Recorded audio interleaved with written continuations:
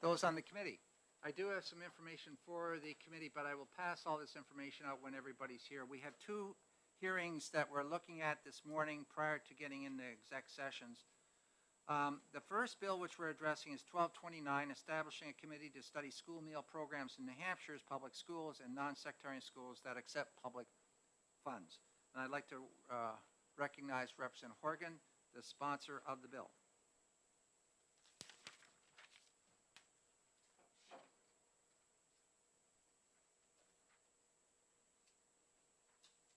Thank you very much, Mr. Chairman, and thank you very much to the committee. I'm Representative Timothy Horgan from the towns of represent Stratford County District 6, which is the towns of Durham and Madbury, so it's 2/3 of the Oyster River Cooperative School District.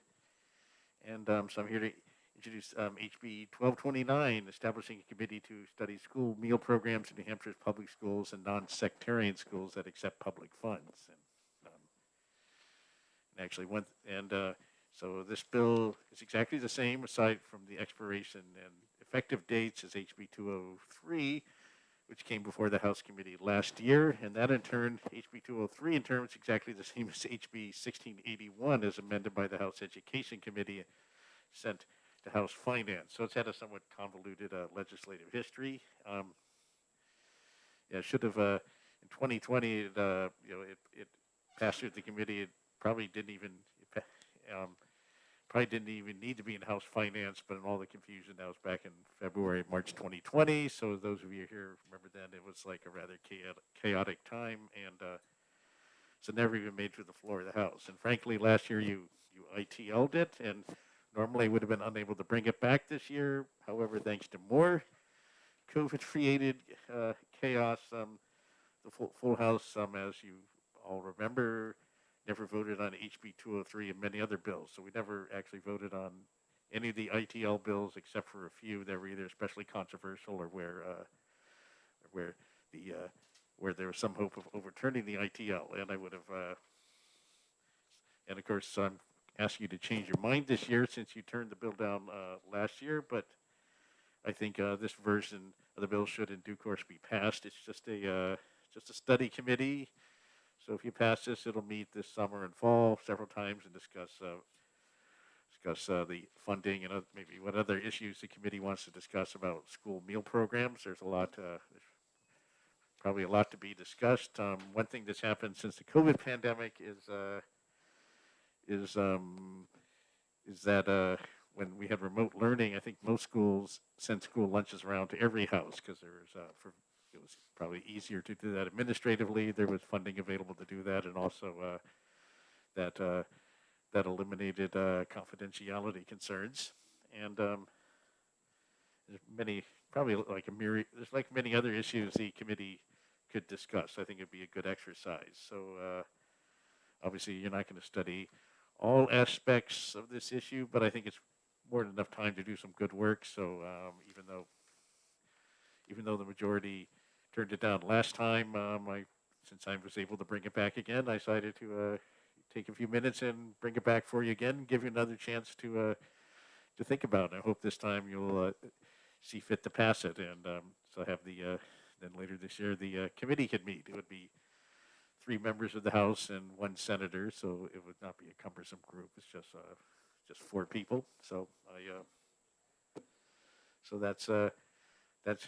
that's my bill. I'll be happy to answer any questions should you have them.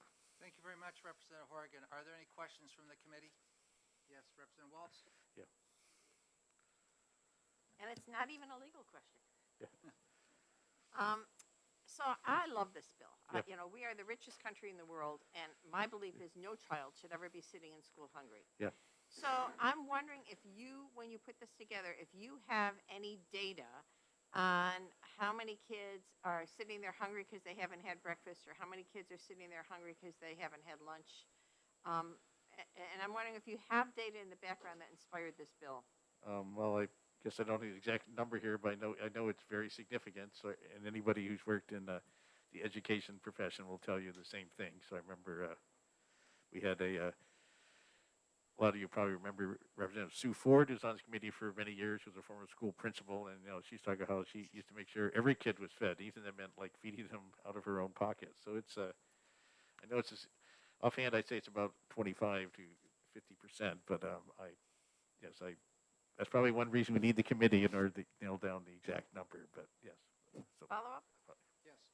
So I heard an interesting story, or read, I think I heard it on the radio. I get so much news, sometimes I'm not sure where it comes from, about a family that had chosen to go remote because of COVID. Yeah. And they had asthma in the house, and they did not have appropriate COVID protocols in the school, so they kept their kids home. Yeah.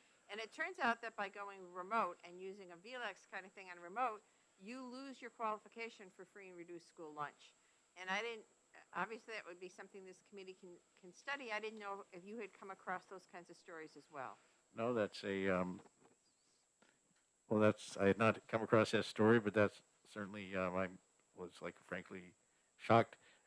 I don't know the details, of course, but frankly, I'm pretty sure I'd be shocked by the details if I heard them. So I was like, that's certainly something that the committee could look into. Also, one specific thing, which is a problem even before the pandemic, even more so now, is that there's a large number of families who are eligible for the reduced price meals, but for whatever reason, because they don't think they deserve it, or they think the application process is too cumbersome, or whatever, choose not to apply, even though they could get it, and that's not good for either the school district or the family. But the school district gets less aid when their reduced price or free meal eligible students are being undercounted, and then of course the families are paying more for their lunch than they should be. And I actually, frankly, I think in the perfect world, every kid in school should probably get the free lunch as part of their, that should be an integral part of their school day, and they shouldn't have to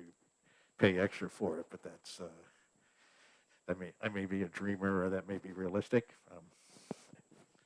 It certainly, they did manage to do it, at least in my school district and many others, now 2 years ago, seems like about 20, but 2 years ago in 2020, when they had to shut down the schools rather abruptly and go to remote learning. So, Further questions, Representative Woodcock? Thank you, Chairman Ladd. Good morning, Representative Horgan.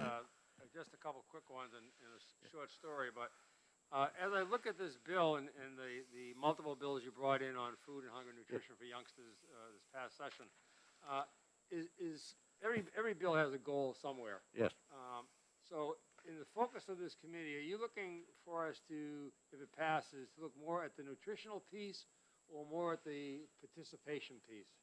Well, both, and I think also, in addition to the nutrition, probably kids should be taught more about food than they are. So that's just from the there should be more emphasis in the health curriculum on your food, and they probably should know more about how food is raised and how it's prepared. So I remember there seems to be less of that in schools today than was when I was a kid, and even then we didn't really learn as much as we should have about it. But. Further questions? Yes. Well, Go ahead. mini story. Yeah. All right, thank you. Just to follow up on your participation rate piece, as a former high school person that supervised the cafeteria, as my favorite part of the day, I often saw that the high schoolers who had siblings in the younger levels, in elementary, middle school, did not participate because it wasn't cool and they didn't in their family. Yeah. So as I'm reading your proposal for the committee, wouldn't it be nice if the family qualifies, it's covered for all the siblings, because the high school kids really don't if they're in the same family, because of that stereotype. And no matter what you try to do with the cars and the anonymity, it's still there. But I appreciate you bringing this forward for this review. Thank you. Thank you. Thank you, Chairman Ladd. Further questions, Representative Horgan? Not seeing any. Thank you very much. Good, and I've got some written testimony, so I guess I'll pass it around the table. But Thank you. so hopefully the third time will be the fourth time will be the charm for this. Thanks. Are there any other pink cards for this bill? Not seeing. Thank you very much. I will close the hearing. Pardon me? 12:45 is the next one. 12:22. 12:45. No, yeah, but 12:45 is the time for the next one. 9:45. I mean. Okay, what's this? Wow. Yeah.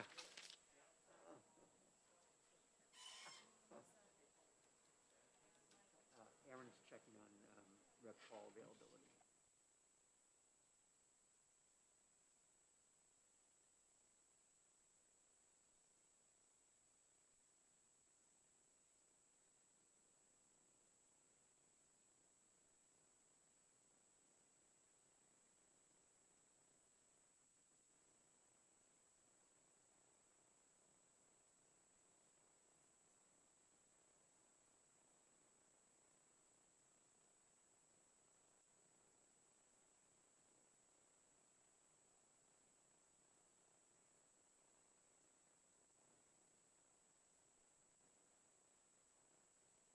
Well, we're in this break here, and we start the next bill at 9:45. Some announcements can be given here. One, I do have these sheets available for everybody in the committee to be tracking the various bills which we have. It's an abbreviated form which will help us.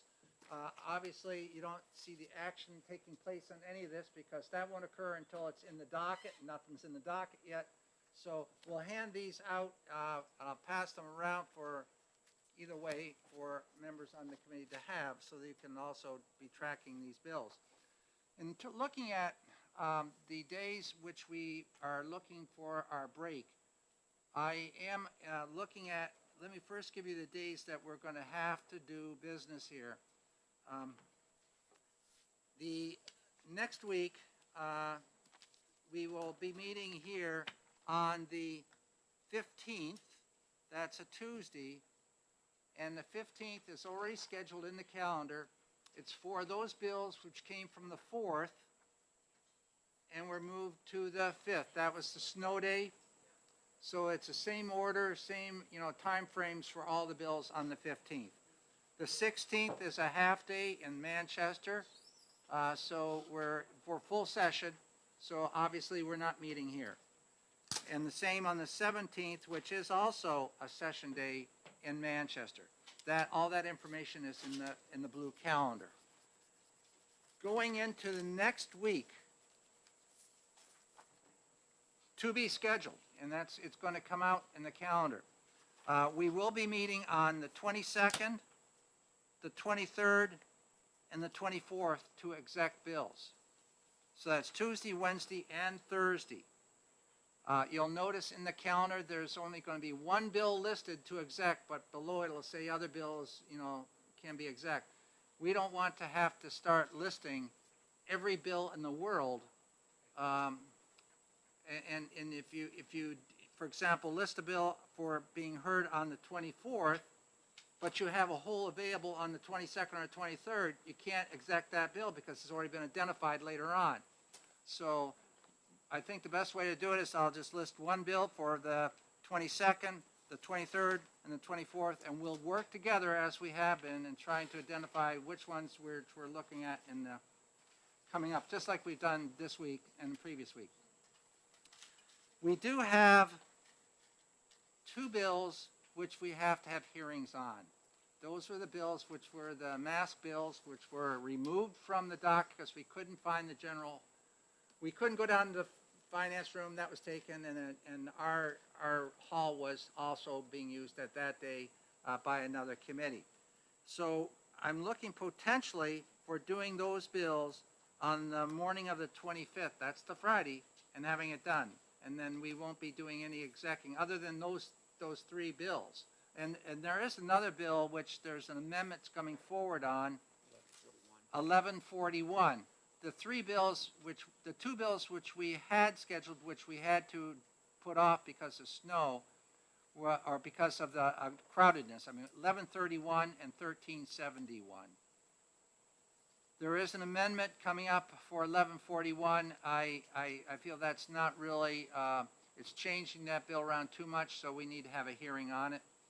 And that will be held also on that same day. So we will be doing in the morning 1131, 1371, and 1141. Which morning, Rick? 25th. And we won't be doing any execing on anything else other than possibly on those three bills. Yes. Those three bills. On the first 3 days that I mentioned, on the Tuesday, Wednesday, Thursday, it will be execing, as I've mentioned. Then looking at, we'll continue working like we're working. Then going on into the next week, the week of the 28th, that's the week that I'm not scheduling anything. It'll be a week for this committee to enjoy life. I have trustee meetings with the university system all day on the 3rd and the 4th, so I wouldn't be here for those anyways. But so the 28th, if you have to book a reservation or something, I know it's late to be booking now, but that's, we've been trying to do the best we can and figuring out what holes we might have. Then going on forward, we're going to have available the 7th, 8th, 9th, and the half day on the 10th for execing, quite possibly. So if we take that break, it means we're going to have approximately 7.5 days to exec the bills which we have left. And that's probably about 3/4 of the bills that we have left. After today, it may be less than that, so we may not need it. But we have those days available to really capture everything. Yes? How many bills do we have left to hear?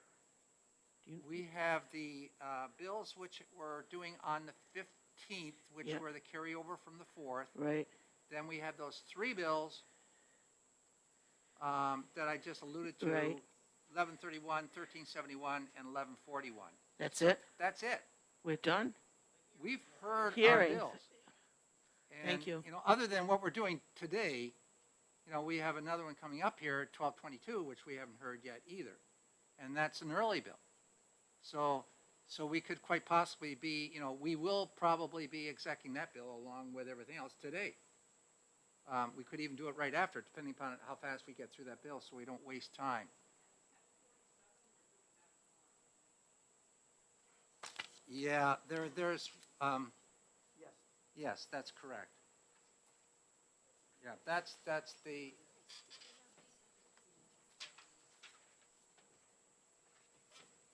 okay, yeah. So that's where we are on our schedule and our calendar. I just want everybody to realize that the 28th, make your ski reservations. Okay, so we have now a break of about 20 minutes here, which we will take as a break, and be ready to go at 9:45. Did everybody get a copy of the flow chart? Okay. Okay.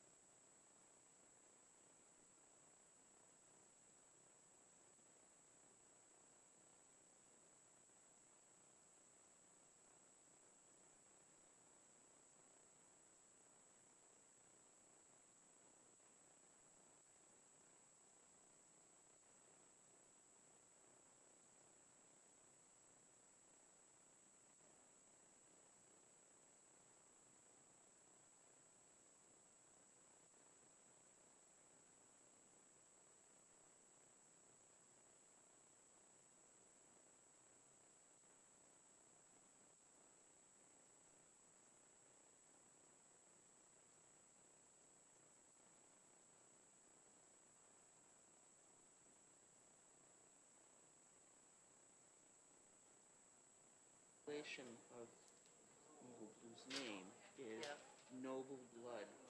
So when I made that slip up, it was perfect. She said. That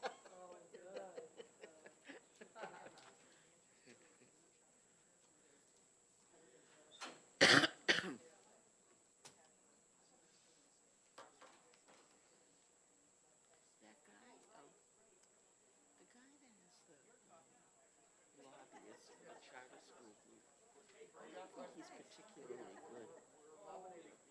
Yeah, I don't think he does a good job for them.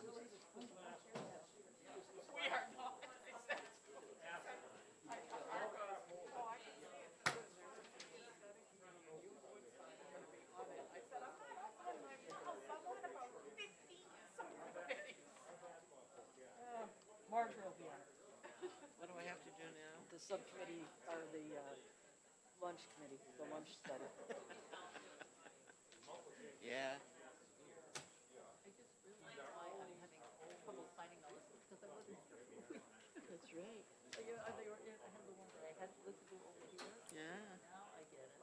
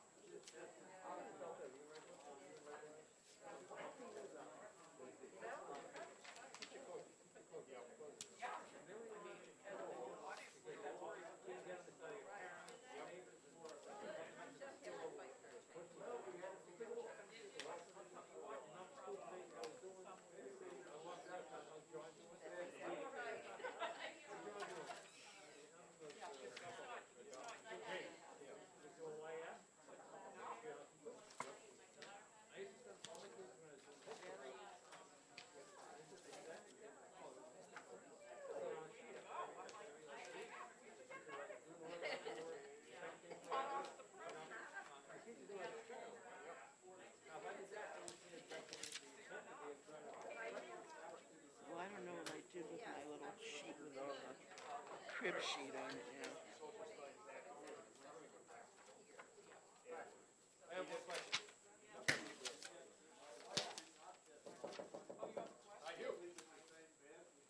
did I do with it? I hate it when I do this. What are you looking at? The sheets, the spreadsheet. Oh, here it is.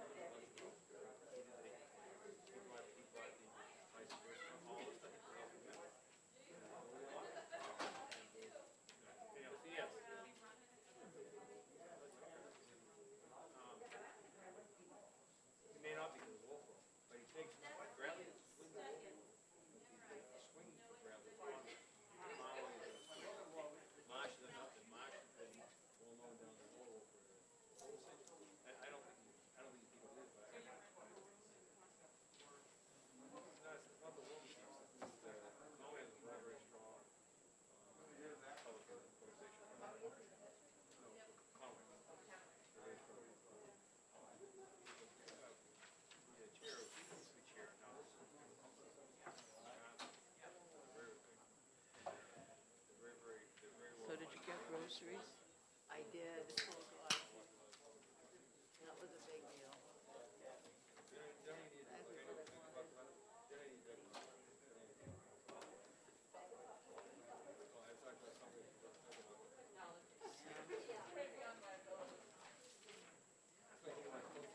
Yeah.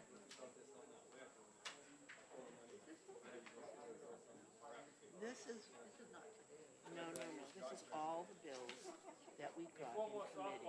And when we heard, when the Oh, God, yeah. Okay, so that's,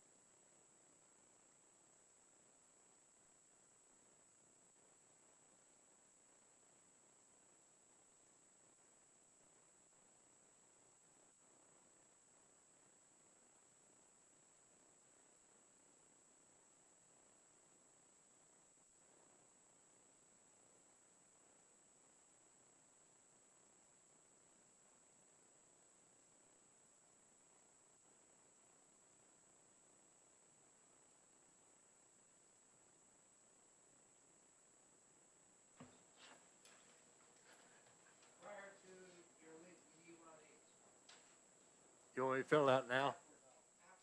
Oh, okay.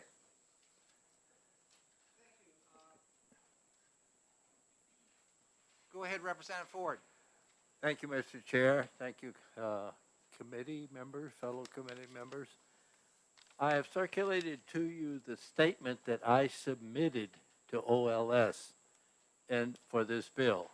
And it speaks much more clearly to the intent of the bill than the bill finally emerged from the machinery as a legal sort of bill. And I would ask you to read that.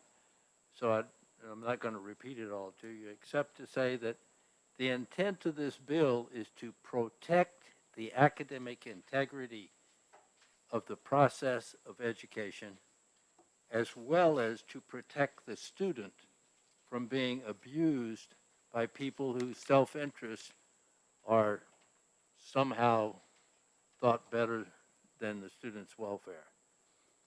I have experienced this in several states. I have not experienced it in New Hampshire. And some people think, well, if it hasn't happened here, why do you want a bill to prevent it from happening here? In one word.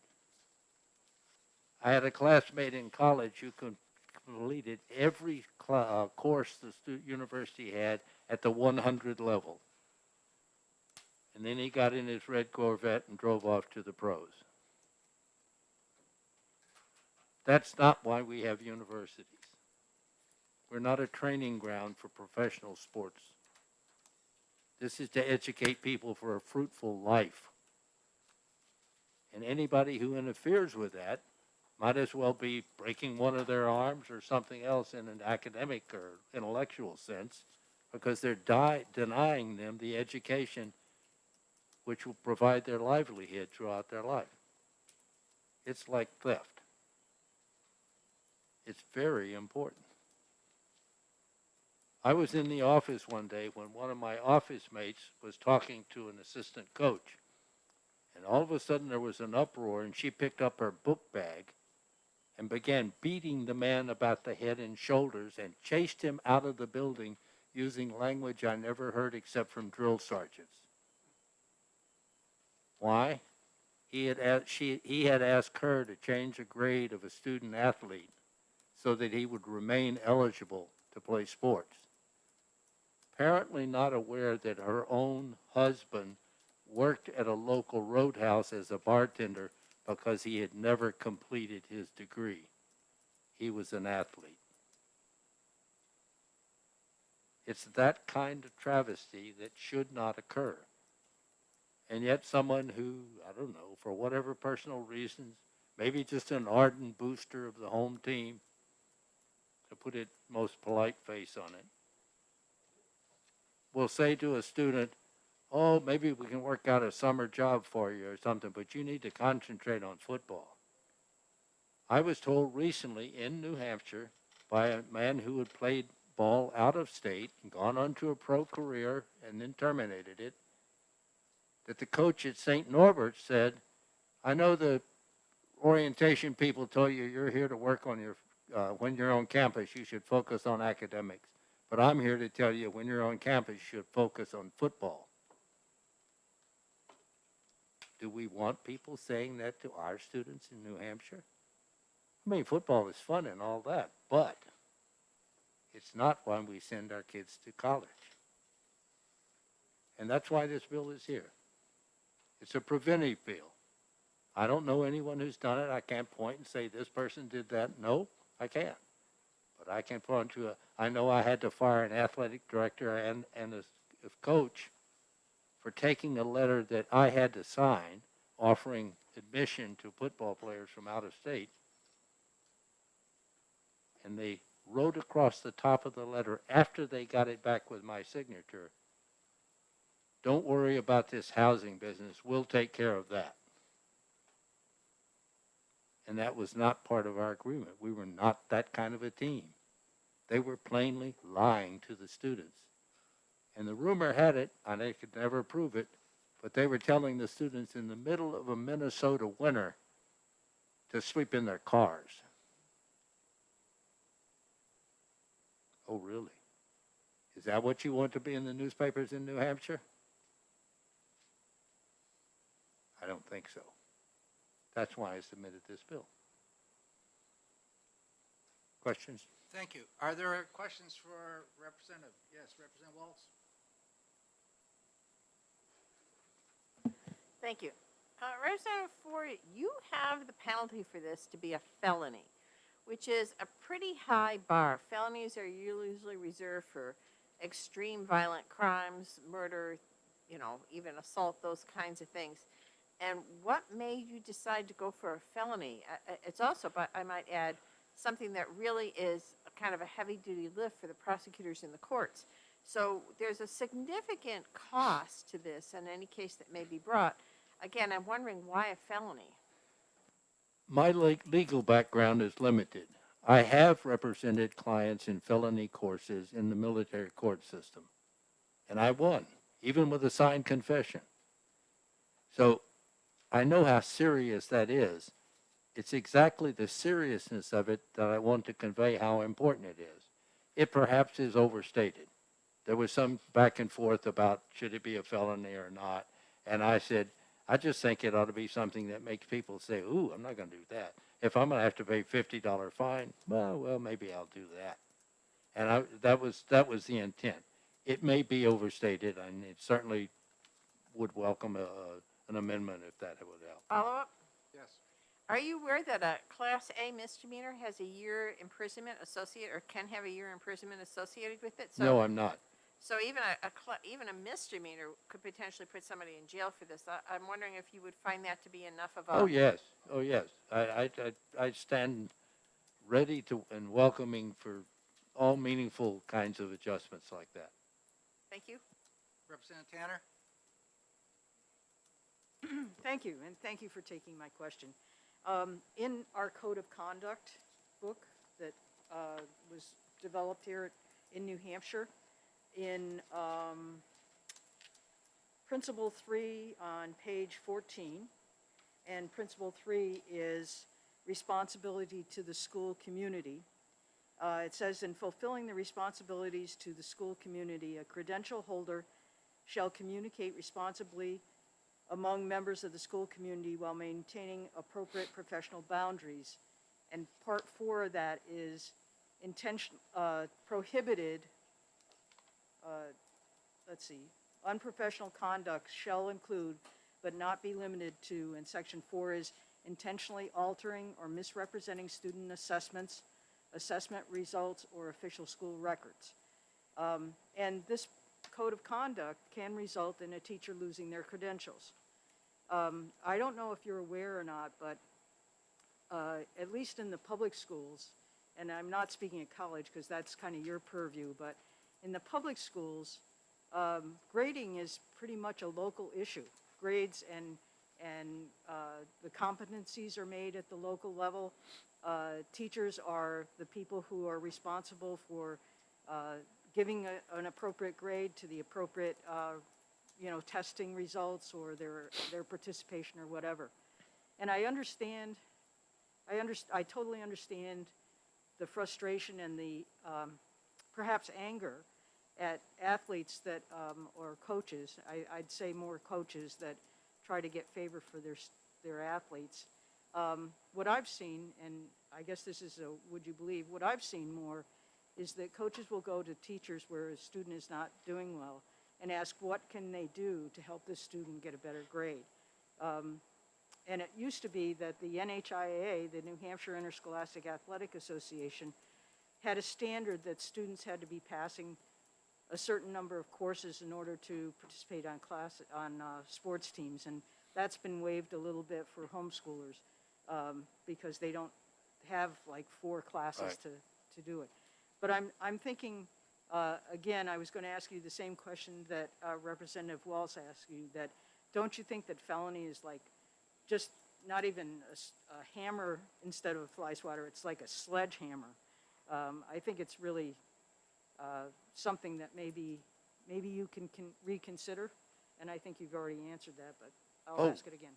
Without that, I was not aware of that handbook, but I would ask you, what's the real penalty? And if it doesn't convey with the idea that if you do this, you will be fired, that's sort of the thing that I'm going to see, that the teacher has some protection in going and saying, this person approached me and asked me to change a game. Because what does the teacher have if some major benefactor or whatever sidles up to them and said, boy, it would really help if he had a passing grade? And what does the teacher do? I mean, they're caught in a bind. And maybe this is a person who can affect the university in some significant way. And so that's what I'm trying to do, is protect teachers and students, to keep that decision entirely to them. And in K through 12, of course, you have to involve the parents. Thank you. But that's where I'm coming from. Amendments that make this better and acknowledge that, no problem at all. I welcome them. Representative Woodcock? Thank you, Chairman. Representative Ford, thank you so much for taking my question. I had the opportunity to briefly read the missive that you passed out before the meeting, and I wondered if do you have it in front of you? Do you have it in front of you, the document you passed out? I know you have one. Okay, if I may, I'd like you to turn to the last paragraph of the last second page. I have no question about your intent to maintain athletic integrity at the high school and the college level.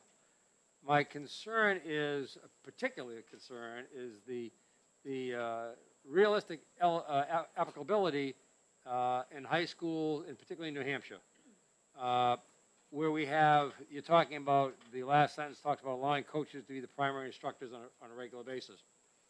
For years and years and years, we've asked for schools to create teacher coaches, so they can look for the well-being of youngsters, oversee them, make sure that they're in school, give them all those types of motivations. Not to negate their grades, but to do that. And then we've lost part of that over the years because there was no stipends, there's too much work, yada, yada, yada, and now we never know what we get. But every once in a while, we get a great one, a teacher coach. And I'm thinking particularly in the school where I come from, where I used to work. We have one of our best mathematics teachers, superb. Teaches all our high-level mathematics classes, the probability, statistics, the trig, the big stuff, AP classes. And he happens to be one of our athletic coaches. And he's been there a long time. And by this last sentence saying that they can't be you shouldn't have him as a primary instructor throughout the athlete's program of studies, our options are we take a superb human being and coach and stop that, or we take a youngster who's trying to get advanced mathematics and the school is limited and stop that. I mean, I find this as a problem in terms of this proposed bill in your testimony and your intent. That part particularly concerns me. So how would we overcome that? that's an interesting situation to be in, and I commend the school for its good fortune. Um, I've not experienced that. I've experienced, like in my own high school, uh, where I went to, it was our second largest high school in Louisiana. And one coach taught all athletes mathematics. Now, there's something statistically impossible about that equation. And the only reason it was, I'm sure, it wasn't said, but they went to somebody who was sympathetic with the athletics ability to stay, or athlete's ability to stay eligible, and had him teach the course. It's in his self-interest that they passed. And that's an impossible situation to put a teacher in. Follow up, Chairman Lau, if I may. Yes. Okay. And let me give you another, for instance, in our teacher coaching scenario, and I understand it, and I think there's a significant difference between the collegiate level and the high school level in terms of eligibility and that type of influence. Clearly, there aren't any benefactors that, Groveton High, spending thousands of dollars so a youngster could play a ball or one of those things. But I'm looking here at a teacher coach in the school may do as Representative Tanner was talking about, and I know when I was doing that as a teacher coach, I would have my student athletes take a weekly or 2 weekly report for each class. The teacher sign off how they're doing, are they there, da, da, da. Not as a chance for the teacher to say, oh, these guys are playing ball or this, but rather to make sure that this youngster continues to participate academically and is not sloughing off and those kind of things. Now, I would think that under this particular bill, and as the intent that you had here, some could assume then that I was putting pressure on that teacher by letting them know that I'm having this youngster walk in and ask you to sign the sheet that they're passing. I mean, that could be, is that possible? Or reasonable? Not reasonable, it's possible. As a principal, I would think, you had plenty of cover in that sense against an accusation of that, simply because you organize a system to support the student and make academic success. That's the kind of reaction and structural consideration I would like given to this issue. Is first, the impetus is the athlete proceeding reasonably toward graduation?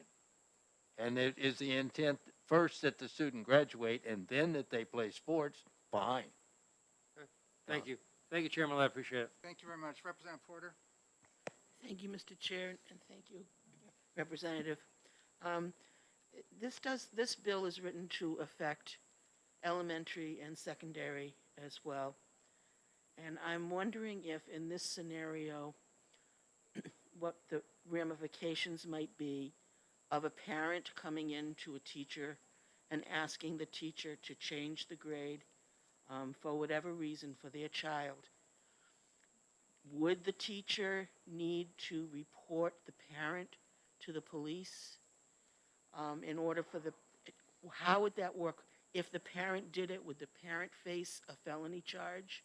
I just. Oh, I'm sorry. Yeah, that's okay. I thought you had finished. My apology. My simple answer is no, because the parent has an interest. But when the parents ask the teacher to change the grade, the teacher's response should be, that's an improper request to make. I will do everything I can to help your student. I'll work with a tutor, or I'll give him extra assignments, or whatever it might be. But I don't just change grades because it's, in someone else's opinion, in the best interest of the students. This is my grade. It means something. But if I read your bill correctly, because the parent had asked, that person who requests this needs to be reported. And in the thing I handed out to you, it says, the instructor, under supervision of an administrator and or counselor, the student, and in a formal grade review process, the parents of a K through 12 student are the only persons who should be involved in the final discussions of the student's grade. That's what I put when I submitted this for a bill. The parents have a right to say, and yes, they might ask that, and you say, look, I understand your concern. My concern is that the student finish the grade knowing what the student needs to know to go to the next grade. So let's work on improving his academic performance and not just changing the grade. The grade is an indicator. Representative Ford, I have a would you believe, and I'm going to follow up a little bit where Representative Porter is right now. As a school principal for all those years, I've had to go through the process of changing grades. Would you believe that we have teachers that retire, teachers that leave the school system at the end of the year to have a vacation? They may leave a little bit early. Yeah. They may be sick and not there for the closing days. And grades sometimes have to be changed for various reasons. Would you Yeah. believe that there are reasons that go along? I wrote down a few of them, that there's makeup work that comes in. There's a teacher may have given an incomplete, and all of a sudden in the alternative program, the grades come in and there's need for a change there. There may be a medical issue associated, a long-term medical issue associated with the student. The list is just horrendous. Yes. And there can be mathematical errors in the inputting of grades. And we all do that. I understand. So then, under this though, to change that grade of the instructor who hasn't given permission to change that grade is oftentimes done in schools. I've had my guidance counselor do it. I've had myself do it, where it's necessary to change that grade. The transcript, and which is shoved off to college, is going to reflect something which is not actuality. There was something that didn't come in that should be part of that grade. So would you believe by entering in elementary and secondary education we're kind of mixing apples and oranges with something that may or may not be happening even in our higher education programs? Well, that came from an excess of zeal on my part, and you'll notice in the title, Academic Integrity and Student Protection Act. I did not envision the scenario you have just run. I agree it needs to be amended to include administrative decisions to award grades under the school's normal processes. Something as simple as that. And I think that would protect the people you're talking about. But yes, that's a valid reason to change a grade by someone other than the instructor. And I think it should be provided protection under this bill. Thank you. Are there further questions from the committee? Representative Moffett. Thank you, Mr. Chair. Thank you for taking my question. I once gave a C to a college basketball player, and the college basketball coach came to me, and he didn't ask me to change the grade to a C+. He just explained that this player would now be ineligible, would have to move out of the dorm, and would probably have to leave school. So could I just revisit my grading formula and run the numbers again? So looking at line 14, my question is, would he or I be guilty of, he tried to persuade me to revisit my calculation of the student's grade. So would I, having done what I did and listened to him and ran the numbers again, would I be guilty of that Class B felony? Would I have been, or he? Potentially. And what I would suggest is the way to handle that sort of situation is to take that problem back to someone in the administration, like your dean, and say, this is an unintended consequence of this. Is there any way we can mitigate this without having to corrupt the grade process? Thank you. Representative Nelson. Thank you, Mr. Chairman. Thank you for taking my question. Is there any warning in this thing, or is immediately the coach is fired? Well, I figured that the promulgation of it and put it out there should serve as a warning not to do it. Most of the egregious offenders I've encountered were either overzealous boosters of one sort or another, and some assistant coaches undoubtedly sent out by the head coach. Yes, there should be, I think, a warning, but there should also be a promulgation of it. This is the law of the land now. Don't do this. And notify people, put it out there, discuss it. Say, we're going to protect the students' academic integrity and the teacher's right to award a grade that was earned. I don't think you come down wrong when you say that. Just when you, I would agree that the punishments that came out in the bill are probably too heavy. Further questions, Representative Lakis? Yeah, I'm just looking at the language on the definition of instructor. Any full-time or part-time employee working as a substitute or adjunct teacher or administrator, and I don't know all of the proper titles of people, but it seems like, and maybe I'm misunderstanding, but it just seems like that eliminates professors or, I don't know, No, regular. instructor is a double meaning word. It is an academic rank in college, but it's also anyone who teaches. So it can mean both, and perhaps I was not as careful in delineating that distinction as I should have been. But it means that anybody who holds an academic position. The vulnerability of many instructors is that they're temporary. They're part-time, 1 semester, 1 year. And their concern, of course, is having work for next semester. So if they get into some kind of a brouhaha and they don't have any kind of backing for it, you may find the coach saying, we don't want them on the faculty. And the coach has tenure. The coach makes more than the president, you know. So, you know. So what if- so you weren't intentionally limiting it to them? No, no. It's just that that's the way they wrote it for you? I was inclusively including them. Okay, thank you. Further questions from the committee? Not seeing any hands. Thank you very much. I'll- So we will need a pink card. We have a card from Tom Cronin, University System of New Hampshire. Welcome, Tom. Good morning, Mr. Chairman, members of the committee. Tom Cronin, Director of Government Relations for the university system. Thank you for the opportunity to be here on House Bill 1222.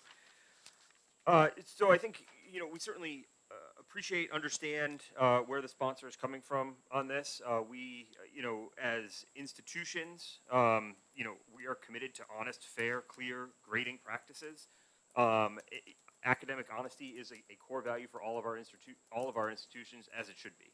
That said, we do have a number of concerns with at least how the bill is drafted. I do appreciate Representative Ford sharing the couple-page document of what he perhaps submitted to Legislative Services that maybe explains some of the concerns we have, but I thought I'd run through them quickly and then, of course, be happy to take any questions.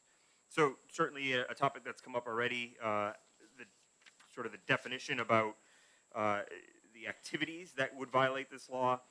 We're most concerned about the use of the word persuade or otherwise interfere. Certainly we have a grading appeals process that is at its core. The goal of that is to persuade someone that you did better in the class than the person graded you on. Otherwise interfere is obviously quite vague in terms of how that could be interpreted. Second, just a question about the way educational institution is defined, public or elementary, secondary, etc. I guess our thought on that would be if the legislature agreed with the necessity of including this in the criminal code, that it really should apply to all of the state's colleges and universities, not just USNH and CCSNH. And I think our colleagues would agree that academic honesty is equally as important at their institutions as well, but I think they'd also share some of our concerns with how the bill is drafted. Class B felony has already been mentioned. We agree that appears to be an incredibly punitive penalty in this case. We'd also point out that for faculty under contract, I think we'd be concerned about some of the required suspension and other language that's included in the law, and that would probably be contrary to collectively bargained discipline and grievance procedures. And really, I think finally, our question would just be, is this really necessary? I think our institutions have both cultures and processes in place that dissuade this behavior and then have steps to appropriately address it should there be reports that need to be looked into.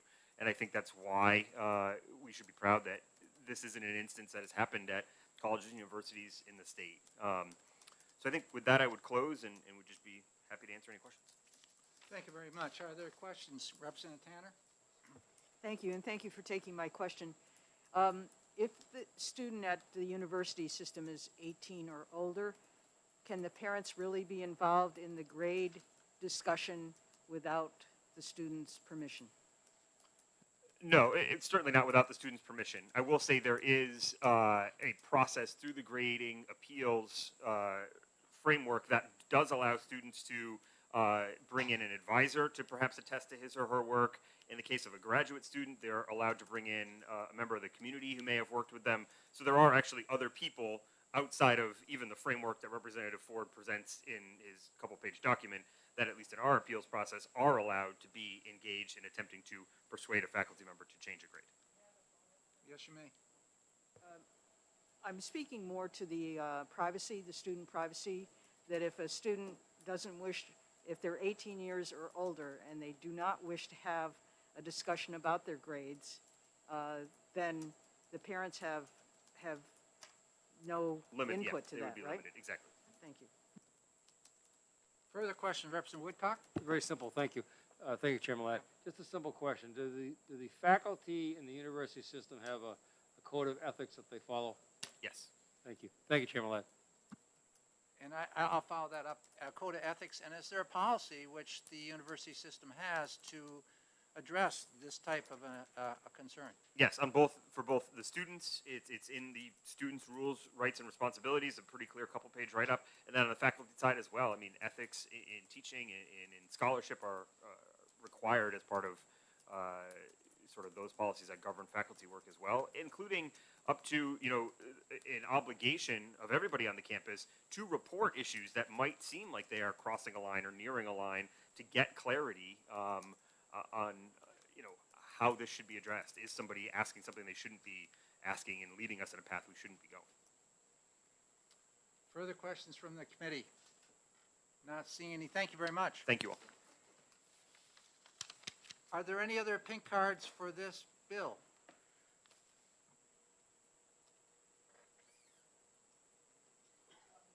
Just hand it right there, please.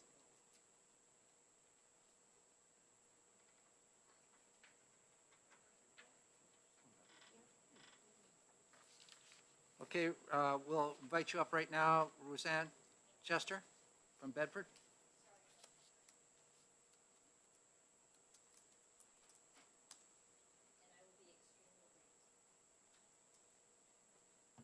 My name's Roseanne Chester. I'm from Bedford, New Hampshire, but right now I am coming to you as someone who spent almost the entire day yesterday when I wasn't here. I was in Representative Hall. They were talking about parents' rights, and I heard testimony of there was one that opposed putting a parents' rights in place, and that was a representative for the New Hampshire chapter of social workers. What I did hear is over 75 parents, voters, and citizens in New Hampshire, they all identified as New Hampshire citizens, that said that there is a problem with our school systems. They have been, that we need parental rights, and that we don't have, there's policies and procedures, but those are being violated. Excuse me, this is not a parent rights bill. It's Correct. about changing a grade. So what I'm trying to get at is this bill says all schools, universities, elementary schools, middle schools, if anyone has coerced or changed a student's grade, then there should be a significant penalty for that. That's the reason why I support this bill, is because this bill is, again, about our children and their rights. And if their rights are being violated, regardless of what age, there should be severe and swift consequences. But I just wanted to make you folks aware that parents really are feeling that they don't have a say in what's happening in their school system. And this bill would put some responsibility on the administration, my opinion. That's all. Are there any questions from the committee? Not seeing any. Thank you very much. Thank you. Are there any other folks that would like to testify on this particular bill? Not seeing. We will close this hearing. And we're going to be taking a break now. We're going to go into caucuses. And it's about a half hour. So we will be caucusing in this room.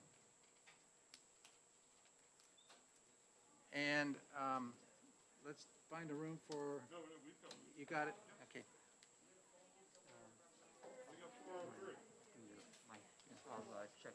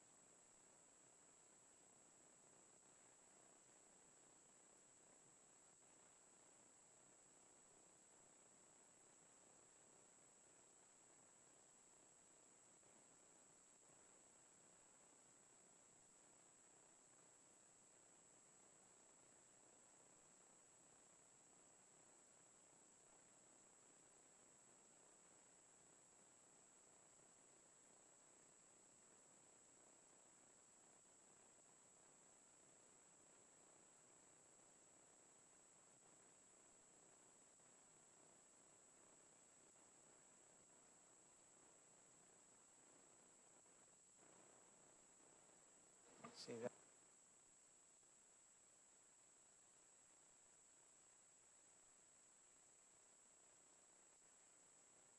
Test, 1, 2, 3, test. If it comes through here, then. Yeah, that was.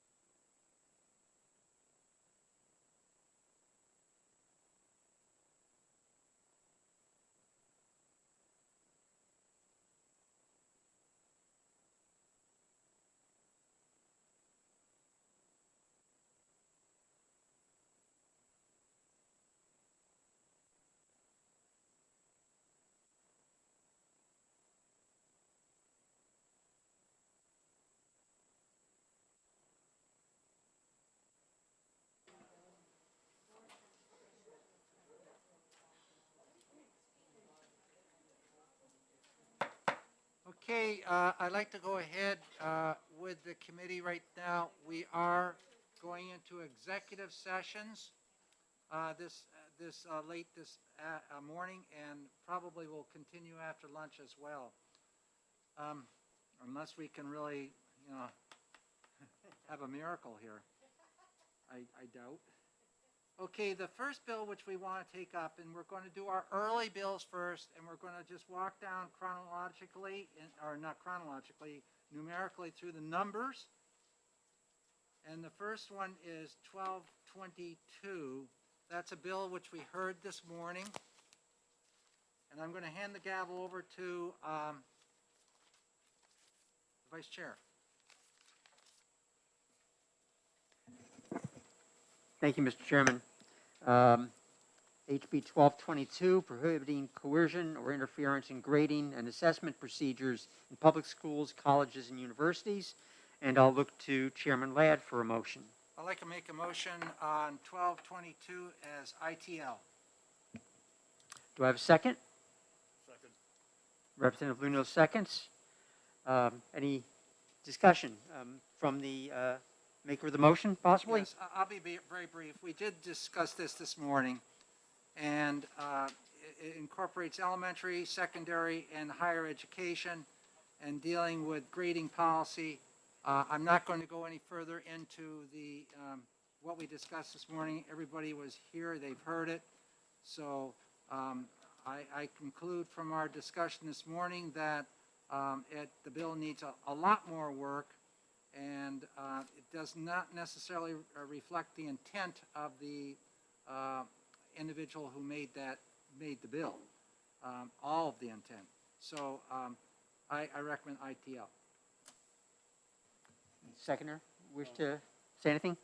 Sure, just briefly, and we also heard, I think, from Mr. Cronin with respect to what the university system has as far as an appeals process for grades, as well as policies and code of conduct for both students, faculty, and administration that also address a number of these issues. Thank you. Thank you. Any further discussion? Seeing none, the clerk may call the roll. Thank you. This is regarding House Bill number 1222. Glenn Cordelli, Yes. Melissa Litchfield is yes. Ralph Bohm? Yes. Representative Lakis? Yes. Representative Moffett? Yes. Representative Hobson? Yes. Representative Ford? Yes. Representative Sodi? Yes. Representative Nelson? Representative Luno? It's a motion of ITL, yes. Representative Waltz? Yes. Who is out today? Sorry, Cornell is not here today. Representative Tanner? Yes. Representative Ellison? Yes. Representative Mullen? Yes. Yes. Representative Woodcock? Yes. Representative Porter? Yes. Representative Hall? Yes. Okay. And Representative, most important, Representative Ladd. Not most important, but just yes. Okay. So that vote is 18-0. 18-0. Is consent fine with everybody? Very good. I'll turn the gavel back to the chairman. Thank you very much. So going down, I want to write that down here.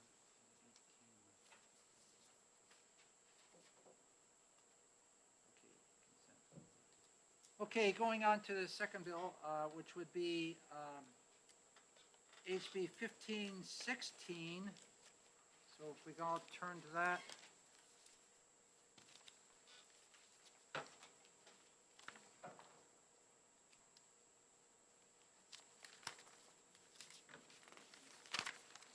HB 1516 is relative to the source of funds for education freedom accounts. I look to Representative Cordelli for a motion. Thank you, Mr. Chairman. I would move ITL. Is there a second? Thank you very much, Representative Bohm. Discussion from the maker of the motion. Thank you, Mr. Chairman.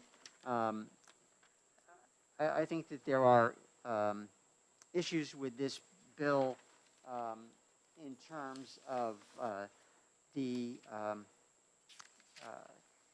tax, property tax revenues.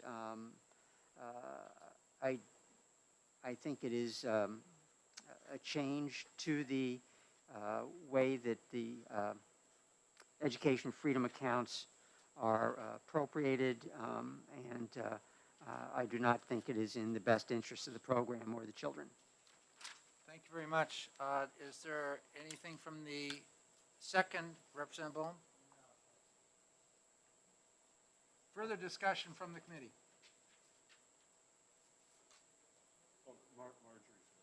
Representative Porter. Thank you, Mr. Chair and members of the committee. I will be voting against the ITL.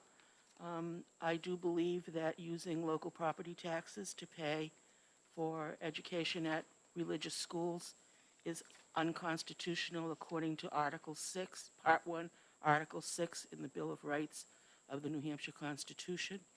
I also believe that if we start using locally raised property taxes to fund these other programs, it's a slippery slope, and eventually property taxpayers will be burdened beyond belief to keep all these different and various educational opportunities running for everyone in the state. So I urge you to think carefully about what you're doing here with this bill, and I would like you to vote with me, please.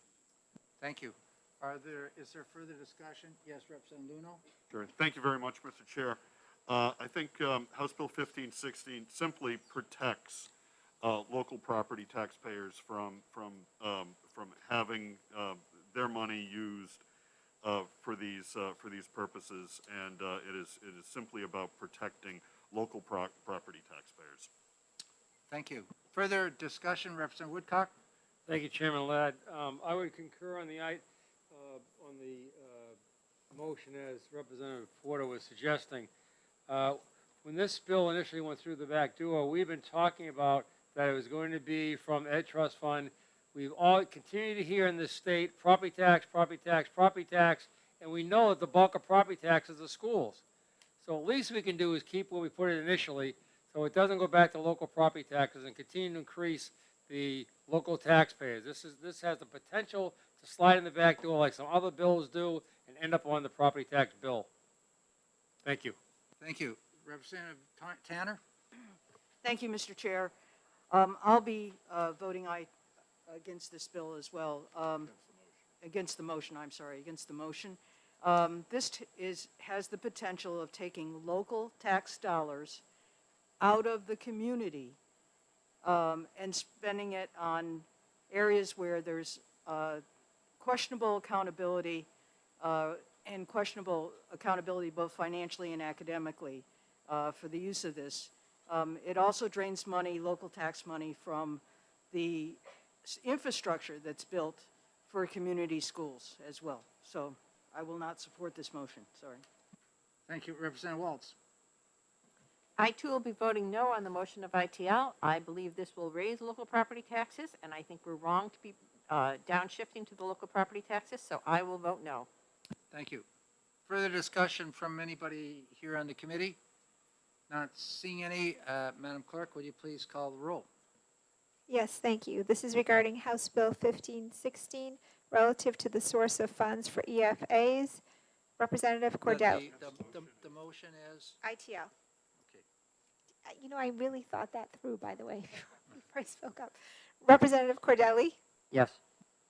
Representative Litchfield is yes. Representative Bohm? Yes. Representative Lakis? Yes. Representative Moffett? Yes. Representative Hobson? Yes. Representative Ford? Yes. Representative Sodi? Yes. Representative Nelson? Yes. Representative Luno? No. Representative Waltz? No.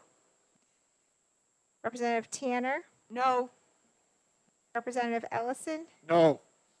Representative Mullen, No. Representative Woodcock, No. Representative Porter, No. and Representative Hall. No. Representative Ladd. Yes. So the vote is 10 to 8 in favor of ITL. So there will be a minority report, I'm positive, ought to pass, and who's going to do that? Okay, Porter. Now, what we're asking, it's going to help, if you can get those done electronically. They didn't give us any of the handwritten forms. We have a form which is, I think you've seen it, they're not the yellow and blue sheets. It's a form like this now. If you don't have a computer or that, use this, but we would prefer if everything came in electronically due to the earliness of these bills, and they have to be in by tomorrow. And it just saves Lindsay a lot of work down in the office. So could Lindsay email that, or Jen, email a copy of that document again out to us just in case we've lost it? We can get that done. I don't see Jen here, but Yeah. we'll Thanks. get it done, yes. That'd be the way to do it. Okay, so the next bill which we have is 1657, going in chronological order here. So we got to turn to that one. 1657 establishes a New Hampshire Farm to School reimbursement program. And I look to Representative Bohm for a recommendation, or motion. I move ITL on 1657. Is there a second? Representative Lakis? I'll second. Thank you. Representative Bohm, do you care to speak to your motion? Yes, as we heard from the commissioner yesterday, and for the first time probably I've ever agreed with him. But anyway. We won't go there. I know. Anyway, yeah, the thing is, we don't live in except for a few items, farm produce is not available year-round. Also, the initial cost, the cost to DOE, $600,000. It's way too much. So, to me, local school districts can already, and they already do it, contract or buy produce from their local farms, and I don't think we need this bill. Thank you.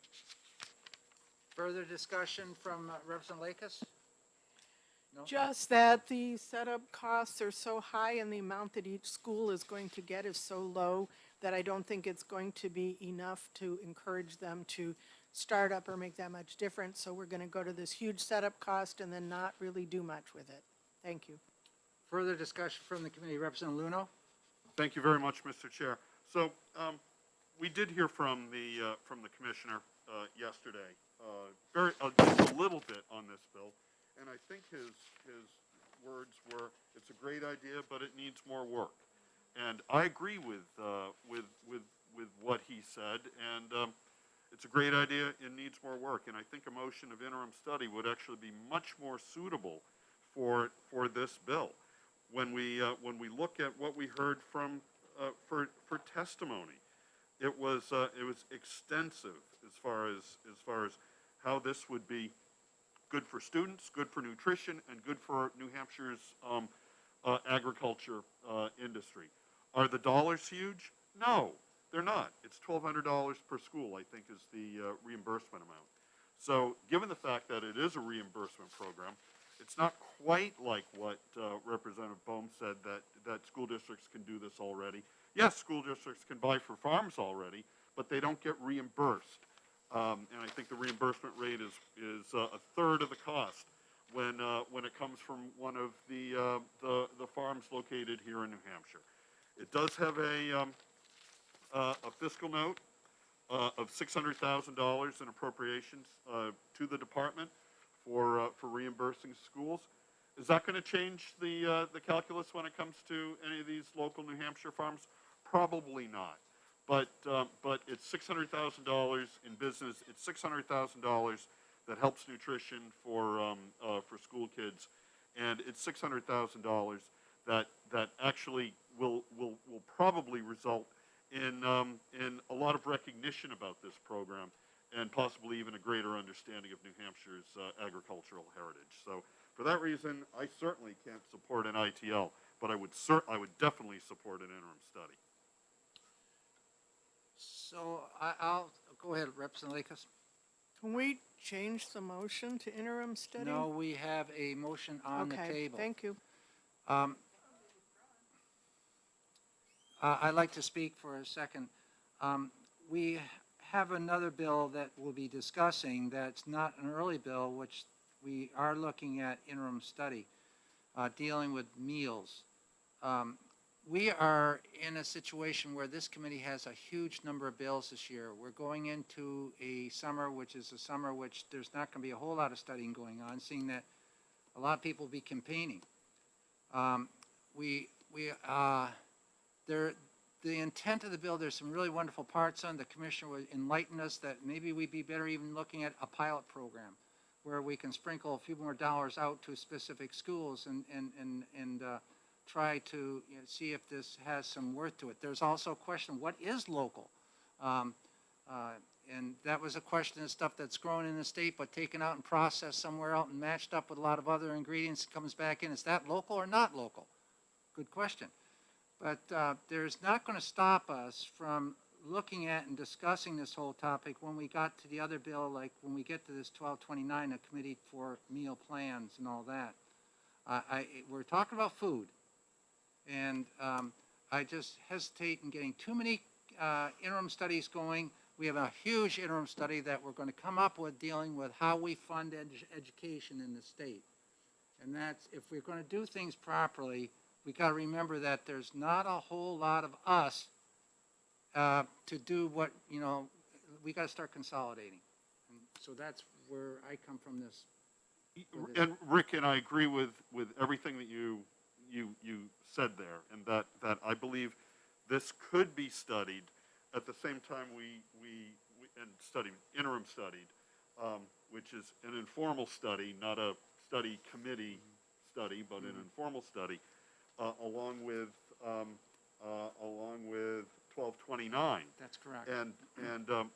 But I think when we take a look at a hard ITL on something that from the commissioner says is a great idea, but it needs more work, the ITL I think sends the wrong message, and I don't think this interim study would compound or increase what this committee would probably do in that afternoon. Okay, Representative Bowman, then Representative Tanner. Yes, whether or not we ITL or interim study doesn't stop it from coming back next year after people have worked on it. That's been done before. So, I mean, people can work on it if they want and come up with suggestions and come up with a bill next year, whether or not we ITL it or OTP it or whatever. I mean, next year starts a brand new term. Thank you. Representative Tanner. Yes, I represent the western part of the state, and we have a lot of small family farms in that area, not the big Aggie farms that the commissioner was talking about might have a hard time getting involved with this program. I see a lot of merits to the policy of this program, and we're a policy committee, not a finance committee, so I think the finance part of it shouldn't be such a heavy burden on making a decision to go to interim study where we actually have made a commitment to these small family farms and to the schools to bring agricultural products into the school. I think it's different than the other bills we have on breakfast and lunches and how long and what's in them and that sort of thing. I think this is a different program entirely. We certainly saw that there were a number of sponsors on this bill, and I think that we would have no problem getting a lot of help in setting up a pilot program maybe as a result of this interim study. I think waiting until next year is just kind of kicking the can down the road a little bit, and a lot of times things don't carry over, and I would hate to lose this bill.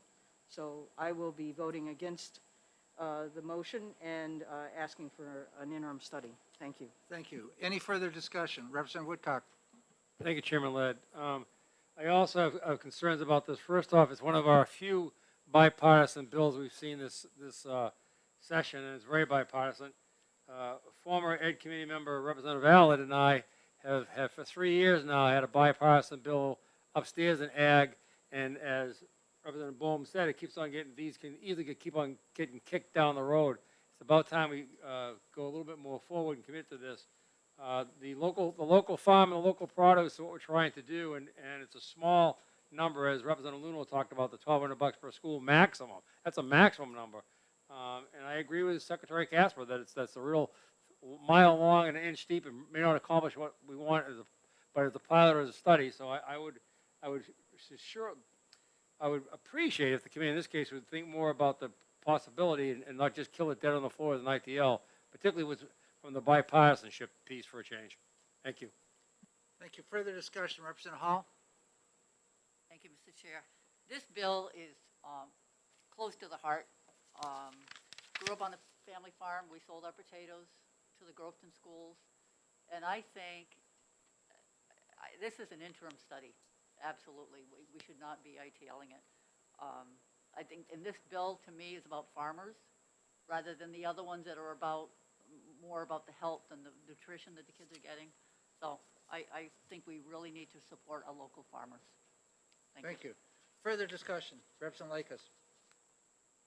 So I'm trying to figure out what the difference between this and Representative Ford's bill that we ITL'd because it wasn't ready. Since it's a brand new year next year, and even if we interim study, all we can do is make a recommendation.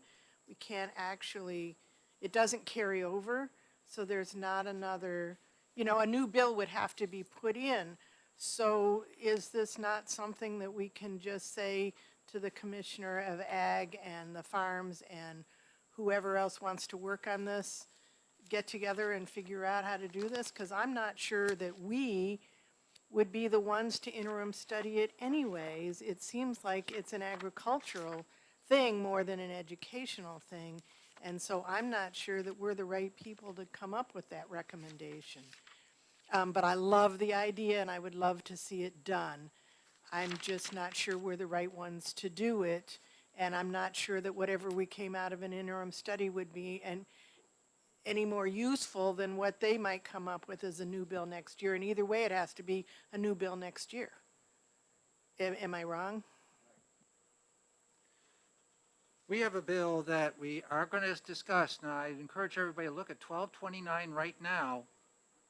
And 1229 has some duties assigned in there. Work with other state agencies is one of them. So you work with Ag. Identify potential legislation intended to reduce student hunger among students whose families meet the guidelines.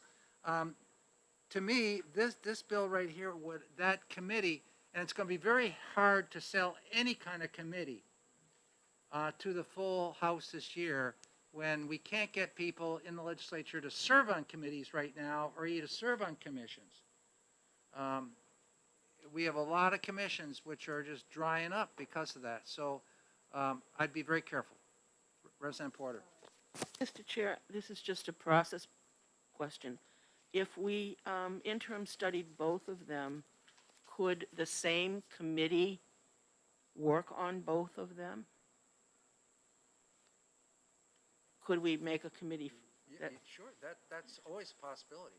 So it seems like maybe if it's a policy we think is a good idea, that maybe if we could make the same committee work on both, that would solve the problem of having too many study committees. That's all. Rep. Tanner? Thank you. I would just plead, I guess, that small family farms, again, and Sullivan County definitely has their share of small family farms, that to ITL this gives a different, it's a different message that I just can't be a part of. I want to be a part of saying we like this policy, which may get out to the public through the video, but to see it in paper as a, killed in committee kind of thing, I would rather us do an interim study. I know the it may be difficult getting a study committee. I'll volunteer for it to start out. But I think it's an idea that we don't want to just let it drop. And certainly to put it in with the other bill might be a possibility, but it seems like that other bill has some very specific ideas that agriculture could get lost somewhere. So again, I would plead that we go for an interim study rather than an ITL on this. Is there further discussion? Oh, I'm sorry. Representative Mullen. Thank you. As someone who is a sponsor on both of these bills, 1657 and 1229, I certainly can appreciate Representative Ladd, the idea of streamlining the process. However, I think the scope of the bills in and of themselves are large enough that if you try to give this to one committee, I think the one committee is going to be buried in the details. Looking at 1657, I want to be completely transparent with you. There were people that worked far harder on this bill than I did, though I was quite invested in the process. Farmland is not my wheelhouse. However, looking at the number of organizations that contacted us in support of this bill, the number of farmers, individual people that contacted us in support of this bill, and looking at the sincerity of the camaraderie of the people on the committee, I would venture to say that the thing that makes legislators successful is their ability to have relationships with one another. And specifically because of the fact that we don't know what the complexion of this committee will be after November of next year, I would ask that you look at this as an interim study. I won't be supporting the ITL on this, and I would hope for an interim study to really, honestly, honor the work that has already been done on this very wholesome topic. So thank you for hearing me. Representative Cordelli. Thank you, Mr. Chairman. I don't think anyone on the committee does not support local farmers. My son is a farmer, not in New Hampshire, but is a farmer, so that's, close to my heart as well. But it's a matter of the bill. The interim study versus ITL is not going to make any difference. The 229 vehicle can be used to look at this. The bill certainly is not ready, has many problems, including the financial and location origination aspects. It can be worked on independently. It can be worked on with the other bill. It can be worked on and brought back in legislation in any event. So I don't think an ITL motion is saying that we do not want to continue to look at the topic. It is saying this bill is not ready, and we can bring it back in a new form next year. Further discussion? Yes. Representative Litchfield. Sorry. Thank you. There are a couple things I just wanted to address that have made me uncomfortable throughout the caucus. Throwing out bipartisan or we're not supporting the farmers. I most definitely support our farmers. I'm most definitely a team player, regardless of what the bill is, and I hope that you all know that. What I wanted to point out in listening to testimony, this bill, it only applies to those schools who are in the federal lunch program. It does not apply to all schools. But we actually had people from the DOE that had testified. We were told that the actual cost of the bill is $780,000, $40,000 for new information systems, $560,000 for the program reimbursements, and $180,000 for the new employees at the DOE to oversee. I know Mackenzie had specifically told us that this effective date, July 1st, 2022, was not a feasible timeline for rollout. And I feel as though we continue to hear from the attorneys as well, the attorney, excuse me, and employees of DOE, that they're really having a hard time filling their slots right now for open employment opportunities. And here we are, we're about to add 2 more. I would agree that this bill has a lot of merit. I'm just not sure that it's ready either. Thank you. Further discussion? Representative Mullen? I agree with about 50% of what you had to say, Representative Litchfield. Yeah, 50% is good. Keeping in mind 2 things. One, we're not looking for this bill to be enacted. We're talking about studying it. We're talking about going back and looking at exactly what you're talking about, the costs, whether or not we would be better off putting together a pilot program, and making recommendations. So, agreeing to an interim study is not going to bind this committee nor the state of New Hampshire to anything other than it is a formal nod to the fact that this is a worthwhile thing to study. So I would just, and it's also a voluntary program, so no school would be mandated into participating in this. So if the local costs in Brentwood don't support participating in the program, but the local costs in Woodsville do, then, I think we can acknowledge the fact that not every school system would be involved in this unless it was of their own volition. So again, nothing binding the state to anything, just asking to take a look at things. Thank you. Is there further discussion on this bill? Not seeing any. Just a question to the chair. So in an interim study, the outcome, what is the outcome, the possible 2 outcomes of an interim study? Well, it's simply that to make a recommendation whether it should move forward or not move forward in terms of legislation.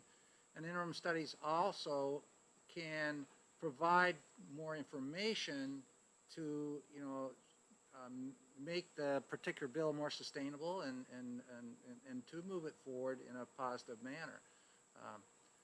I believe, well, I won't go into what I believe, but that's exactly what, whether it's up or down, move forward or not, that's what we would be doing. It's not necessarily moving forward with the language in the bill. It's whether it's recommended for future legislation or not recommended for future legislation. Exactly. I think those are actually And we the would 2. use information such as we received yesterday from the Commissioner of Agriculture and Marketing. He made one comment that he's not sure that the agricultural products in this state are enough to sustain on a long, sustainable process the food necessary for a particular school or school district. So there's a lot of questions that have to be asked on this, and quite truthfully, I think it's beyond what this committee, if we had to set up, what are all the priorities for this committee right now in terms of statewide education? Your bill is extremely important. I'm talking foundation, budget. Mathematics in our school is very important. Our scores are down a whole lot. Yeah, it's the pandemic, but they have been kind of flatlined anyways. How do we improve? There's areas that we have to really start looking at, and for me, this is important, but it's just like I kind of jumped on DOE the other day and say, what are your priorities? And what are our priorities? If I had to say honestly what my priorities are right now, we want to feed our kids, we want them to have a healthy meal, and we want them to be well, but this one right here is not the top priority, is what I would lay out for what I would like to see studies done. That's where I'm coming from. So, is there further discussion? Madam Clerk, yes. I just wanted to say that I just wanted to reiterate that we all support this idea, but I just wanted to say I don't think we're the ones who have the information that needs to study this. That's all. And I really want people to study this. So my recommendation is people really ought to study this and come up with something good for next year. I just don't think we're it. Thank you. Madam Clerk, would you please call the roll? Yes. And the motion is? The motion is ITL for House Bill 1657, Farm to School. Rep. Cordelli. Yes. Rep. Litchfield is a yes. Representative Bohm. Representative Lakis. I guess yes. Representative Moffett. Yes. Representative Hobson. Yes. Representative Ford. Yes. Representative Sodi. Yes. Representative Nelson. Representative Luno. No. Representative Waltz. No. Representative Tanner. For family farms, no. Representative Ellison. Representative Mullen. No. Representative Woodcock. Representative Porter. Representative Hall. No. And Chairman Ladd. Yes. Okay, so that vote is 10 to 8 in favor of ITL. Okay, Representative Luna, will the interim study? Yes, there'll be a minority report on interim study uh, coming from who's gonna Representative be Tant, doing that? from Linda. Okay. So they're having a, yeah, Tanner would be recommending IS, interim study.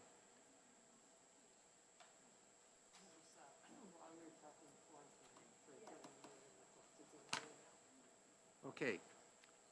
1660 is the next bill up. Okay, let me get to that one. Relative to school lunches and establishing the Meals for Students Fund. Representative Hobson, do you have a motion? Yes, I have a motion. I'd like to move this ITL. Is there? I'll second it. Okay, Representative Moffett seconds that motion. Representative Hobson, do you have any discussion? Yes, I just wanted to point out that we heard from the DOE that out of, just finding my notes here. I think I'm on the wrong bill.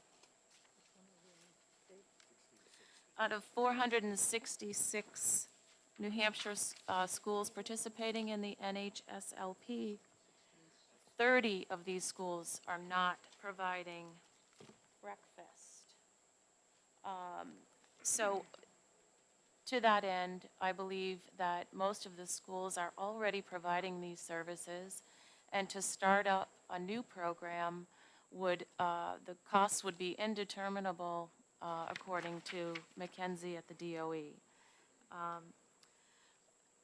The startup costs, the program to continue oversight, they would place a fiscal burden on taxpayers. So for that reason, I vote ITL. Thank you. Motion ITL. Thank you. Is there any discussion from this second? No, what she said, I agree. Thank you. Open to comment on the committee here. Yes, Representative Ellison. Thank you, Mr. Chair. I'll be voting against the motion. I think the issues are real clear on this, and it's a dilemma that we as a committee face almost daily. And the issue here is feeding kids or local control of education. And I will come down always on the side of feeding children. And I think this committee should too. The issue of an appropriation and how much money it costs goes to finance. We're a policy committee. Finance decides those things. The issue of how many schools are involved, it may be 30, it may be as many as 37 or 40. So I will be voting against the motion, and I would encourage you all to do that as well. Thank you. Further to Representative Waltz. We are the richest country in the world. We are a breadbasket for everybody. I will be voting against this motion. I see no reason that any child in this country should ever be hungry, and I will always vote to feed children. I will also say this is now the second or third bill where I've heard a discussion from the policy committee talking about the cost of this. And as somebody who sits on the finance committee, I would remind you that that really is the purview of the finance committee, that we should be looking at the policy. Is feeding kids the right thing to do? And let finance figure out the money on this. but we should be feeding children. No child should ever be sitting anywhere hungry. So that's why I'll vote against the motion of ITL. Further discussion? Representative Nelson. Thank you, Mr. Chairman. Parent responsibility. Parents should take the responsibility to make sure that their children are fed. They had it years ago. Mom and dad fed us. I think we're losing that today, and we expect government to be doing it for us. So I will vote. Representative Lakos. My issue, as with so many other things, is I believe it's a 28A violation because even though we're reimbursing for the cost of the food, we're not reimbursing for the cost of the preparation, et cetera, and these schools may not have anybody hired at the time that it would take, at the time of day that they would need to prepare lunches. And so we're asking them for these startup costs and the costs of the workers, et cetera, and we're not paying for that. And that's my problem with it. Once again, we're telling schools they have to do something that's going to cost them money, and we're not providing the full cost of what it is we're telling them to do. And that's against our Constitution. Thank you. Representative Woodcock. Thank you, Representative Ladd. I appreciate the opportunity to comment. I would just take issue with Representative Nelson's comment. I agree that mom and dad, when available, when home, and when have the financial resources to do that. But the school has been providing meals for children for years. Think of our most recent costly program that was taken out of the Education Trust Fund for moms and dads to keep the kids home, which is their responsibility, $4,000 a piece. We're asking for every youngster to get the most important meal of the day is breakfast. And now we're saying we can't. These are folks who are already on federal programs because they can't have enough money to support their children going to school in terms of feeding them properly. The best thing we can do for education is make sure kids are there, they're warm, they're healthy, they're mentally together, and they're fed. Thank you. Thank you. Other comments from the committee? Representative Luno? Thank you, Mr. Chair. And I think the discussion here has been compelling. I'm not going to support the ITL motion. And when you take a look, because some of the conversation's been about cost, when you take a look at our all-in costs in public schools across the state, local, state, and federal dollars, $3.2 billion a year, and we're talking about what, $650,000 here to as a DOE expenditure. And I don't buy the local argument. I mean, yeah, it's got indeterminable, but we're not talking about millions and millions and millions of dollars here. Certainly not $3.2 billion. And the science is out there that kids need to be fed in order to learn. And if we're making that type of investment in our public schools, I think making a little bit of an investment to make sure that our kids start the day so that they're ready for the first class of the day is money very well spent. So I can't support the ITL. Representative Porter? Thank you, Mr. Chair. We have a lot of conversations in this committee about closing the gap between, achievement gap between districts that have high numbers of free and reduced lunch kids versus those that don't. Making sure that children have food so their brains can work when they get to school is a key element to closing that gap. So for that reason, I cannot support ITL in this bill. Thank you. Further discussion, Representative Tanner. Thank you. After teaching 35 years, it was very apparent to me, kids come to school and they're hungry. And as a teacher, and probably anybody that's taught in the public school system or has taught, had the same experience I did, and that was that I kept peanut butter crackers in my office for a kid that really was struggling. And at least it was a little bit of nutrition. In my area, there's a couple of small groups that have even formed to make sure that kids are fed on school holidays, teacher work days, the weekends, and also during vacation week. We have kids who are food insecure. They go home, there's nothing at home, okay? And maybe that's the parents' fault, but the kids should not suffer because of what is at home or not at home. There's no, as Mary Beth said, there's no reason. New Hampshire's one of the more wealthier states in the wealthiest nation. And there's no reason why a student in New Hampshire should be hungry, should come to school hungry. We also have a number of homeless kids, homeless families. And these kids, you talk about food insecurity or what they get, you know, maybe a large French fries at McDonald's, you know, is certainly different than what we can give them at school. And, you know, we've been talking, thanks to Representative Horrigan and also to the people that did the agriculture in the classroom and in the for meals, you know, trying to work on nutrition, because not only are they hungry, but if they're getting foods that are not nutritionally well-rounded and good for them, it also affects their learning and their ability to sit still in class. So I just will not support the motion on this bill. Further discussion from the committee? Not seeing any. Representative Litchfield, would you please identify the motion and the bill and take the roll? Yes, the motion is ITL. This is Bill number 1660, relative to school lunch and establishing a meals fund. Representative Cordelli? Yes. Representative Litchfield is yes. Oh, I'm sorry. I'm waiting for you just to answer. Representative Bohm? Yes. Representative Lakis? Yes. Representative Moffett? Yes. Representative Hobson? Yes. Representative Ford? Yes. Representative Sodi? Yes. Representative Nelson? Yes. Representative Luno? No. Representative Waltz? No. Representative Tanner? No. Representative Ellison? No. Representative Mullen? No. Representative Woodcock? No. Representative Porter? No. Representative Hall? No. Chairman Ladd? Yes. Okay, the motion of ITL passes 10 to 8. And there, There'll be a minority report of ought to pass, and it will come from Representative Ellison. okay. Thank you. The next bill to turn to, which is also an early bill, is 1661. We did have an amendment on that bill, and for those that don't have it, I've got it right here.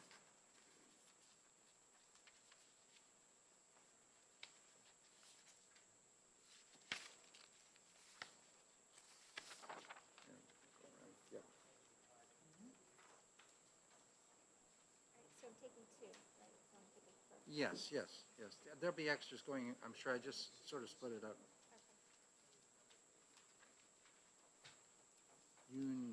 You'll be taking this one. I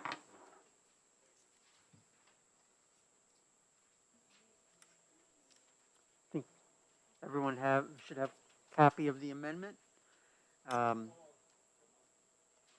Okay. I will call on Chairman Ladd for a motion. Can I have just a minute to read? Just checking. So what I'm going to do is make a motion ought to pass on the bill 1661.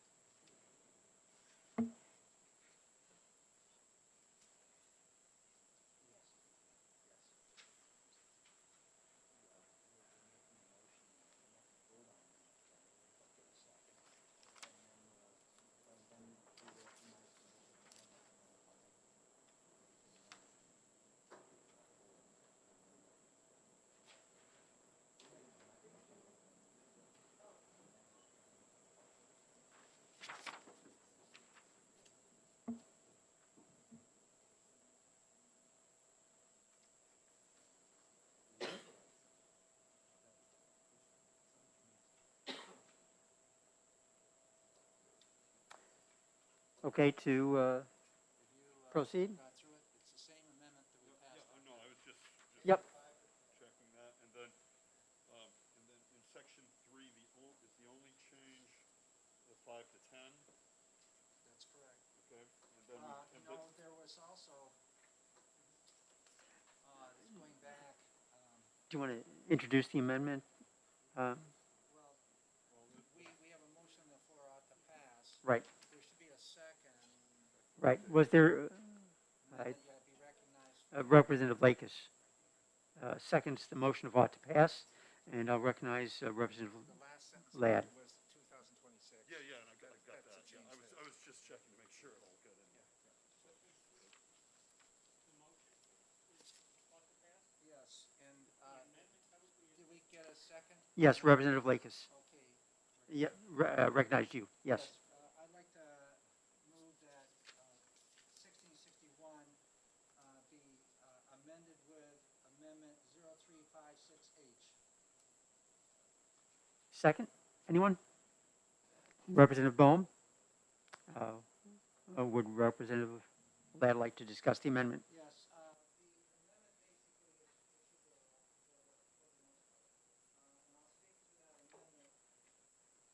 the amendment basically is Could you put your microphone on, please, sir? So,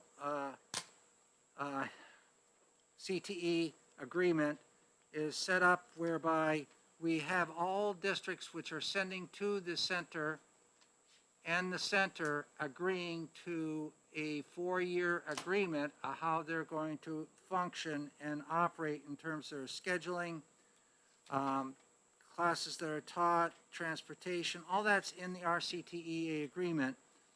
And what the amendment does, it then adds in that we're going to try to get all these districts into a similar schedule, or as close as we can get the schedule. The original bill said 5 days that were dissimilar days. This has been changed to include 10 dissimilar days as requested by the directors. And by doing this, it goes from after Labor Day through the last day. So you're going to have a lot of dissimilar days, of course, on the front side of Labor Day, seeing that different start times. However, from Labor Day onwards, there's only 10 dissimilar days.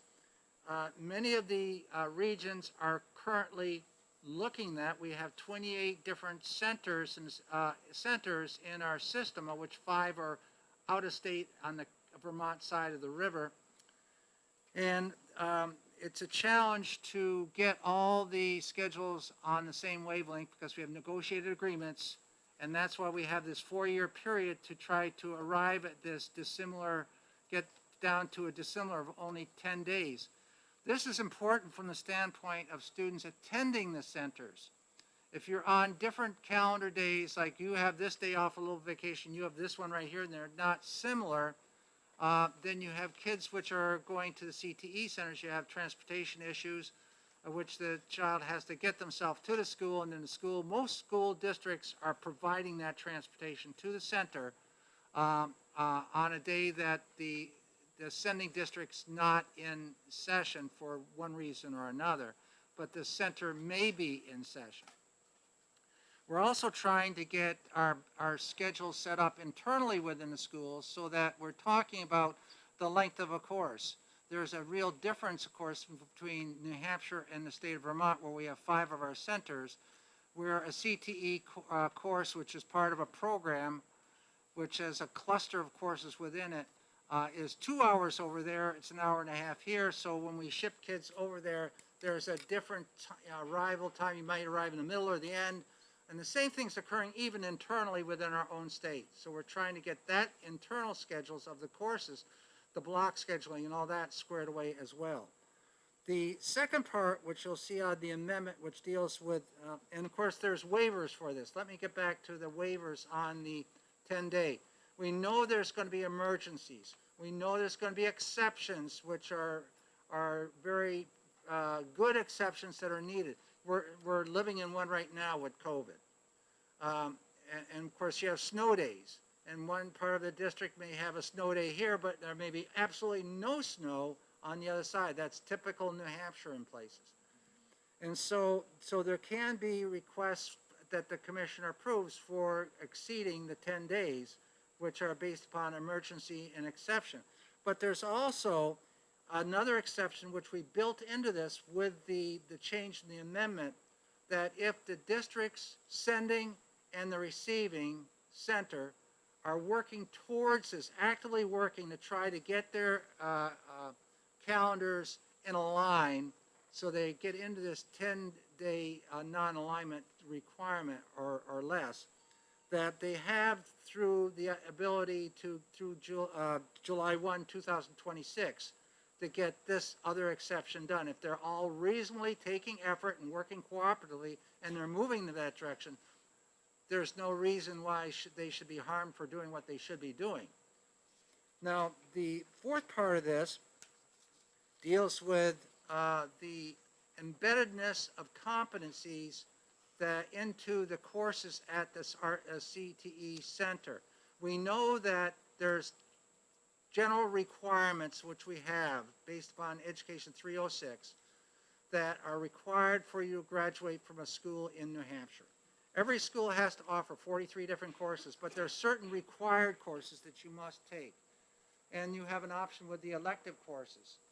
We have in some situations in this state where students, which we now have in Manchester, a kid can attend grades 9 through 12 in a CTE. Elsewhere in the state, it's grades 10 through 12. We know that there's some students that are unable to make the CTE program, which might be 5 miles from where their sending school is, due to the fact that the one course they need for graduation is being offered when the CTE course and program is being offered at the receiving center. That's contributing to the issue that in this state we only have 17% of our kids participating in CTE. That CTE is necessary to prepare kids for the, and I said kids, students, for career and success in the pathway they might choose. But if we're denying them the opportunity to attend the center due to the fact there's a conflict in scheduling, when in fact the competencies which are taught in that course back in the high school, maybe it's chemistry or mathematics, are embedded into the course at the CTE center or into the courses. You can get partial credit the way this is written on your partial competencies, but remember when you're in a particular cluster, whether it be a medical cluster or a restaurant or a diesel mechanics or whatever, or mathematics, there's a number of courses, and you could spread out these competencies for that chemistry maybe in several different courses at the CTE. Now, the approval process for approving these competencies is not done through the state or the state board or the commissioner. It's done by way of the agreement. If you look at the way it's been reworded so it has to have the approval of the sending district and working with the Career Technical Education Center. And that is, I think, conforms to where our discussion was when we discussed this earlier. We're on board with you. Yeah, and lastly, you're on board? We're on board. Okay, and the effective date of this, as you can see, July 1, 2023, which was also a recommendation for change. So, Representative Bohm, as the maker of the second. Yes, just a quickie. I was on the committee that worked on this too, and yeah, it was a big and everybody's fighting it to align the calendar days. And I remember when I was on the school board in Litchfield, we deliberately aligned it with Hudson. They're not playing those games anymore. They're not. But the problem with some districts like Region 16, which includes Hudson, Litchfield, Nashua, Merrimack, Milford, and Amherst, there are 3 CTE centers in that one region. And the problem is aligning the days, and hopefully we can get it done. I know they were working to get it done. But, yeah, definitely needs it. Any further discussion on the amendment? Representative Woodcock? Thank you, Chairman Cordell. Just a question Representative Ladd on the amendment, just so I understand. Rick, if a school is in a CTE and is in a single district, I'm talking particularly Conway, Do they have to also conform to this, to the other CTEs where they're only receiving students from the district? If you're going to have students coming in from another district too, are you talking about? No, we have, in the high school, we only have one district. Yeah, Two districts, but in the high school, only one. yeah. So, does our CTE in the north, over there in North Conway, have to align their schedule with the other CTEs in the state under this proposal? No, not with others in the state, but for students which are coming from sending schools to that, if it's all in-house, like Concord. Okay, so has it's just been- one, just single, okay, okay, it's okay, the- thank you, it's the I understand. RCTEA. Thank you, I got it, thank Yeah, you, it's just appreciate it. regional, I only got it. regional. You Thank don't you. have to align with anything beyond that. Okay, thank you, appreciate it. Representative Porter. Thank you. Rick, I just have a question about the partial credits for competencies. How would it work then if, okay, there's 5 credits, let's say, make it easy, and the CTE it covers 3 of those, but the other 2 it does not cover. How does that work then? The local school is responsible for putting that kid into some course that will cover those 2 competencies? The whole process has to be approved and embedded in that RCTEA agreement. So the schools are going to have to concur and work towards this end that you're talking about. There are some schools that are already doing this. Right, I just wanted to know. But it's up to the RCTE agreement that that particular school district and the center, the sending, agree upon. And this is all approved in there. Okay. So I don't think there'll be a lot, yes, there's going to be a lot of hurdles to jump because this is a tremendous step. But we need to go there. We need to get, like Delaware, they have over 50% of their high school students participating in at least one CTE course. We only have 17% in the state. We can ill afford to stay like that. We got to do something. Thank you. Any further discussion? Questions? Seeing none. Madam Clerk, could you call the roll on the amendment?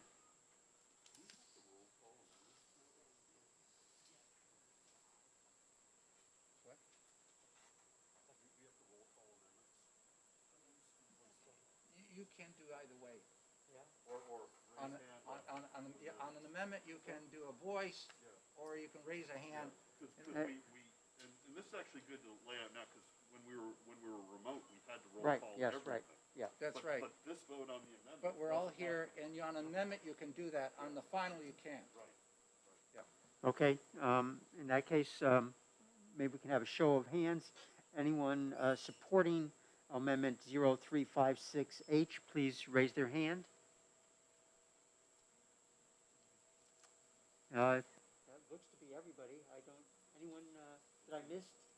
Anyone that I missed, raise their hand. I think we got everybody in favor of the amendment. So that would be 18 to none. Did you want to make a motion on Yes, ought to pass this amendment? I'd like to move 1661 ought to pass as amended with the amendment 0356H. I'll second that. Seconded. Okay. Any further discussion? Any further discussion? Seeing none. Madam Clerk. Okay, this is ought to pass with the amendment, and this is House Bill 1661, Career Technical Education Agreements. Rep. Cordelli, Yes. Rep. Litchfield is yes. Rep. Bohm, Yes. Rep. Lakis. Yes. Rep. Moffett, Yes. Representative Hobson, Yes. Representative Ford, Yes. Rep. Sodi, Yes. Rep. Nelson, Yes. Representative Luno, Yes. Representative Waltz, Yes. Representative Cornell. Oh, not here, just kidding. Representative Tanner, Just kidding. Yes. Representative Ellison, Yes. Representative Mullen, Yes. Representative Woodcock, Yes. Representative Porter, Yes. Representative Hall, Yes. and Chairman Ladd. Yes. Okay, so ought to pass with the amendment is moving forward 18 to 0.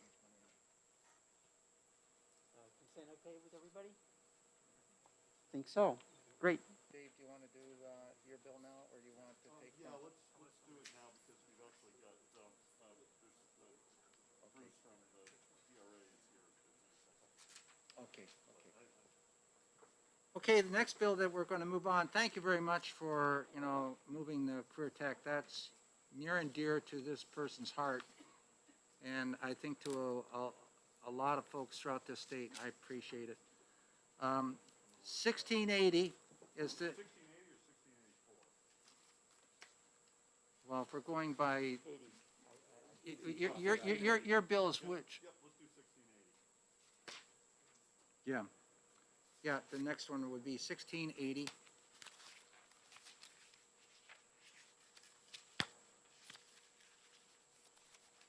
So 1680 is, want me to? Okay, yeah, okay, I just wanted to read it. Establishing a foundation opportunity budget program for funding public education. We've had a subcommittee working on this. We've only met 3 times. It's been very productive. It's been very interesting. And we're nailing down a lot of those issues associated with funding education in this state and providing all students that opportunity which we want them all to receive. So I'd like to move interim study on 1680, and I give the gavel to, just recognize me, and then. And I'll second that So motion. there you got 2 Okay. motions right there. Moved by Representative Ladd, second by Representative Luno. Comment from the maker of the motion? Yeah, I'll do it very briefly. Representative Luna, of course, has been, he worked with this, and I worked with this on the commission during the last year and a half. There's a lot to this bill, and a lot that we have to address, throughout this state. And this bill is touching upon a lot of aspects and delving into certain elements and areas that comprise this bill in ways that we're doing it thoroughly, and we're trying to ensure that all students in the state have that opportunity. And I don't want to get into things like weighted formula, but we know we have a constitutional issue going on in our state right now. This bill is critical to our working in that direction. And so I'd like to absolutely support this interim study. We need to do a lot more work in talking about it, not just talking. Every time we get into this, we learn a little bit more. Maybe we should get information here or there. I think that's extremely exciting. And so I'm hopeful that we can come out of the interim study, and this would be, as far as I'm concerned, a real genuine, hard-working interim study. So thank you. Representative Luno, comment? Thanks very much, and I think Representative Ladd's comments absolutely hit it on the head. I couldn't have said it any better, and I want to thank all the members who worked on the interim study on this, and as well as representatives from the Department of Education, Department of Revenue Administration, and other groups that contributed to the work. So thank you. Further discussion, Representative Porter. Thank you, Mr. Chair, and I was fortunate enough to be part of the subcommittee. I think it's real important to have this here for us because we do have several court cases still waiting to be decided, and having such a framework on the back burner will be very helpful depending on how those court cases come forward. So interim study, I think we need to work on it, and I think it's an excellent offer. Any further discussion? Seeing none. Madam Clerk? Okay, this is bill number 1680, relative to establishing a foundation opportunity budget program for funding public education. The motion is interim study. Representative Cordelli? Yes. Representative Litchfield is yes. Representative Bohm? Yes. Representative Lakis? Yes. Representative Moffett? Yes. Representative Hobson? Yes. Representative Ford? Yes. Representative Sodi? Yes. Representative Nelson? Representative Luno? Yes. Representative Waltz? Yes. Representative Tanner? Yes. Representative Ellison? Representative Mullen? Yes. Representative Woodcock? Representative Porter? Representative Hall? Yes. And Chairman Ladd. Yes. Okay, interim study 18-0. Thank you to all. Again, we got our work cut out for us. We got our work cut out. Okay, do you want to take a break right now? We're going on 12:15. We have one left, but it's well, one left on this group of bills. It's that we got more bills than just one. We can do it. Yeah, let's do it. It's another 1684. Okay. EFA limits the budget. Okay. Interim study go on. And we've got, Is that not how it works? Glenn, if you could pass. Yeah. Oh, I'm sorry. Was there any desire to put the last bill on the consent? If we can. Yes, Yeah, sure, Yes, yeah. yes. Okay, no objection all around the table.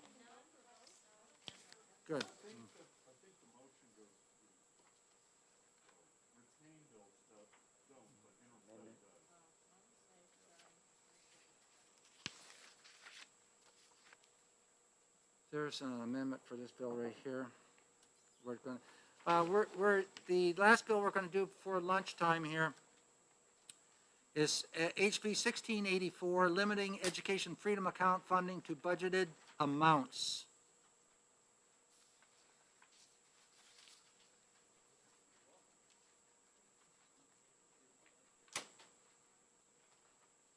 Representative Cordelli, you're recognized for a motion. Thank you, Mr. Chairman. I would like to move ITL on HB 1684. Is there a second? I'd like to second. Thank you. So we have a motion on the table for ITL on 1684 made by Cordelli, second by Lakis. Process question, Mr. Chair. Yeah. The ITL motion has been made. That means that if it passes, we won't be discussing Representative Luno's amendment. Is that accurate? That's the way it works. Thank you. Unless, I will allow that to be discussed, though. We can discuss it right here. So, go ahead, Representative Cordelli. Thank you. House Bill 1684 establishes a budget for the Education Freedom Accounts. Education Freedom Accounts program has been successful this year. Over 1,800 students now participating in the program. There is some concern about the number of students who are, I'm more concerned that there are 1,800 students having an opportunity to get the education they need. We've heard quite a bit of discussion this morning about the need for breakfast and the need for meals and how important that is. I'm also very concerned about education, academic achievement, students being able to meet all their opportunities and goals and be the best they can be. And if they are not in the best situation to meet those needs in a public school, then I think that they need the opportunity. And I am not willing to implement a budget for this program and kick kids out of a program that might be very successful for them. I think that would be disastrous for many children who would experience that situation. We need, as a state, as a country, to provide the education that every child needs. Public education is also about educating the public. Thank you. Is there discussion from the maker of the second? Mostly ditto. I do wonder, do we, if we have students, a whole bunch of students move into the state from out of state, do we say, well, we didn't budget that many for the amount that the state pays for those kids and tell them they can't go? And I see that as sort of if we have these kids who decide they want to do this and we haven't budgeted for them because we didn't know they were going to be there, I don't think we should be telling them that they can't go. Further discussion. Representative Luno. Thank you very much, Mr. Chair. So, we budget for a lot of things in the state of New Hampshire. In fact, every 2 years, we create a thing called the Biennial State Budget. And it includes a lot of things that are really important to Granite Staters, like DCYF caseworkers are budgeted. Do we have enough? Are we meeting the needs of those children? What happens if we're not meeting the needs of those children? What happens if we don't budget enough? What happens if we budget too much? We budget here in New Hampshire. We budget the number of caseworkers we have at DCYF taking care of, looking out for the interests of our kids. We put a budget on the developmentally disabled waiting list to try to keep that as small as possible. When we don't budget enough, guess what happens? It's not unthinkable to budget things here in the state. And what that also does is it holds our leaders accountable to making reasonable estimations when putting forward a budget. So what did we see last year when the EFA program was budgeted? Commissioner of Education, this is not even a year ago, budget $129,000, presented a 13-page business plan, which I had in front of me, that showed 28 students being expected to enroll in the first year. And actually I do have it, it's on the back of this. 21 of those transitioning directly from public schools into the EFA program, from students not in public schools, and 3 from home education backgrounds going into the EFA program. So what do we find out? It wasn't nearly what was budgeted. 75% of the students did not come from public schools, and end up providing a realization in lower costs at the local level. In fact, only 17% of the students came directly from public schools, and 83% of the students came from private and home schools, and had actually come from private and many of those came from private and home schools. Had already exited, of those students, all of those students who come from private and home schools had already exited their public school district. So when, what does that mean for the state budget? Well, the state budget included $129,000 for the EFA program. The actual cost for FY 22 is closer to $8.1 million. Most of those students already attending private and home schools. And where do we see this going? Well, hard to tell, given what the commissioner budgeted, because next year the commissioner budgets for only 649 students, and we've already got almost 1,000 more students in, again, primarily that already came from homeschool and private school situations. My understanding is we're going to be getting the actual numbers from the scholarship organization. Going to provide a breakdown of how many students came from homeschool, private school, and public school when matriculating into the EFA program, so that we can know exactly what the savings to local taxpayers has been, and which was a leading case made by the commissioner when supporting the Education Freedom Account program. I guess in the end, the program is no more important or no less important than so many other programs that we budget for here in the state. And having the commissioner come in, make the case for the budget would be appropriate rather than it being a blank check. And what the amendment does is addresses, I think, concerns that were aired during the public hearing on 1684 that went along the lines of, what are you going to do with the students already in?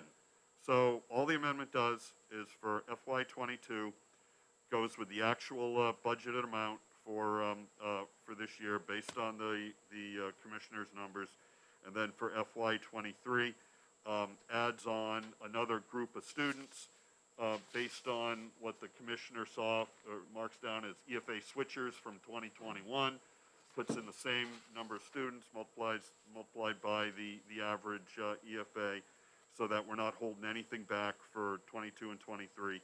And then by the time we get around to the next biennial budget cycle, I think the commission will have a little bit better history with how to budget this, budget it accurately, and be held accountable to it. Thank you. Thank you. Further discussion, Representative Woodcock. Thank you, Chairman. I appreciate the opportunity.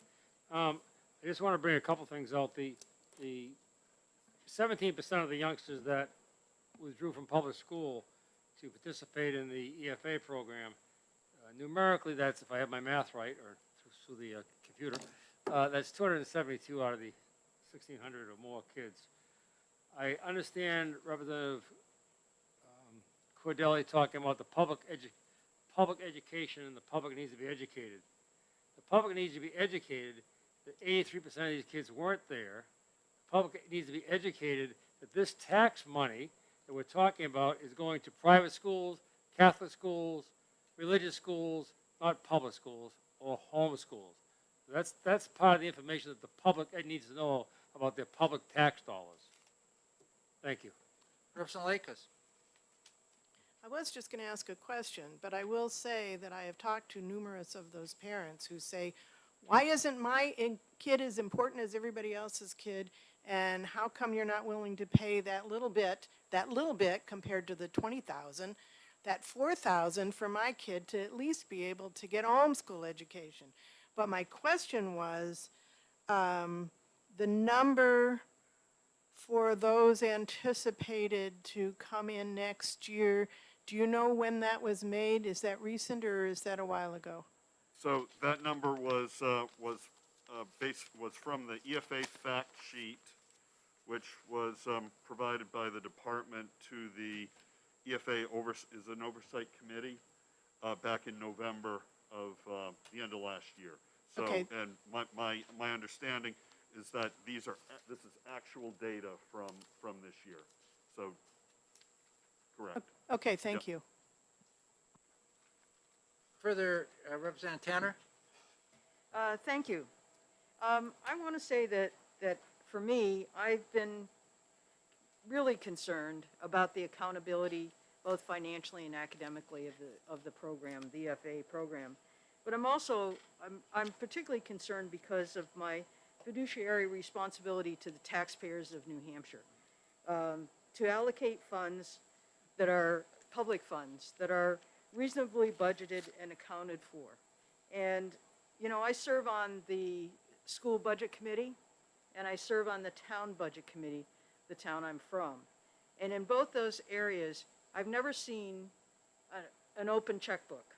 I've never seen a program or a department that's come in, either in the public school system or in the town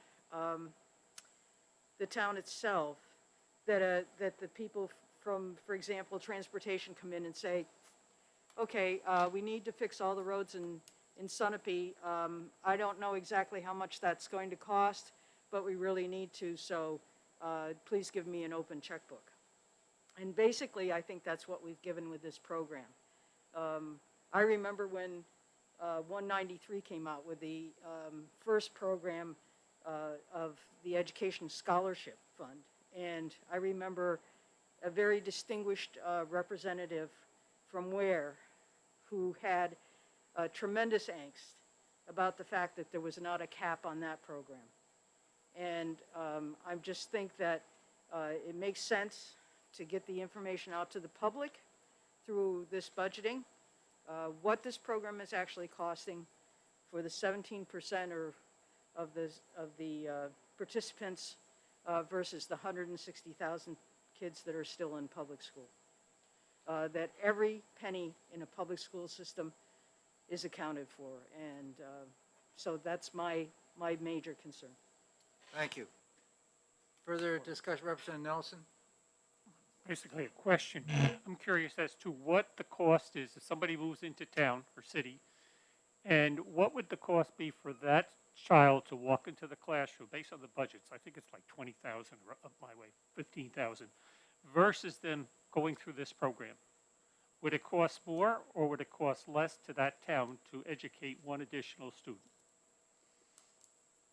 So, I can respond to that by having spent 12 years on a school board, but the marginal cost, the incremental marginal cost of one student is not the same thing as the school budget divided by the ADM, or the enrollment of the student. It's not that way in education. It's not that way in business. It's not that way for a lot of things. What schools find and what businesses find is that there tends to be a marginal cost when you either do one more thing, have one more student come in. It's not the average cost of what it costs to, let's say, educate 1,000 students. Educating 1,001 students doesn't increase that budget by the average cost per student. It's a marginal cost per student. So this is something that's actually worth, I think, a significant economic study to better understand. But I think an argument could be made that the marginal cost for one additional public school student in the Manchester School District may in fact be less than what the EFA program does in its for its state allocation. So, but that would be worthy, I think, of additional economic study. Yeah, go for it. Representative Nelson. I often see, we have a student, the school board will say, we've increased our number of students, so it's going to cost us another X amount. When kids come in, now we have over the number that are allowed in the classroom, 15, so now we have to have an extra teacher. That's a big expense. That's adding it on. I know where you're coming from, and I agree, but that's a big expense. All of a sudden, your budget ends up going $60,000. So I just think, where I understand where you're coming from, but I think it's a budget game. So. Thank And you. 15 students times, 15 students leading to a $60,000 increased cost would be a $4,000 marginal cost per student, not a $20,000 marginal cost per student. Representative Porter, you've had your hand up. Yeah, a couple of things, Mr. Chair. So for about 12 or 14 years, my husband and I ran a private preschool and kindergarten program in town. And we had certain fixed expenses. We had insurance, we had, the heat and electricity and phone service for the classroom. We had supplies to buy. We had all sorts of expenses that you would have in doing that. And we were limited by the number of kids we could have by the size of our classroom. When we lost a student, we would get, we'd have 10 kids enrolled, we'd get a certain amount of income in. If a student left, that did not reduce any of those costs to us at all. The only thing it reduced was the amount of income coming in. So where that cost was absorbed was in the it was just gone. That's what happens when a kid moves out of the public school. It doesn't change how much it costs to run the buses for the other 950 kids. It doesn't change the amount of salaries or benefits for classroom teachers. It doesn't change the amount of fuel it takes to heat the building. It doesn't change the maintenance costs, the cleaning costs, and all the other myriad of things that goes into running a school. When we make the average cost per student, and it comes out to be $20,000, taking a child away is not going to reduce those costs by $20,000. And I think that's something that we need to understand when we're talking about this, and that the public needs to understand. And the second issue that I would like to address is something that Representative Lekis mentioned about numbers of students moving into the state to take advantage of the program. And I'm wondering, is the goal of this program to move many children from out of state into the state so they can receive these public dollars from the public schools to be homeschooled? Is that what we are trying to do with this program? Or is the goal of this program, I thought, was to give low-income children a chance to attend a different educational setting if they needed to? So I'm just throwing those two things out there for your consideration. Thank you. Thank you. Representative Cordelli. Thank you, Mr. Chairman. If I could address a couple of points. First, in the past, with all other states, the projections for number of students enrolling in EFA are a little bit different because now we are in a situation where we have a pandemic. So those numbers really are apples and oranges, as it turns out. And with the numbers provided by the department in November, the switcher number really, if you look at the switchers including COVID, is 43% switchers. Point one. Two, it seems, in terms of the arguments about dollars and so forth, it seems that when enrollment increases, all costs are variable. But when enrollment decreases, all costs are fixed. I'm just curious about that. And thirdly, you know, we've had discussions about this. We've heard that government funds are being sent to religious schools and private schools and so forth. It's not the case. Government funds, public funds, are given to families. Families then make the choice of how those education dollars are to be used. The court has ruled that way going back to Pierce versus Society of Sisters in 1924, Zellman v. Simmons Harris in 2022, and Espinoza versus Montana. And quoting the court in Zellman versus Harris, the Establishment Clause permits neutral government programs where individuals, recipients of that money, direct public aid to religious institutions or other institutions. To exclude religious institutions would be discriminatory, and you would have a host of lawyers in here the next day filing a lawsuit against New Hampshire if we ever tried to do that. We were told that in a meeting several years ago when we first, well, second or third time we tried to pass an EFA program. But to limit the budget, and let's talk about the Education Trust Fund is not a budget, it's an Education Trust Fund. In statute now, if the trust fund needs money, the governor takes a warrant to move monies from the general fund into the Education Trust Fund because it is a priority to educate children. The same thing would happen as this program might grow. We cannot limit a program like this when it comes to education. It's unfair to the children And just in terms of homeschoolers save this state 80 or 90 million dollars a year. Take the number of homeschoolers and multiply that by your cost per pupil. To say that homeschoolers should not be involved in this, you're saving a lot of money when children or families decide to homeschool. So again, it's wrong to bring up homeschoolers as possibly a draw or a negative when it comes to participation in this program. I think that's all I have for the moment anyway. Thank you very much. Representative Lakers?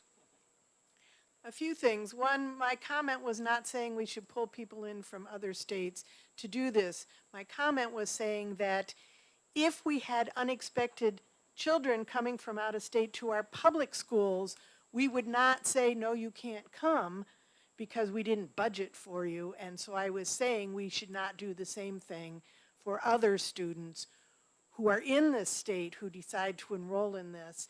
And because we didn't expect them, we should not be saying, no, you can't come.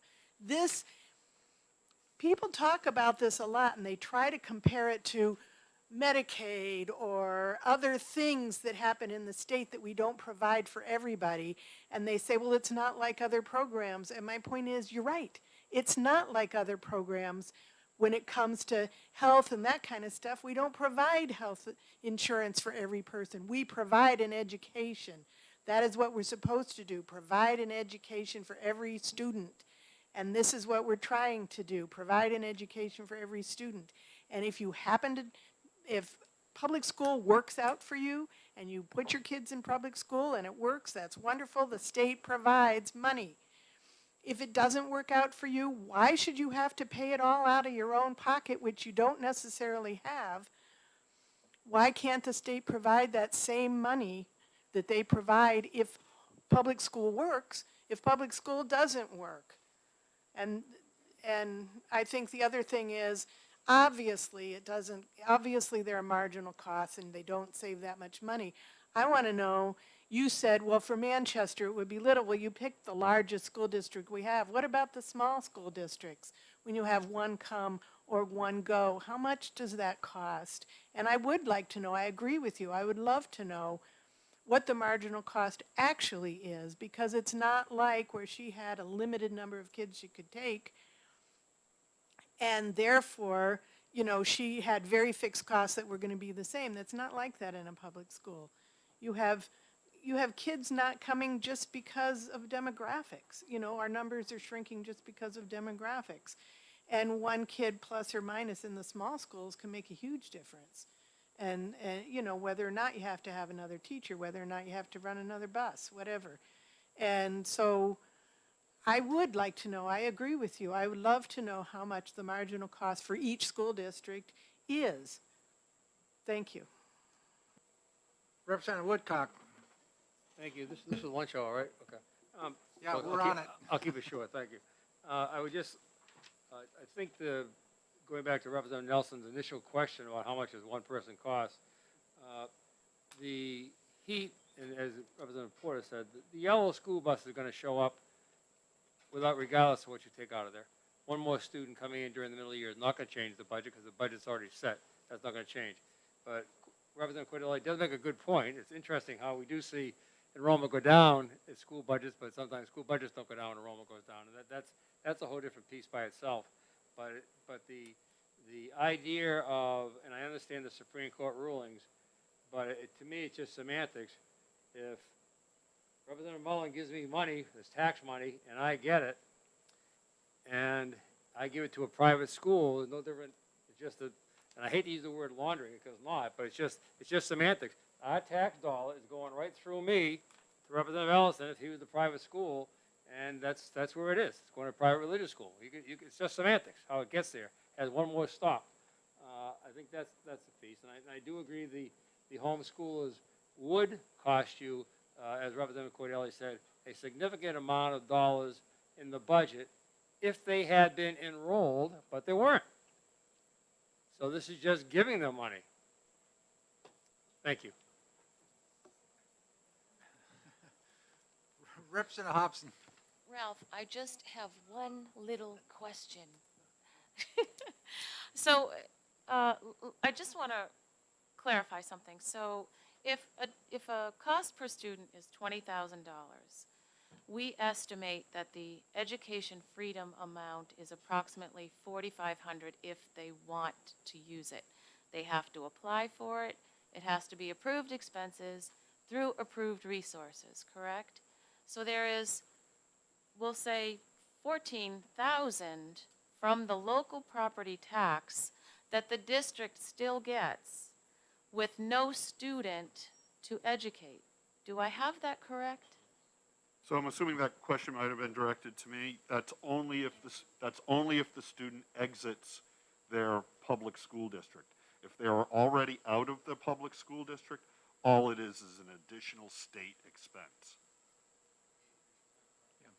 And so the facts that we've been presented by the department is that 83% of the students did not exit their public school directly to enter the EFA program.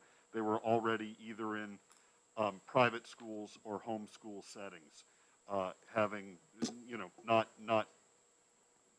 costing the state any expense at all. So that's just the facts. Representative Litchfield's had her hand up here. She's waving it, and then Representative Likas. But I want to remind everybody that, we're going to have a lot of bills like this. And if we want to keep going, I'm all for going, but we're going to be whittling down into that week off. But I think we're coming up to a bunch of the green bills. If you provide breakfast, we'll be all right. Dave, maybe so. So we'll be picking up speed after lunch. Okay, great. Let's, Representative Litchfield, you had your hand, yeah. You know what, so I had an entire page of comments. Here's what I'm going to do. First, I'm going to narrow it down to two. Representative Luno, I understand where you're coming from, but I also want to say, like, bonus points for giving us amendment with the 3-whole page punch. Really appreciate it. Yeah, almost swayed me all the way. Yeah. And then secondly, I think if I'm going to take one thing out of this, is very important for me to convey, is the fact that the messaging needs to be out there to the public that we are not taking money away from the public schools. If the student is not attending the public school, right, whether it's private or wherever, the money is not going to go to that public school anyway. So there's just this misconception, and I hear it all the time, and I see it posted all the time on my own social media, where people are saying, you're taking away from the, no, we're not. We are not taking it from the public school. Representative Likas, did you have your? I just had two things. One is when we looked back, like I had asked when the bill was introduced, when we looked back at how many kids had left because of COVID and taking that into consideration, that it's 43% of the kids left public schools to go to this. Some of them just withdrew the year prior because of COVID and because their schools weren't open. And it's not, and so you need to count those into those who transferred because they left during COVID when their school wasn't open. And so I think that's part of, if there hadn't been COVID, I think all of these numbers would be different. But according to the DOE, it's 43% left to go to this from public schools. Some of them just did it slightly earlier because they needed an education for their kids and their school wasn't meeting. But the other thing is the difference, it's not just semantics. The difference and and it's very constitutionally important, is that there's a choice and who makes the choice. If the state makes the choice to give money to the private school, then, especially if it's a religious school, then that's a state choosing to send money or to a particular, or supporting a particular religion. Whereas if it's the parent who chooses, then it is not the state choosing, and the state is not instituting or supporting a particular religion, which is the constitutional issue. If you read, it doesn't say separation of church and state. It doesn't say that anywhere. Sorry, I gotta breathe. I just have to breathe. It's a matter of the state supporting a particular or religious organization, and if the state is just giving the money to the parent, it is the parent supporting, not the state supporting, and that's why the Supreme Court keeps saying that no, it is not the state's money, and yes, it can go there, et cetera. And I just wanted to point out that's the difference between the state just giving the money to the private school or the parent giving it. It's a matter of choice and who chooses. I Thank you. understand that, so A plus B still equals C. Okay, folks, you know, we gotta make a decision whether, I think we're moving on to the point where the gorge is still there, and there's two sides of the gorge. So, Representative Waltz, This kind of millions of dollars of unbudgeted money is still downshifting to taxpayers. And I'm not going to vote for something that is downshifting to the taxpayers to put money in private pockets. and Representative Porter, the last hand I'm gonna recognize. Yes, I'm going to urge the members of the committee to go to the Libertarian Institute podcast and listen to episode 653 that happened on November 6th, 2021. I just urge you to listen to it and then come back and give me your impressions. Thank you. Okay, Madam Clerk, we have a motion on the table right now for 1684. The motion is ITL. You're really stealing my thunder here. Well, excuse me, well, you go for it. Bill title, Limiting Education Freedom Account Funding to Budgeted Amounts. Okay, Representative Cordelli. Yes. Representative Litchfield is yes. Representative Bohm. Representative Lakis. Yes. Representative Moffett. Yes. Representative Hobson. Yes. Representative Ford. Yes. Representative Sodi. Yes. Representative Nelson. Representative Luno. No. Representative Waltz. No. Representative Cornell. Oh, not here. I keep doing that. Representative Tanner. No. Representative Ellison. No. Representative Mullen. No. Representative Woodcock. No.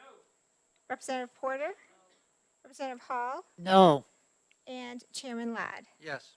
Okay. Excuse me. You don't want to take her. 10 to 8. I just Thank learned you. too. Okay. Representative Bohm is hangry. Okay, so, just a reminder, sure there's going to be a minority report. Okay, and for those that are doing reports, try to be thinking about what you're going to put in your report and have it ready before we leave today, please. Okay, let's break for lunch. That's a great idea. Back at 1? Who said that? Mullen.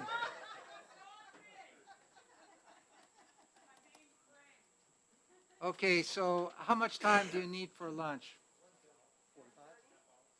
About a half hour? Okay, so let's come back at around 1:30. So it's not the ITL, right? It's what he wanted. Is that correct? Is that what he wanted to see happen? On this bill? Yeah, or anybody, if anybody doesn't mind. Well, I think we never got an amendment, so I think their motion would be ought to pass. Yeah, their motion will be ought to pass. Otherwise, they'd have to do a floor amendment in Yeah, this one. that's right, exactly. Yeah, yeah. Are you passing in your stuff now? No. Is it a head start? No. No. I gotta- Could you just double check my bills that I'm telling Lindsay? 11:30, yeah, those are for the 25th, starting at 9 o'clock. Right, yeah. Those are hearings, so we're going to have to set times. I just said to start at 9. Yeah, I you- see, but you Yeah, gotta right. get, so that'd be like Yeah, right. 9. And then 11:30 Say 10:30? is, yeah, let's see, 9 to 10. What is 11:30? Exactly, how powerful is it, you know?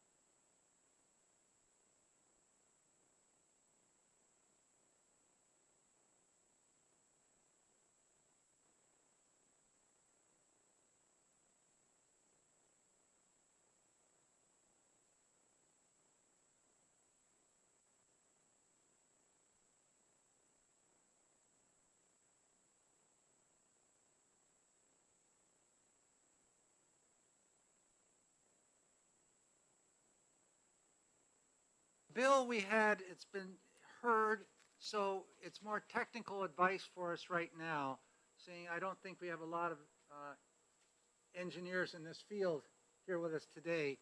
Could you just look at some of the amending language, which, as a result of what the Commissioner Scott, put in the letter that we received, that's in there, and maybe explain it to us? Sure. So the first item is kind of a change in the timing of the sampling that's required. So since the bill, since the original statute was put in place, DES has received funding from US EPA that would cover 2 rounds of testing for public schools and licensed childcare facilities. That's federal funding. The facilities were on their own to complete the first round of testing, and most facilities have completed the first round of testing. So the change here would just be to change the timing of the sampling rounds from every 5 years to completing 3 rounds by June 2024. And that's when the federal funding that we have to pay for the testing runs out. And so that was just the change there, to be able to provide the support, and we can cover the lab costs for all public schools and licensed child care facilities.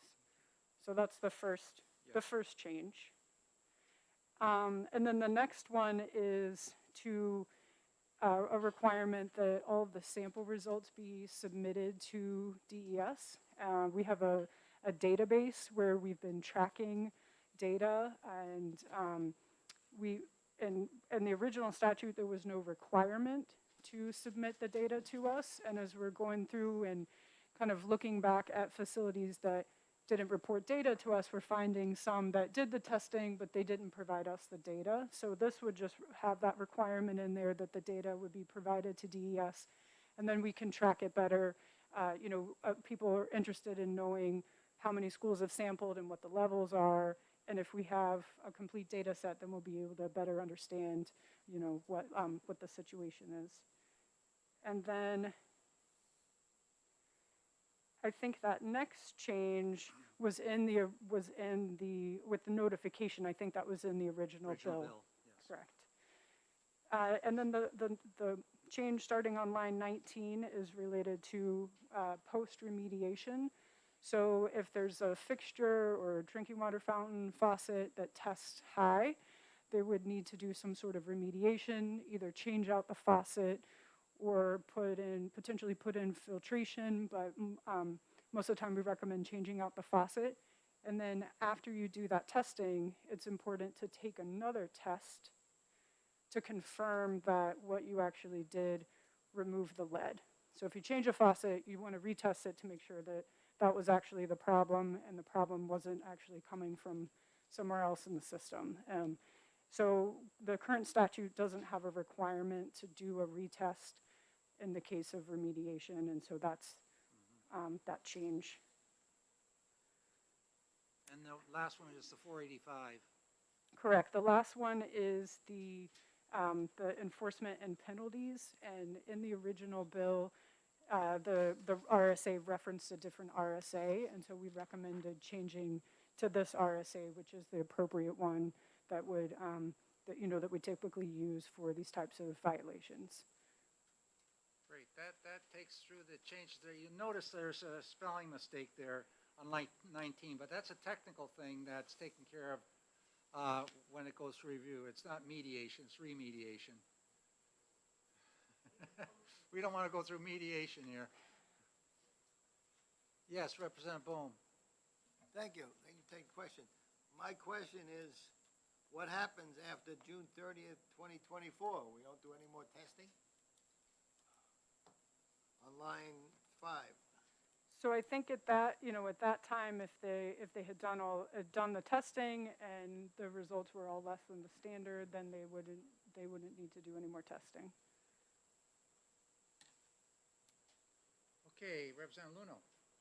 Thank you very much, Mr. Chair, and thanks very much, Ms. Otwell, for providing us with some technical support on this. Sort of following up on what Representative Bohm had asked, I guess, how would New Hampshire go about applying for receiving federal funds after the current round is complete on June 30th, 2024. So the funding that we have is through the EPA Water Infrastructure Improvements for the Nation Act. And we were originally told that this was kind of the last pot of money that was coming through that grant program. We just received an allotment for this current federal fiscal year. But with the bipartisan infrastructure law that was recently passed, they had said that there would be additional money coming through that wind program, but we don't know the timing of that or what that might look like at this point. So,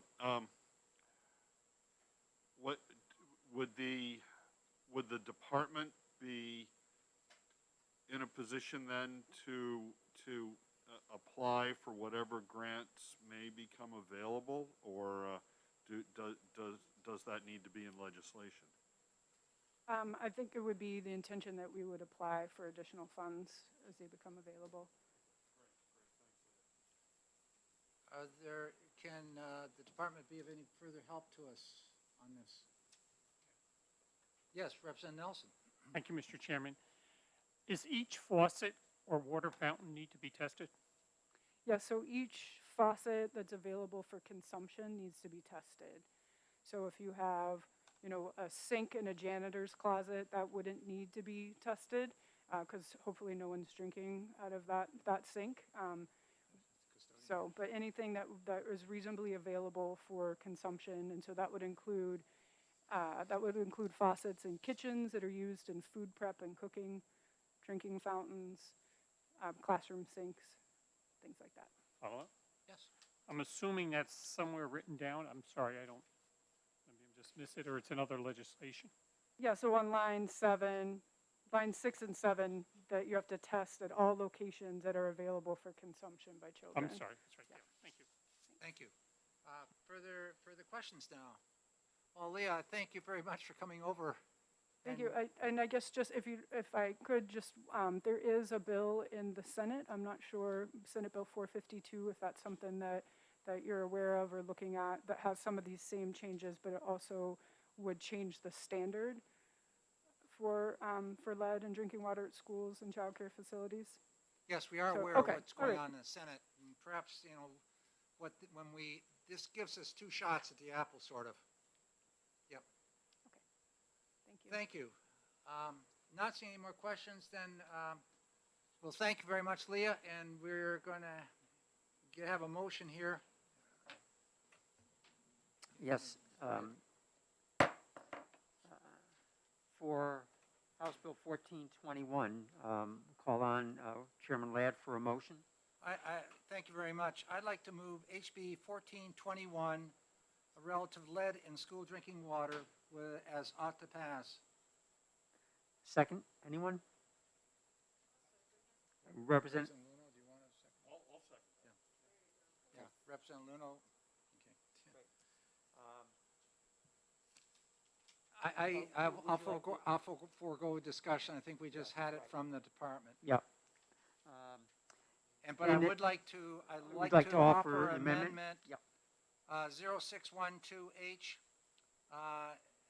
to HB 1421 as ought to pass. Okay. Ladd and Luno with the motions.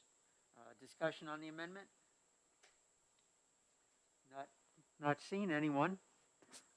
Madam Clerk, could you? What, you want to do Do a hand vote? Yeah. Sure.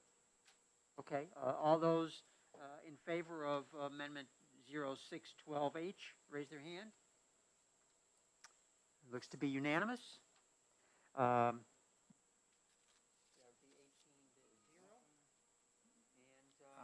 And I, Then, Madam Clerk, could you call Representative Ladd, would you like to move? yeah, I'd like to move now HB 1421 as amended ought to pass. Ladd and Luno with the motions. Any further discussion? Seeing none, Madam Clerk? Thank you. So this is a vote on House Bill 1421 as amended with Amendment 0612H relative to lead in school drinking water. Representative Cordelli. Yes. Representative Litchfield is a yes. Representative Bohm. Yes. Representative Lakis. Yes. Representative Moffett. Yes. Representative Hobson. Yes. Representative Ford. Yes. Representative Sodi. Yes. Representative Nelson. Representative Luno. Yes. Representative Waltz. Yes. Representative Tanner. Yes. Representative Ellison. Representative Mullen. Yes. Representative Woodcock. Representative Hall. Yes. And Representative Porter. Chairman Ladd. Yes.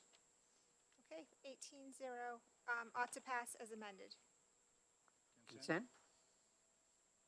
Looks to be okay with everybody? Okay. Okay, thank you very much. That is going to roll on to the House right now on the consent calendar. And we will move on to the bill that's 1074, Charter School Special Education Meeting. It's not the exact title. I got to get to it. It's just sort of a summary.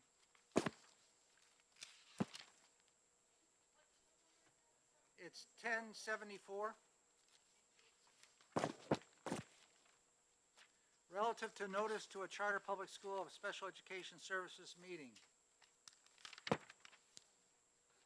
that's another one we have some. Yeah, here it is.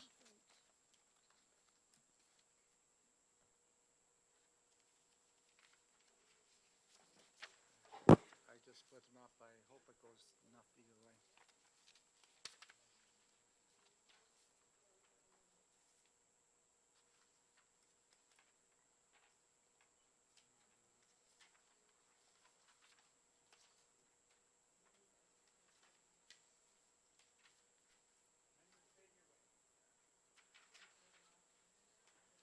You want to Yep. do it and just, I'll make a motion to approve Yep, the right. amendments. As that's coming around, do I hear a motion on House Bill 1074? Representative Ladd? Yes, Representative, I'd like to move HB 1074 ought to pass. Second by Representative Hobson.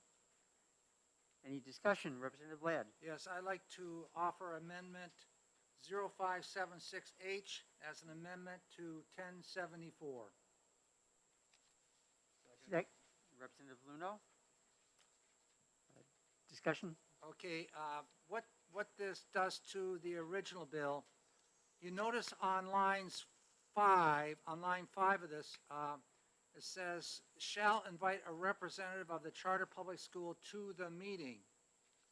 The change down below on line 8, for all subsequent meetings of the IEP team, the child's resident district shall provide prior notice to. Now, this is where it changes from the way it was, prior notice to the charter public school. Now it says, to the representative of the charter public school in conformance and alignment with what's on line 5. So you don't notice to a school, you notice to a person. And so this be to the representative that's of the charter public school. Any further discussion? So, sure, and not to belabor a point where it's a distinction without a difference, but is this amendment and actually the maybe the bill to potentially clarify something that might be looked at as being ambiguous in law, whether the law only applied to the first meeting or all meetings? I read it as the law would apply to all meetings while a child is enrolled by a parent in a chartered public school. I read it the same way, Yeah. Dave, but evidently it hasn't been followed that way, that we know of everywhere. And So it's just to clarify. It's a clarifying that every IEP and the members of the IEB team are notified. By doing this, the representative that's identified here will be notified, whereas before it would be the building, and that's not a member of the IEP team. That's the difference. But the building was actually part of the bill, not part of the law. Yeah, yeah, but Right, right, right, right. So, it's more clarification that notice goes out to that person. yes.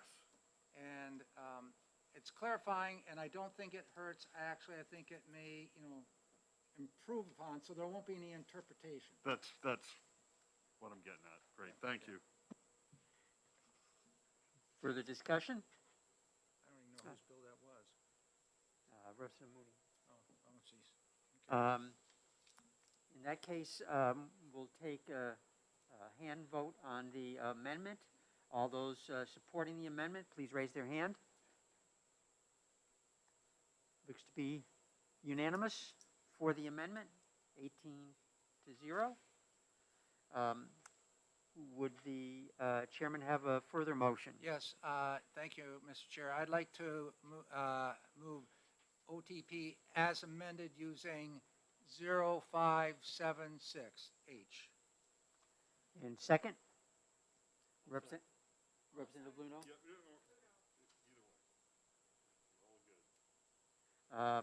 Would there be any further discussion on the ought to pass as amended? Seeing none, Madam Clerk, to you. Thank you. So this is a vote on House Bill number 1074 with Amendment 0576H relative to notice to a charter public school of a special education services meeting. The motion is ought to pass as amended. Representative Cordelli? Yes. Representative Litchfield is yes. Representative Bohm? Yes. Representative Lakis? Yes. Representative Moffett? Yes. Representative Hobson? Yes. Representative Ford? Yes. Representative Sodi? Yes. Representative Nelson? Representative Luno? Yes. Representative Waltz? Yes. Representative Tanner? Yes. Representative Ellison? Representative Mullen? Yes. Representative Woodcock? Representative Porter? Representative Hall? Yes. And Chairman Ladd? Yes. So this is 18-0, ought to pass as amended. Thank you. Consent, everybody? Okay? Great, thank you. Okay, the next bill on the docket is 1132. This bill relative to applications for a charter conversion school.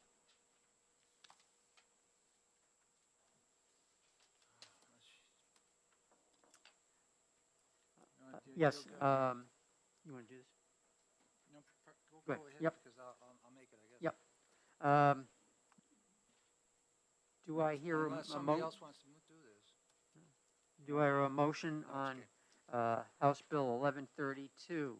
Yes, Mr. Chair, I'll move ought to pass on 1132. Thank you. And do I have a second? Representative Hobson, I see your hand. Discussion, Mr. Chairman. I think we've had our discussion hearing, but I'll mention again that a charter conversion school is another way of developing a charter school within the state. At this point in time, I don't believe there are any charter conversion schools. The process for doing that is by vote of the school board, and then to become a charter school, there are other conditions which are required. One is you have a majority of its prospective teachers, and the teachers that are in the single district right now, and that's 2/3 vote. And the other is you have to have the approval of the superintendent and the principal in writing. This eliminates those latter two categories that I just indicated, and which I believe that there's rationale for doing that. Sometimes these teachers don't even live within the district itself, and it puts the option for going that route on a part of the school board and a majority vote of the folks that are in that school district at a regular meeting or a special meeting. Thank you. Thank you. Representative Hobson, anything further? Any other discussion? I see Representative Porter's hand. Thank you, Mr. Chair. I will be voting against the ought to pass on this for the reason that anybody can call a special meeting. It only takes 50 people to call one at a town or a school district. That might possibly be a very low attendance meeting. And I believe that having it be a simple majority of those present to make such a major decision as this is inappropriate. I believe that if you want to go this route, you should have it at least be a 3/5 or a 2/3 vote of the members, of the voters at that meeting, because it's a major change for a district, and it should not be a simple majority. You could have a meeting with 50 people there, and 26 of them vote for this, and end up changing your whole school district at the will of 26 people, and I think that's a dangerous, slippery slope to go down. So I would highly recommend we vote against this bill or amend it to address that issue. Thank you. Thank you. Further discussion? Representative Woodcock. Thank you, Chairman Cordelli. A couple of points. When the bill, or the charter school bill came in, the conversion bill initially came in, it involved teachers and administrators from the schools that were going to be impacted because that was their school. And now they're taken out of the mix altogether in terms of their potential. I see this more so, though, when Representative Ladd was talking about this, and he talked about it as an outsourcing type of piece, and I think the term he used was saves money. At that discussion, I asked about examples, and he indicated that, well, like a library service, for instance. You could close down the library and use the public library. And then we talked about the physical education pieces. So it's really, in some respects, I see this as an opportunity to break or eliminate the teaching union, the AFT, the NEA, if they're there, because we start to go through this charter school. We've taken out teachers, we've taken out supervisors, we've taken out principals, we've taken out all educators, and now we're going to say, okay, we're going to start outsourcing to save money. So I find this bill, the charter school provision for conversion initially made sense in terms of if you had a school within a school, within a district, they wanted to go that way thematically. I got that. I supported that then. But not now when I see it as union breaking and money saving. It had nothing to do to improve education from my perspective. Thank you. Further discussion? Representative Ellison. Thank you, Mr. Chair. I guess this is a question to Rick. And I raised this during the hearing, and it gets to one of the issues that we've just heard about, which is the labor agreements. If there's a 3-year contract in place between a school district and the teachers union, and this process takes place at the end of year 1, and it goes to a chartered public school, what happens to the agreement between the teachers and the school district for the next 2 years after we have the conversion has taken place? And I asked that question then. I don't know that I have an answer to it. I just would be interested in your opinion on that. Well, I don't think that just because you have a charter conversion school means you're going to have to rid yourself of all the teachers within the building. I don't agree with that. And I also don't agree that those teachers in that building can't maintain their status as members of either NEA or AFT. I don't have any problem with that either. As far as the agreements that are in place, those are issues which would have to be addressed between those designing that new charter, and there is a whole process. This is just one small part of the whole process for this occurring. You'd have to look up in that part of in the chapter to discern that in 194. Follow up? Yes. Just following that then, it is possible then that a labor agreement in the discussion that took place going forward could be negated? I would say yes, it could be negated or it could be continued. Okay. Thank you. Representative Luno. Thank you very much, Mr. Chair. And so, first of all, I want to sort of point out that I probably made an amateur mistake on this. I think this is the only bill that at least on the lineup here, where we're in disagreement, where you are recommending ought to pass and we're recommending ITL. And I think we may have missed an opportunity to prepare an amendment that may have been able to address some of these concerns. So I'd like to put out 3 concerns that I think, 3 technical, mechanical concerns that could be concerns for everybody. in this room, but also Granite Staters in every town.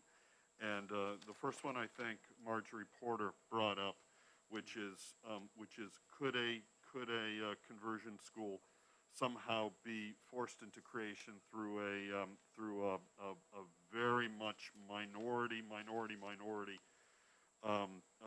called special meeting with 50 names where 50 people show up, you know, and essentially put the town or put the school district into a position where it needs to you know, to move forward with a charter conversion school without the support of the school board. The second concern would be, how does this read with respect to official ballot law, so SB 2 law, where a deliberative session might be able to modify the warrant and put an article on here. I just don't know the answers and on it. And then the third, I think, is one that that Patty Cornell has brought up, which is how will this apply to cities that don't have annual school district meetings?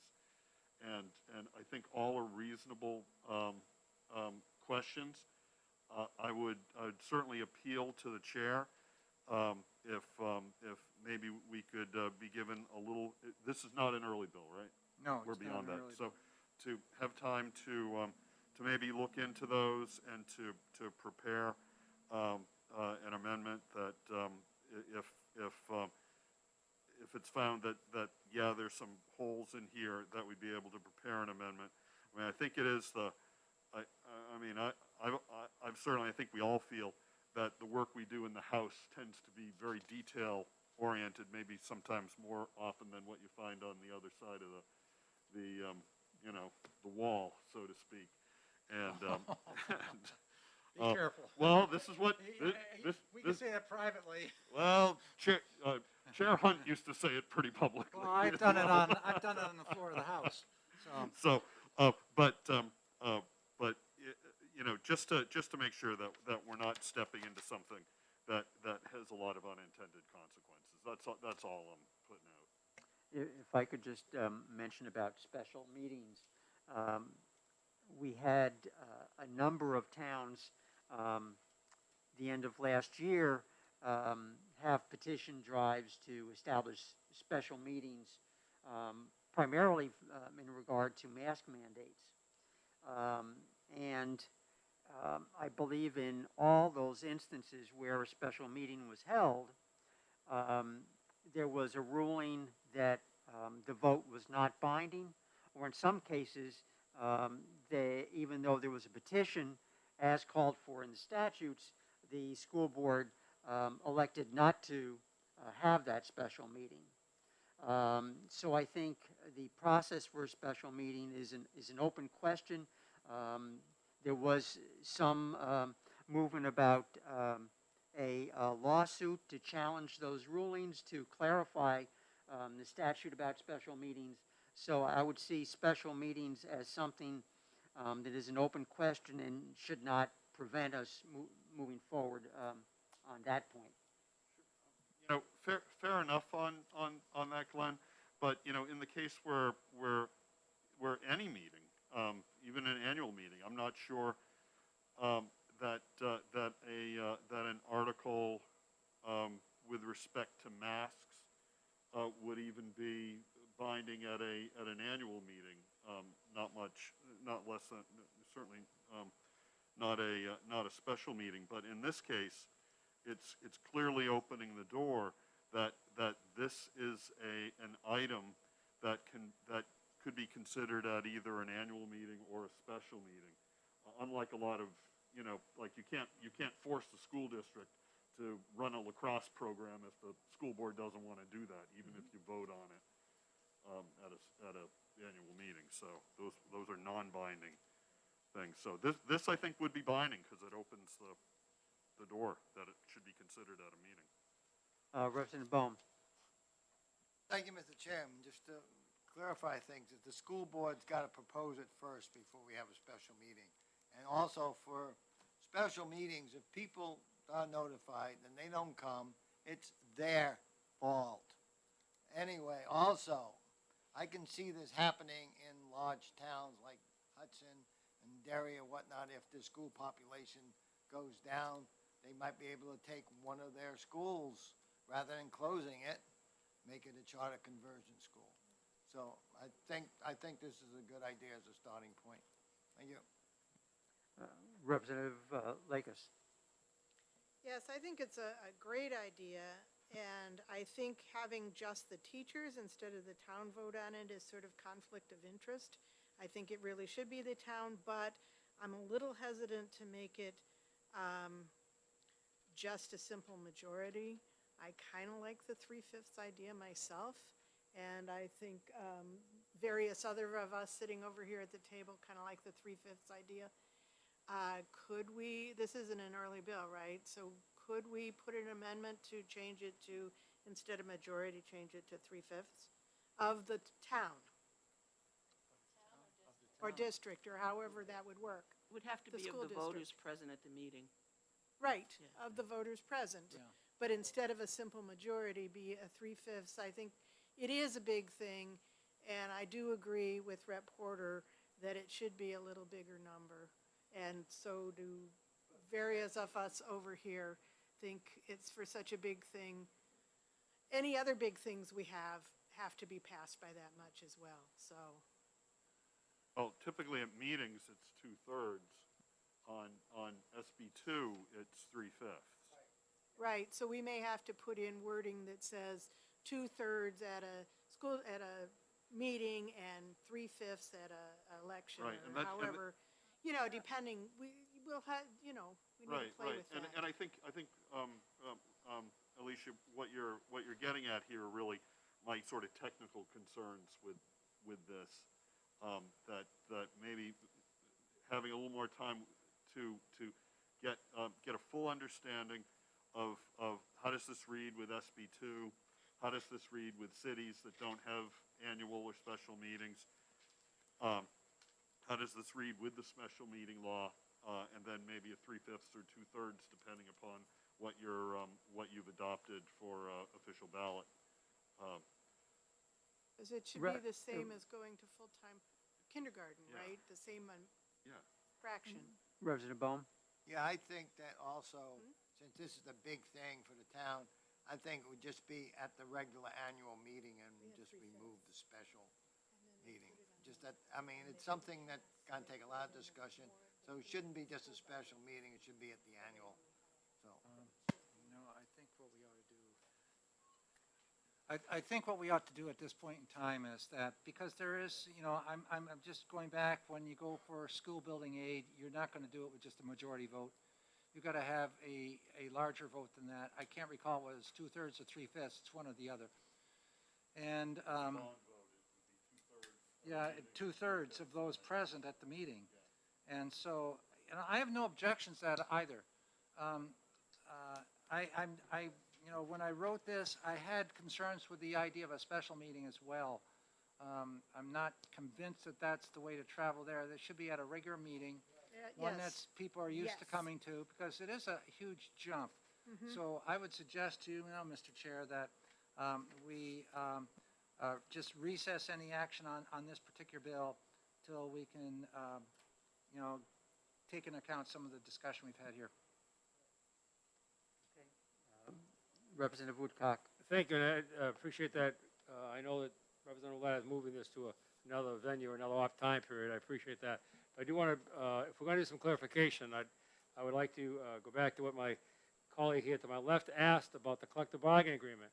When Nate Green was here from DOE, with not the information we just had now, when he was here from DOE, he said 194B14, the collective bargaining group, that union could not transfer to the school. The charter school or the new conversion school could have a union, but the union that they came from is done. That is correct. But that's not what we just But said. they could have a union.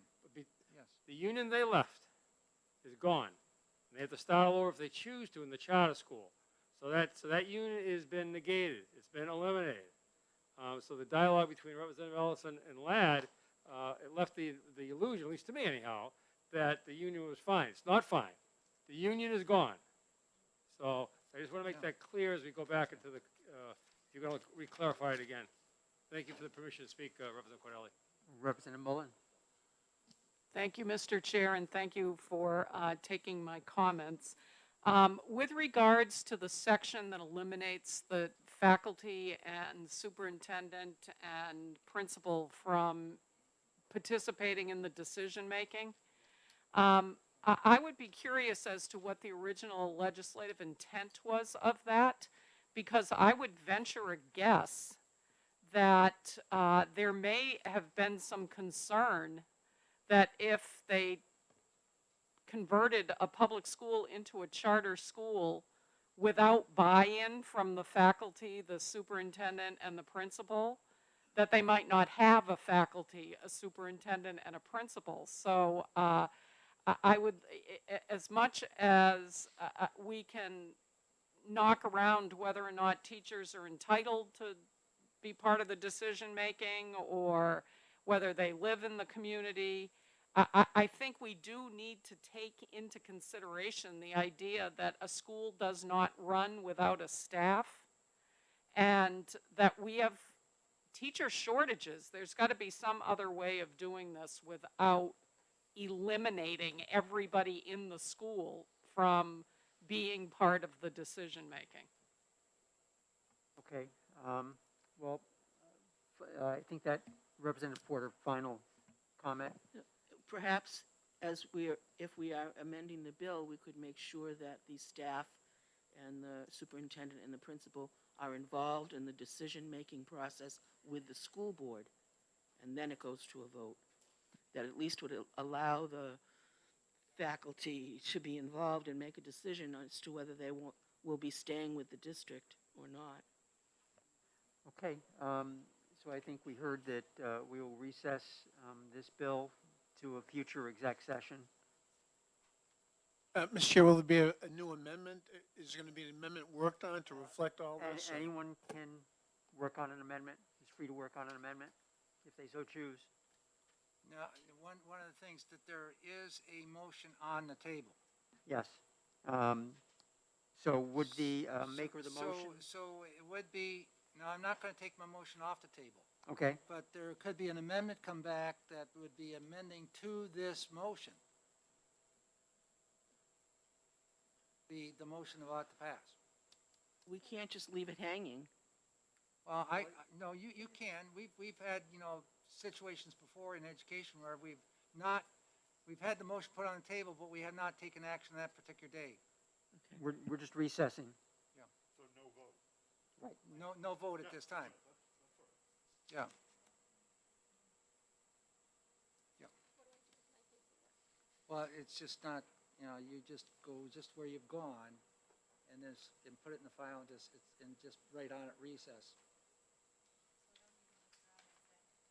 No. Okay, so I'll take over from here because now we're going on the next bill. Yep. And the next one, we're jumping over agriculture in the classroom. We just had that meeting with the commissioner yesterday afternoon, and there were some suggestions came forward on one of the associations to eliminate that, and we're not prepared to do anything on that right now, so we're jumping over it, and we'll jump to charter school fees, 1193. If I could make a motion, Mr. Chairman? Yep, let me get there. Okay. 1193 relative to charter public school fees and enrollment policies. Representative Cordelli, you recognized for a motion. Thank you. I would like to move ought to pass on House Bill 1193. Is there a second?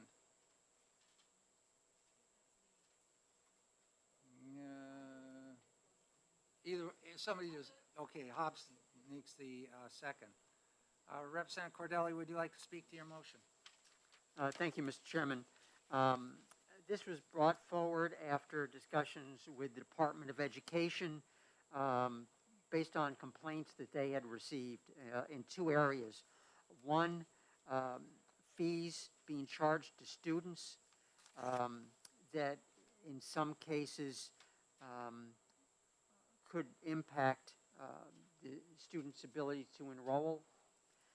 And secondly, an issue with out-of-state students being accepted into border charter schools, and because the charter school was able to charge tuition to those out-of-state students, they were actually accepting charter students, out-of-state charter school students that impacted the ability of in-state students to enroll because of maximum enrollment provisions in the charter of the school. So this bill tries to address both, stating that those fees cannot be charged as a condition of enrollment, and secondly, that in-state students have to be given preference in determination of enrollment in a charter school. Thank you. Does the second have any further discussion? Thank you. It's open to the committee. Any discussion from committee? Representative Woodcock.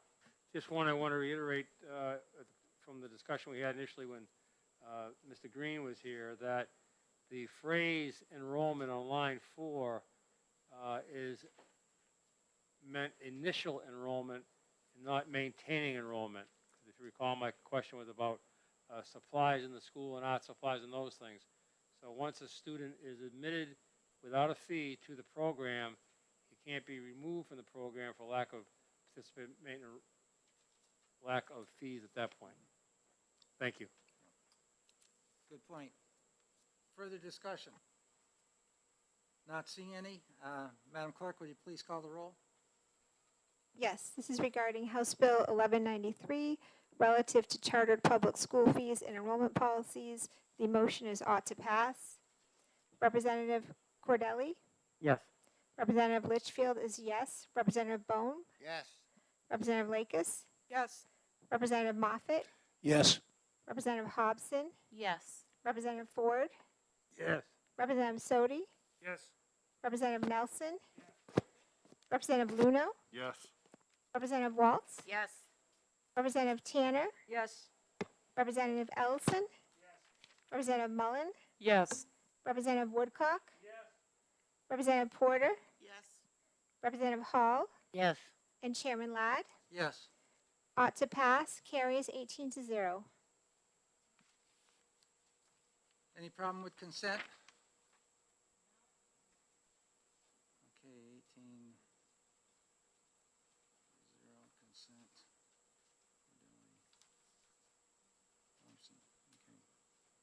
Next bill we have up is 1202, relative to transportation of pupils to school activities by a contract carrier.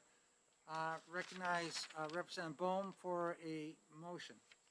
I move ought to pass on House Bill 1202. And is there a second? Second. Okay. Representative Bohm, do you care to speak to your motion? It's just briefly, we had a hearing on this, and all this removes is the mileage requirement for the bill we did last year. Hasn't, we learned, I don't know, we were arguing over the Senate bill and that 75 miles is a round trip or whatever, and without thinking ahead. And afterwards, we thought of, wait a minute, Londonderry marching band goes all over the country, and it's a trip to the airport. It's not 75 miles. And when I went on a field trip out of the country, we took a coach bus, which is the safest thing to do, and it's not 75 miles. So the miles requirement, I don't think is not required, and they still can't use it for any normal transportation, like, you know, normal school bus trips. So it's needed, and we found out last year that the coach buses that we've been using forever were illegal. Now last year's made the bill legal, but just the same as last year, except the miles requirement was removed. Thank you. Is the second care to make any Nothing further, thank you. committee? Any discussion? Yes, Representative Woodcock. And I just bring this up, I was not here for that meeting, I was home with COVID watch. I did watch it on the screen at the time, and last year when the bill came, I questioned the concern regarding the background checks of coach bus drivers for commercial bus drivers for our students and the safety exiting for our students. I don't think that has been changed from last year's bill. It wasn't resolved. And I will be voting no on this bill, Representative Ladd. Further discussion? Sure, you can ask questions in this. So just to Representative Woodcock, I may I ask you a question. Does it, He let you. he did, I asked you. Rules follower. Does it impact your decision if that charter driver would not be alone one-on-one with any students? Thank you. Wouldn't change my discussion. The discussion last time was much broader because we're talking emergency exits in the building, in the school, no practicing with those buses, all those things. So I just think this opens the door for more non-certified bus drivers, for more non-school bus type protections. So, thank you. Thank you for taking my question. Rep. Ladd? Representative Hobson? Thank you for taking my question, and this is a question for Rep. Woodcock as well. I was under the impression that we had legislation either in process in our committee dealing with schools and contracted service providers that would require them to go through a background check. Did we skip them in all of our work? No, I think Representative Bone probably can clarify it close to me yelling across the room because he's there, but we found last year that when the police came in, the state police, that the charter bus drivers are not under the same regulatory requirements in terms of background checks that our school bus drivers are. Nor do they practice with our students on emergency exits in case of accidents. You get a large bus, boom, it's over. I mean, every school bus, the kids practice once or twice a year before they even start. Thank you. One of the issues that we had last year on that was these commercial buses, which the drivers have gone through considerable training for, and they have the CDL and all that. To have the certification that Representative Woodcock is talking about, if you're on a trip to Washington, D.C., and your driver all of a sudden is really sick in Philadelphia, in Pennsylvania, it's going to be a rare bird that you pick up that has certification to drive. New Hampshire certification, they will have the CDL and all that, but they won't have that certification. So then the kids are sitting there without a driver.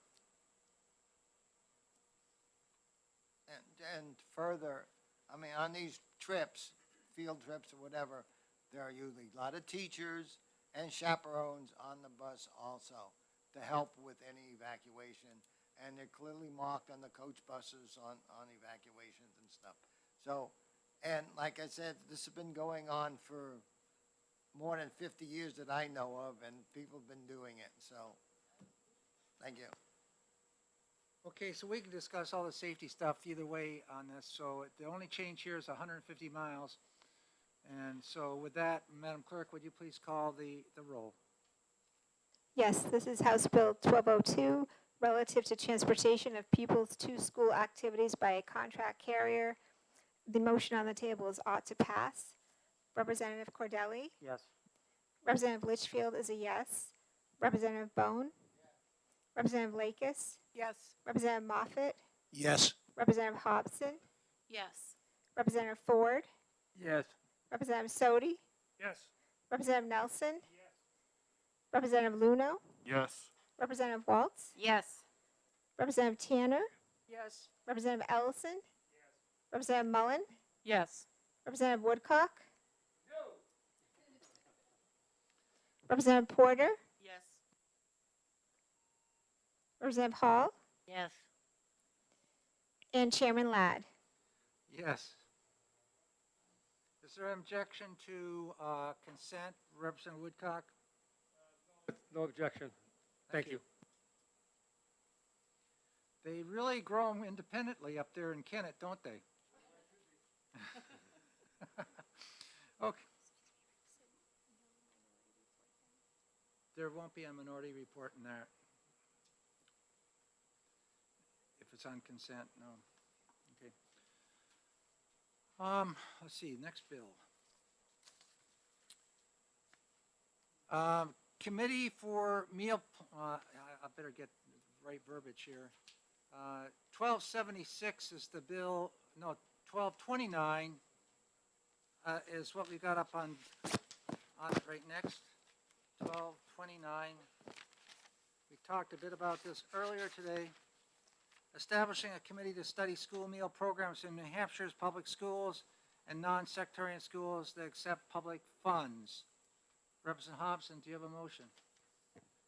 Yes, I have a motion. I would like to move HB 1229 to interim study. Is there a second? Okay. Any discussion from the maker of the motion? Yes, we've had quite a bit of discussion today about the school meal programs and schools and whether or not they participate.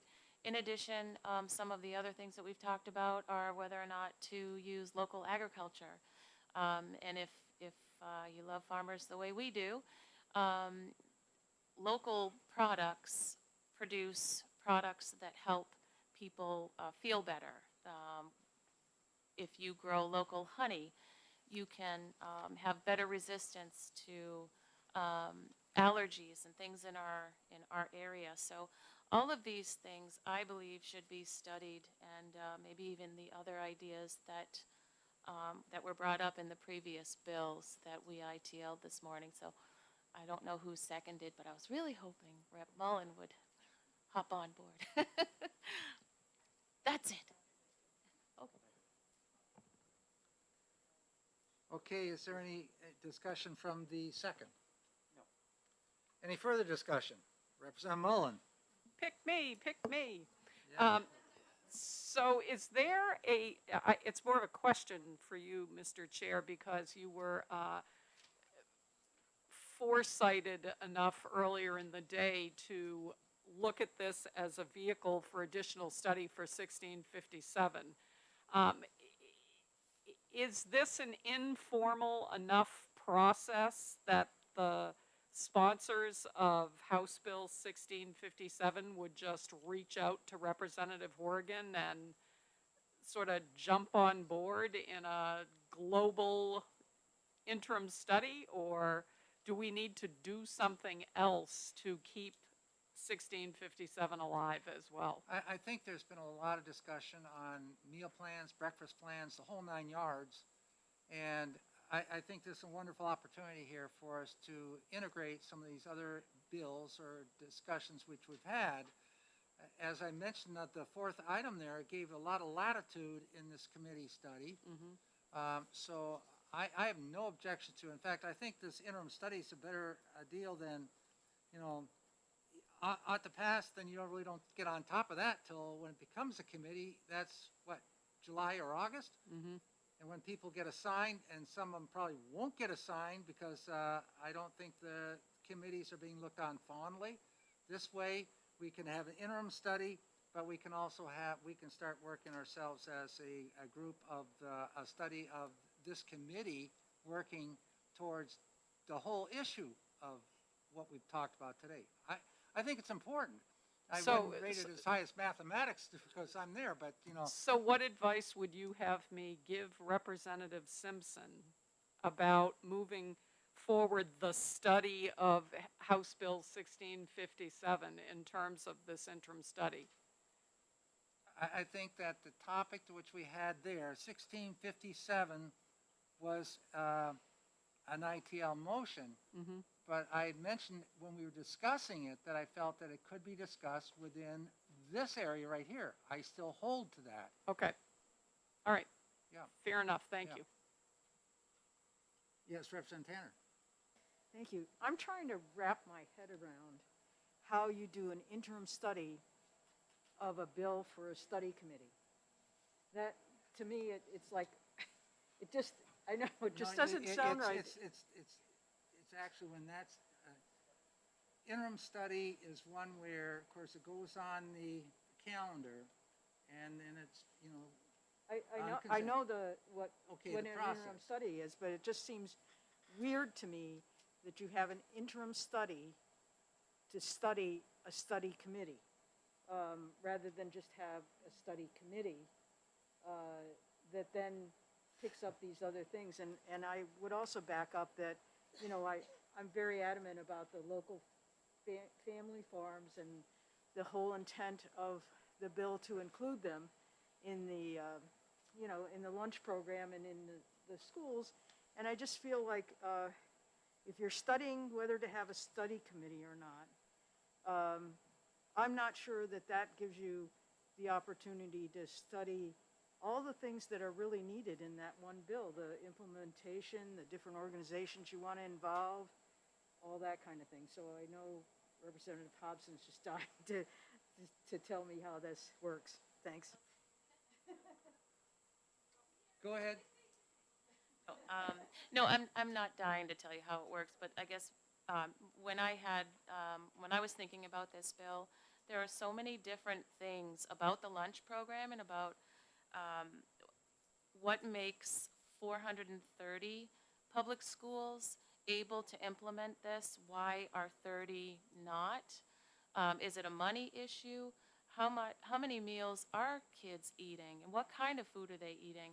And could we solve supply chain issues for our schools? I mean, there was cream cheese and coffee cup lids a few weeks ago that we couldn't find.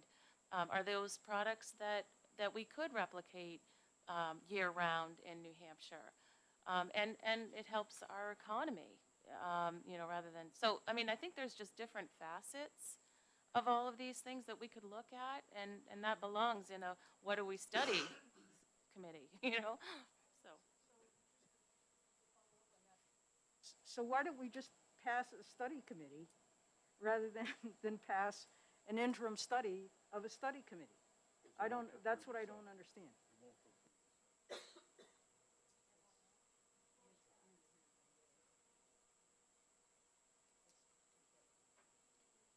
So the option we have right now is, so we can turn around and kill the bill.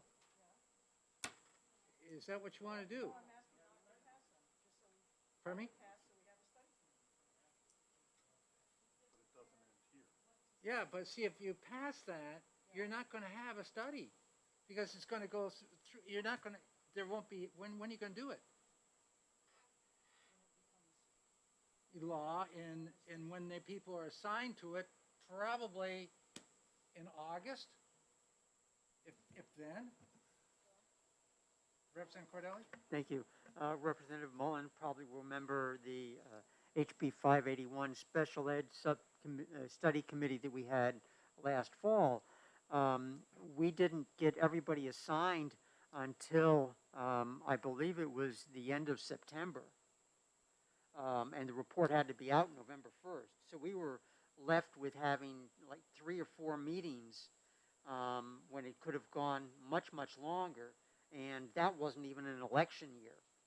So I think this year, between, as Chairman Ladd said, the assignment of people, the willingness of the Senate and everybody else to pass this through and even get it signed into law, and being an election year, I see very little chance of a study committee actually being able to do much of a study. That was the case when we had the CTE committee. Initially, we didn't have a senator on it. They just didn't assign. We went ahead and started the job. We did the same thing in the infrastructure committee when we initially started that. We didn't have people assigned, but we got enough people to have a majority, and we went ahead with it. We got people from Homeland Security, it was a commission, and the other departments, the DOE, and we had our reps. We went ahead with our study.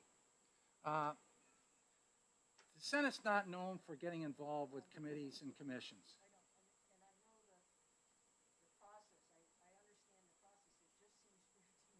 They're going to kill it. If the bill, any kind of committee, I'll bet my paycheck here, $100 a year, $200, I'll bet it all. I bet you we don't get a committee through the Senate. Representative Mullen. So, just trying to wrap my head around how this works.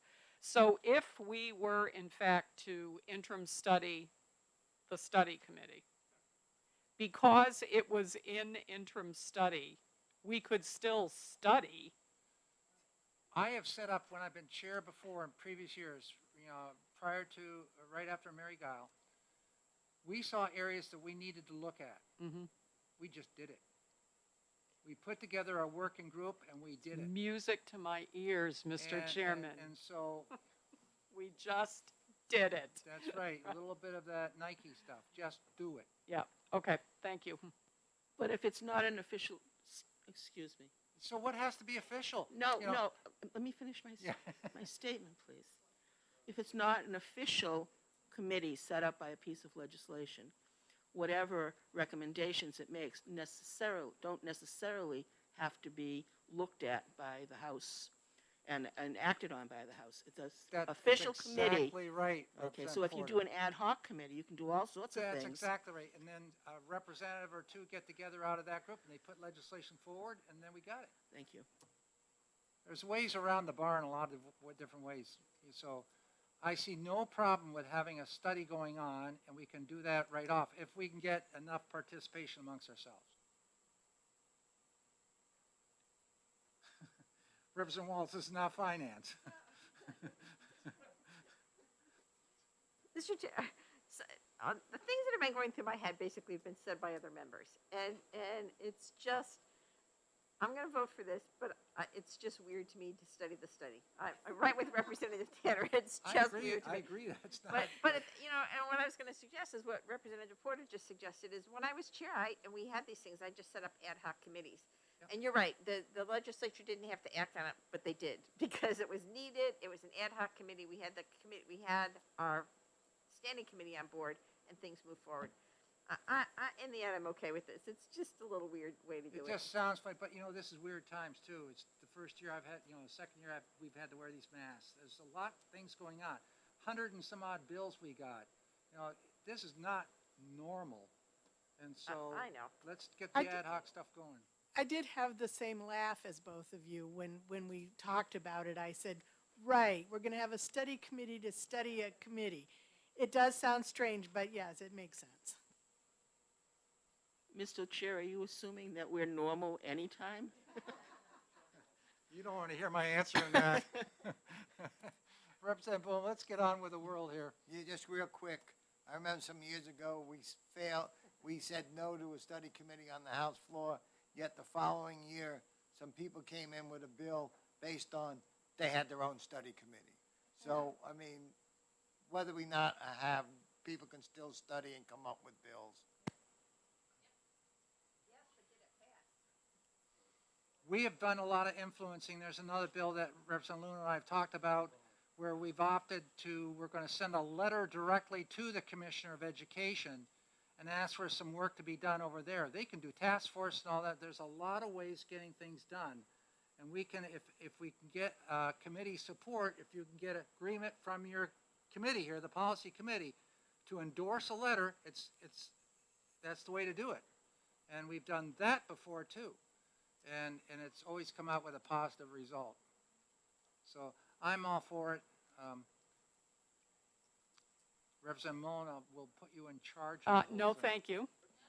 Thank you very much. I'll be in charge of the Education Committee aspect, but I'm quite sure that Representative Simpson and Murray and there's a whole bunch of them that are on this bill that have really done a fine job connecting with the various stakeholders in the whole process. So I would not want to do anything without.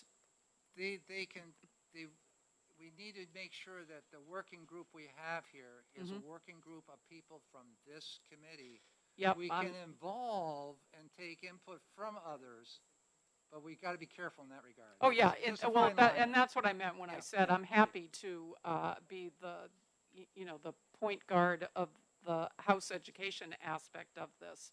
But they really have a tremendous amount of knowledge that I think would be beneficial to the work. Good. You can be point guard. I hope you watched the best basketball game ever last night. Oh, I When did. Arkansas beat number 1, and they beat Auburn 80-76, and it went in overtime. Best College game I've seen basketball in is where it's years. at. Yeah. Okay, let's go on to the next. Oh, we haven't even voted on it. Okay. She's the point guard, you're the quarterback. That's right, I feel like I'm on the end somewhere right now. Yeah, okay, HB 1276. No, 1229. Yeah. Okay, interim study.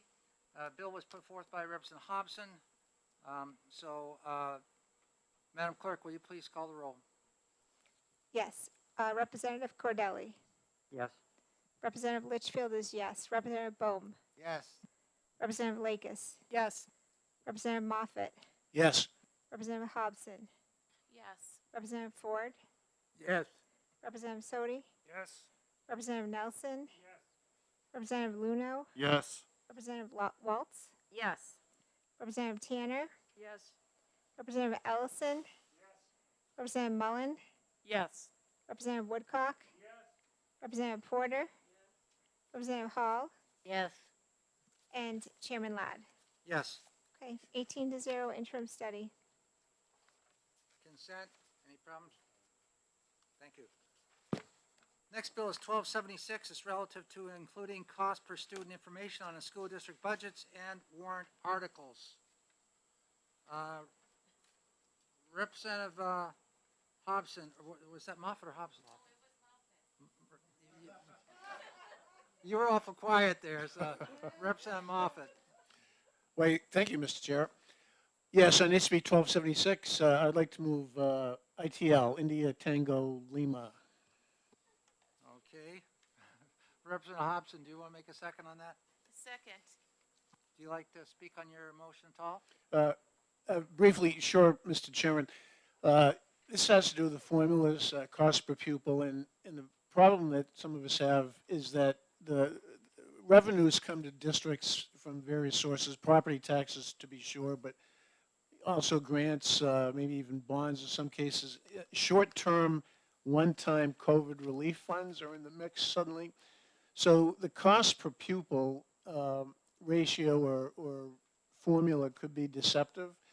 And also the cost per student, for example, I think I mentioned this during the hearing in the form of a question. For the cost per student for a building, roof improvement, for example, benefits everybody, whereas the cost per pupil on a warrant article, if they break it down for new band uniforms, benefits just like a subset of students. So for those and other reasons, involving what some of us think are flawed formulas for cost per pupil, we're looking for ITL. Thank you. Did you make the second? No, I think that. Let's let the second have an opportunity first if she cares. Yep. I do care, but I don't have any further comment, so I will pass it over to Alicia. Okay, I messed up. I just realized I have an amendment that was given to me to introduce on this that we didn't even talk about, and what it does is it clears up all that, what it is and everything, and it basically says it's on the operating budget warrant. So for each warrant item, it would give the cost per pupil for that warrant item. And so it does change completely all of those things, and I'm sorry I totally forgot when we were talking about this. Wow. So I don't know what you want to do. Because, Well, we have a motion on the table. yeah, do we want to take it back and change it and do the amendment? Which was put in by Rep. Thomas, Rep. Harley, Rep. Moffett, and myself? To try to clear up that whole issue? I don't know if everybody's had the opportunity to see it exactly. You know, I think everybody else was of the opinion that we would ITL that because his district versus her district there may be using all kinds of different elements and coming up with some kind of a per pupil cost. And of course, they say it's unto that district alone, but they're going to look and say over in his district, a kid's getting better education for less money. Well, that may be so or may not be so. Well, that was the point of changing it just to the warrant articles. And so each warrant article would have what that warrant article's cost per pupil was.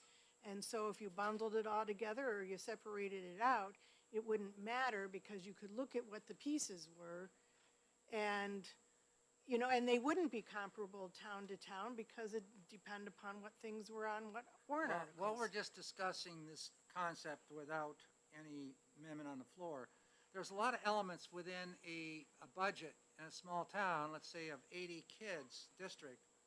You could have 2 catastrophic aid kids in there, $250,000 apiece, and that's going to certainly shoot that budget up, but you can't do a darn thing about it because you're required by law to do it. So I have some real issues with the whole thing of this per pupil cost per warrant article or any associated cost. So at this point in time, I'm not going to allow the amendment to come forward. We're going to go ahead with a vote. Okay, sorry, Rep. Thomas. Okay, further discussion from the committee on that bill. Anybody? Nope. Okay, Madam Clerk, will you please call the roll? Yes, this is relative to House Bill 1276, allowing for school district budgets and warrant articles to include cost per student information. The motion on the table is ITL. Representative Cordelli? Yes. Representative Litchfield is yes. Representative Bohm? Yes. Representative Lakis? Yes for now. Representative Moffett? Yes. Representative Hobson? Yes. Representative Ford? Yes. Representative Sodi? Yes. Representative Nelson? Representative Luno? Yes. Representative Waltz? Yes. Representative Tanner? Yes. Representative Ellison? Representative Mullen? Yes. Representative Woodcock? Representative Porter? Representative Hall? Yes. And Chairman Ladd. Yes. So that carries 18-0. Okay. Any problems with consent? No? Thank you. Okay, the next bill which we had here is 1355, suspected cases of fraud in education freedom accounts. I think this is one where we kind of, the twain diverged.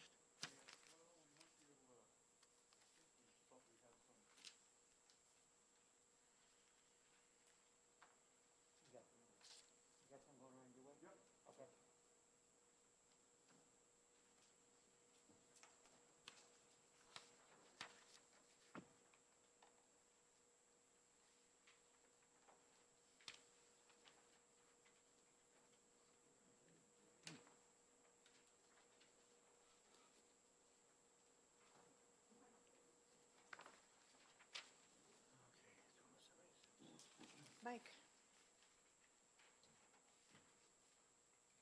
It's for you guys.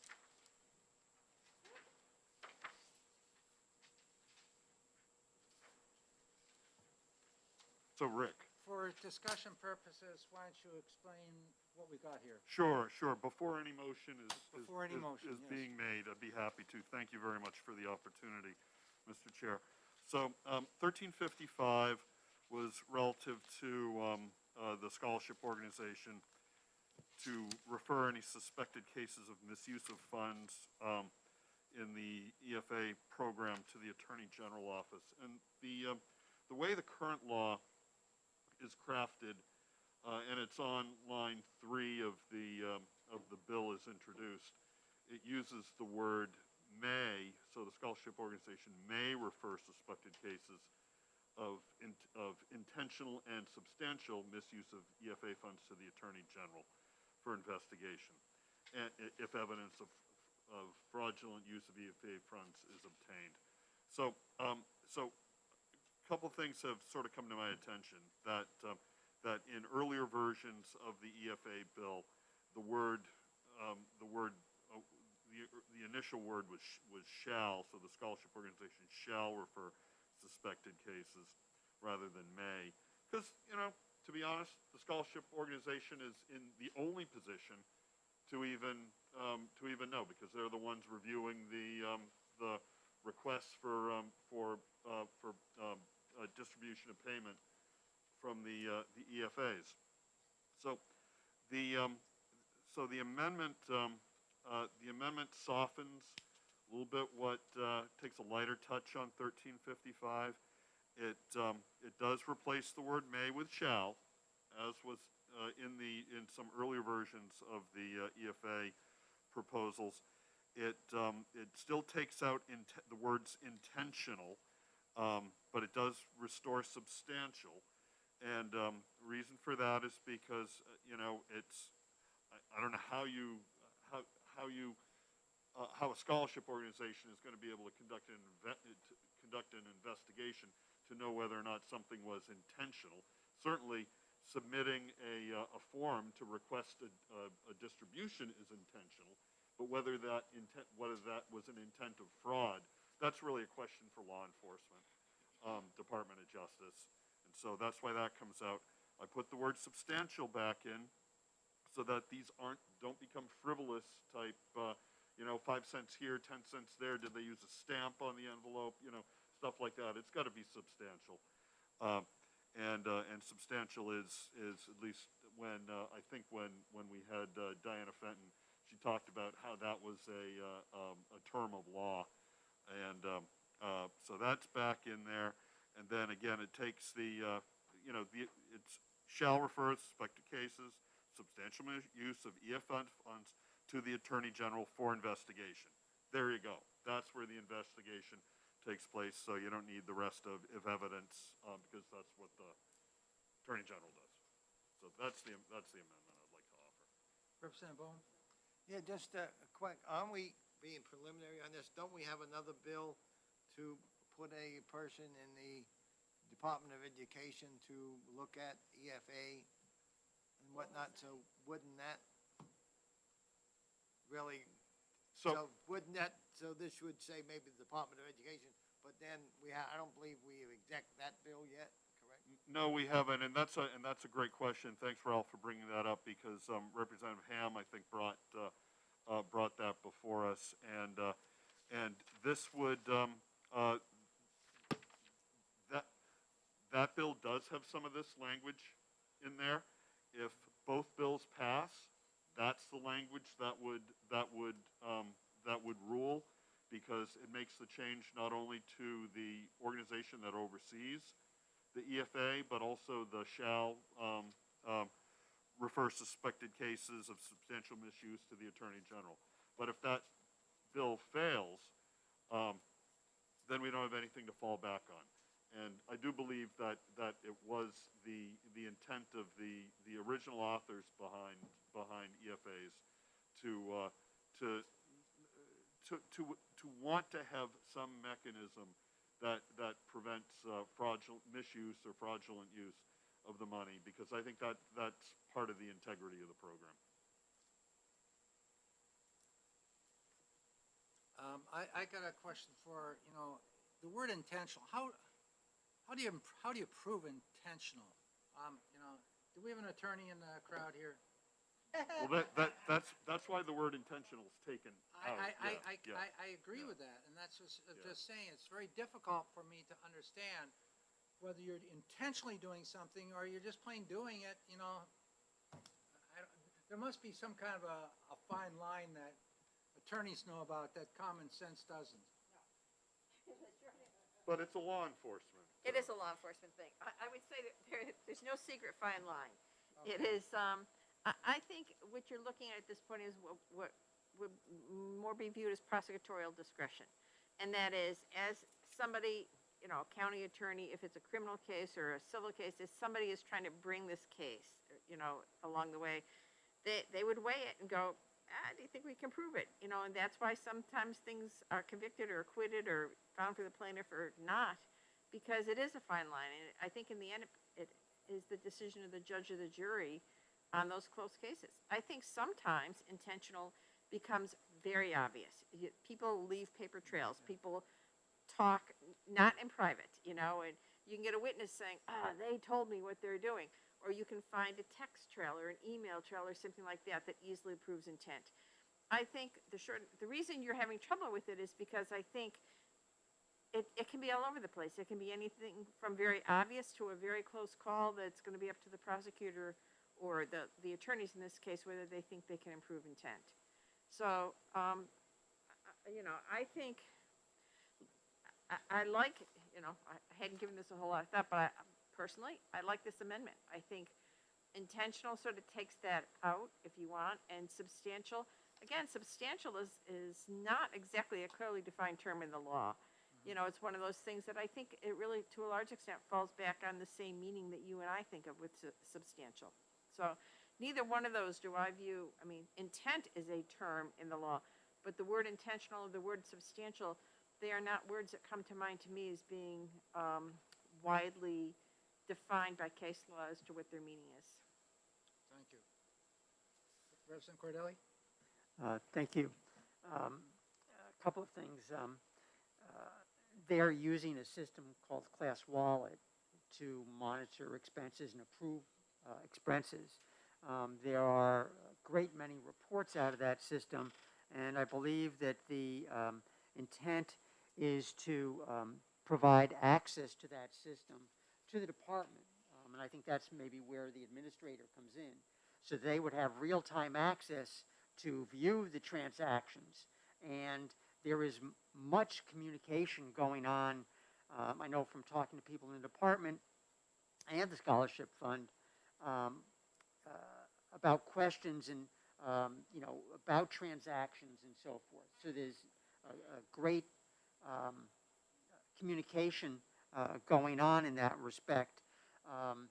And in addition, I believe some of this in terms of misuse and reporting is included in the contract that the department had signed by Children's Scholarship Fund. So I think I've come to the thought that it's really not needed to make this change. And I think one other aspect is I think some of it is provided for in rules that are going before JLCAR, I think, possibly next week, the final rules.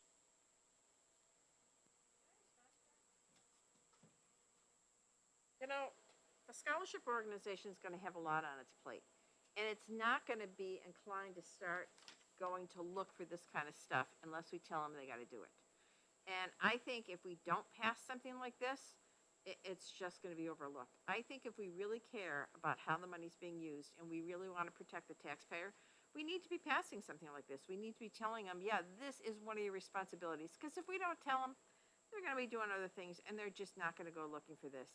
And unless somebody throws it in their face that there's been some egregious abuse, which is unlikely to happen, they're not going to pay any attention as to whether there's a substantial misuse, because they got, like everything else in government, too much to do with too few staff. Can I ask you a question? The last part which is scratched out, fraudulent use, evidence of fraudulent use. How would that be gathered? Obviously, it's the way it's written there right now, I assume the scholarship organization would have to have an understanding that's fraudulent use of the EFA funds before the investigation would occur. Or am I reading this incorrectly? Let me make sure I understand what you're saying. Under the current law, or under the current law, they would have to have evidence of fraudulent use. Yes. Let me just read it for a moment with that in mind. This doesn't have the word fraud in the statute. Well, There's recitations of substantial. I'm not looking at yours. I'm not looking at yours. I'm looking at what is in the current 1355. Yeah. Intentional. So evidence of fraudulent, so would the scholarship organization have to come up with evidence of fraudulent use of monies before the Attorney General could investigate? Because of the words "is obtained," I would argue yes, because it says evidence of fraudulent use is obtained. Well, how are you going to obtain it if you're not going out and, I suppose somebody could lay it on you and say, somebody's out there and they bought a new car with their EFA money or something, like if there was major abuse of it. But yeah, I would say that as the law is currently written, I think I'm answering the question you asked. Well, I think it also goes, I mean, the scholarship organization is not in a position to make a legal finding of fraud. That's right. I mean, that's what the attorney general. That's a really good point. Yeah. I'm not a lawyer. Well, neither is the administrator at the EFA. The new position at the EFA, should that go through? That position is described as a technical support position, and the job description is described as being a resource to parents and students and the DOE and whatever. So I don't know that they've got the legal wherewithal to be able to take any action against potential fraud. So would this amending language be more protecting the scholarship organization from having to get involved with this?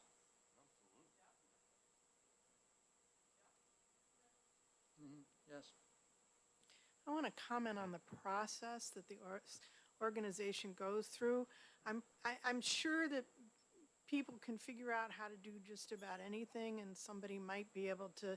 The only fraud I could think of here is maybe they would sell the stuff instead of using them, but otherwise, the way the process works, you can't get a penny, even for a pencil, without first putting in an application to the scholarship organization, which goes over it, which figures out whether it's appropriate use, etc. And then they okay. And then you use that okay to go to a particular provider. And that provider then provides, and you pay for it, and you get a receipt, and you send the receipt in, and you get reimbursed. And so every single purchase, even a pencil or eraser, is personally okayed by a human being before it's ever made. So you can't buy a car or a TV or any of that stuff. And not only that, the providers who want to stay providers are super, super careful because they don't want to lose that business. And I will tell you that some friends of mine, because there were a number of children, well, there were 6 children in the program and a number of them needed new laptops, Amazon decided to take away their ability after these laptops because they said, oh, that's too many laptops, because they're thinking of like a kid or two, and not all 6 kids got laptops, but I'm just saying it was more than the 1 or 2. And Amazon itself, who was one of the providers for particular things, even though the purchase was okayed, even though everything was done and whatever, Amazon itself, because they wanted to stay providers, said this looks fishy to me, and closed and put a hold on the account. So it would be very, very hard for anybody to commit fraud as far as purchasing. The only thing I can think of is if they then decided to go off and sell the things that were gotten. And so other than that, I mean, this whole idea of buying all these fraudulent things or whatever is just, it's not going to happen. Every single purchase is reviewed first. And the people do not have the money, okay? They don't get the money. They get the money as a refund for a purchase that was made, or the money goes straight from the scholarship organization to the provider. It never is in the hands of the actual parents. They don't get it. Representative Cordelli. Thank you. Just in terms of terminology, it doesn't go from the scholarship organization to the provider. It goes from the EFA account to the service provider. And all the transactions are electronic. And secondly, I know specifically of an instance, 2 children in the family, one with an EFA, one wasn't. They wanted to buy a book. Children's Scholarship Fund saw the transaction, had questions about the book. They verified what the age appropriate level was for that book to find out, is this going to the child with an EFA or the child without an EFA? So that's the extent of the verification of transactions that is going on. Representative Porter? Thank you, Mr. Chair. But wouldn't you want to just make sure and protect that organization? Make sure that they are checking into potential fraud if they find it? I mean, it seems to me that if you want this program to be successful, you would dread a case coming out in the public of massive fraud of use of the funds. If, even though you say it might not happen, wouldn't you want to make sure it couldn't happen by having something like this available? How would passing a bill keep it from happening if the scholarship organization, in their own self-interest, is looking to make sure there is no fraud? Then how is passing this bill going to stop fraud? Again, I think the operative words here are misuse of funds. Fraud is a legal determination that currently the scholarship organization is in the hot seat to have to determine if evidence of fraudulent use of EFA funds is obtained.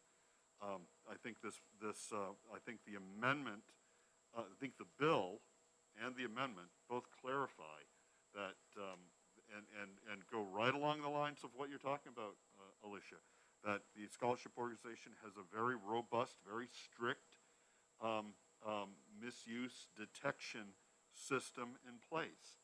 But should something go awry, should something be misused, then the scholarship organization, all they have to do is say, look, is it substantial? Okay.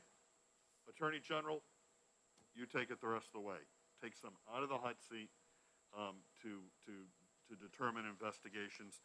And I think I think both the bill and particularly the amendment are both good looks at the EFA program for Granite Staters who may be very maybe not supportive. Further discussion? Representative Nelson? Thank you. This is probably a stupid question, but who's watching who? Is the problem watching the scholarship organization and their employees? Is it watching the parent and what they have, their process in this, or how they're involved with the school? What's included? I guess I'm confused, and I apologize for being confused. I'm not sure I understood the question. Again, I was not at the hearing, so we have to apologize. I have to apologize for that.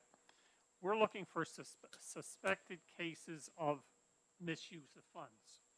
Are we watching the organization that's overseeing the funds for fraud, or the people who want to get the funds from them? Who are we watching, both or just one or the other? So this is specifically that the scholarship organization who is overseeing or is managing the distribution of EFA dollars, and should they see what they suspect may be a misuse of EFA funds, that they report that to the Attorney General for investigation. Thank you. So, yeah. Okay, Representative Ford?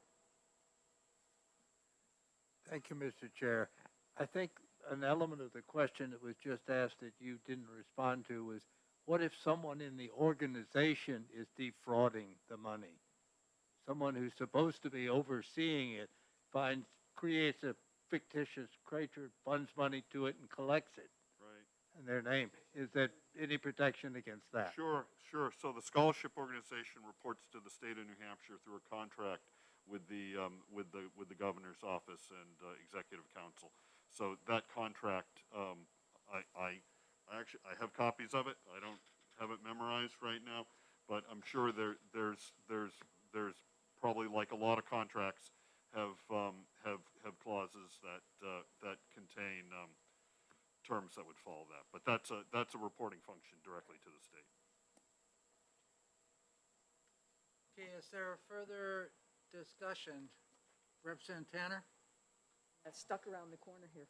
I just, I think from my reading anyway, and just, I guess to back up, whenever there's a large amount of money floating around, it seems like there's always the potential for fraud. And I think the people that commit fraud or try to, or seize that opportunity, kind of go out and seek it. And we've seen it happen in other states. I mean, even individually, you're not exempt from having something fraudulently, your ID stolen or whatever, particularly when you're interacting over the internet. So I just think this is like a protection. It's a protective statement. And I think, it's kind of like an insurance that we're going to have some backup. Because, things like that are just part of our culture now, I think. Okay, I think there's been enough discussion on this. What I'm going to do is, I'm not going to take action on this one today. This has been introduced, and I think it's generated all our wheels and gears up here to start, moving. And I myself right now am having a difficult time with what we've got here and which is the path to take. So we'll recess this one. There's nothing on the table right now other than discussion which we've had. So we'll bring it up. Even take it home and sleep on it a little bit. Maybe we can get this on the docket again tomorrow. Rick, since it's not an early bill, I might suggest we consider it back to back when Bonnie Ham's bill comes to exec. Yeah. Yeah, So- exactly where Ralph was. What's the number of that bill? Do you know?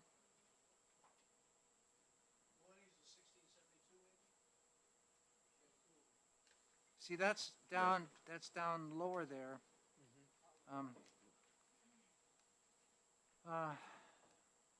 So anyways, Well, I get think what we will do is let's jump over that quickly and take care of a couple that I know we can do. The next one, centralized criminal records check, 1398.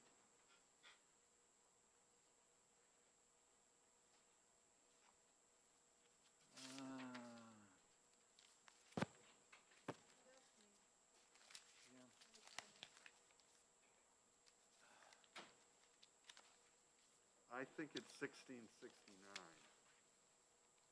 The one you're talking about. Yeah.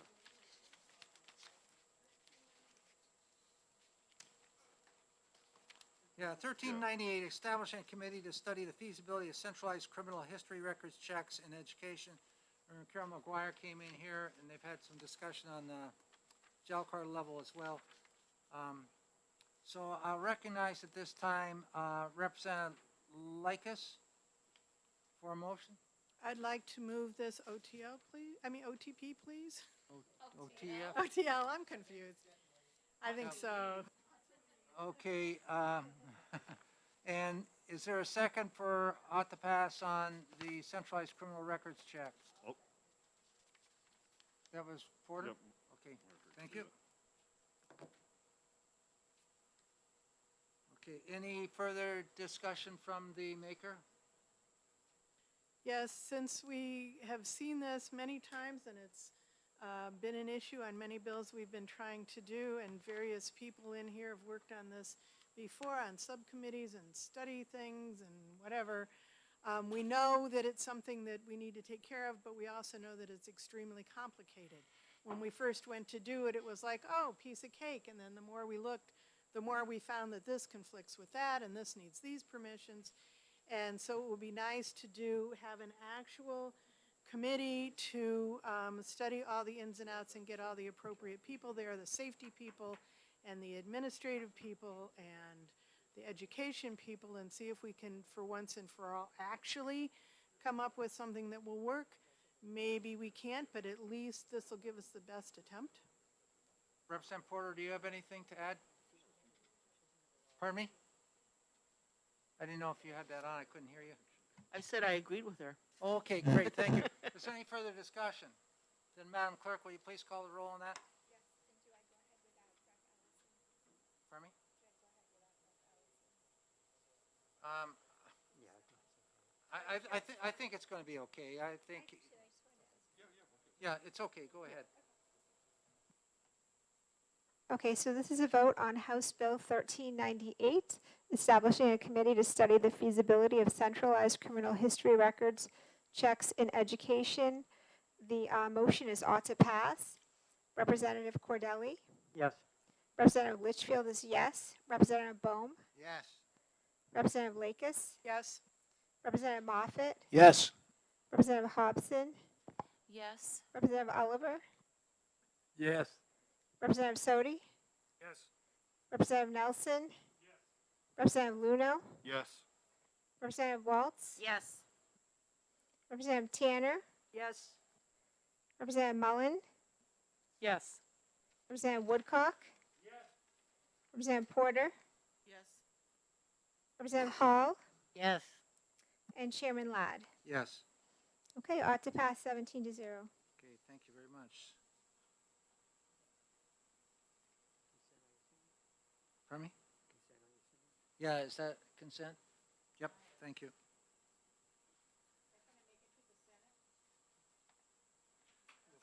We'll find out.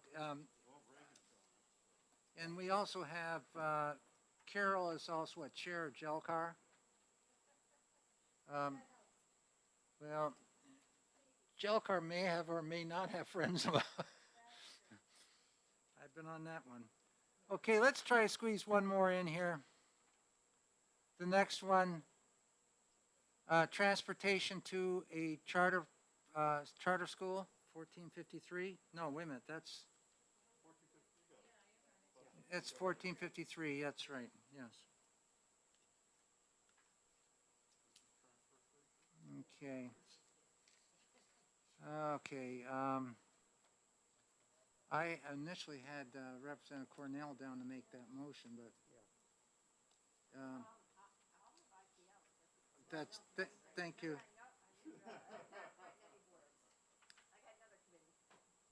Who's making that motion?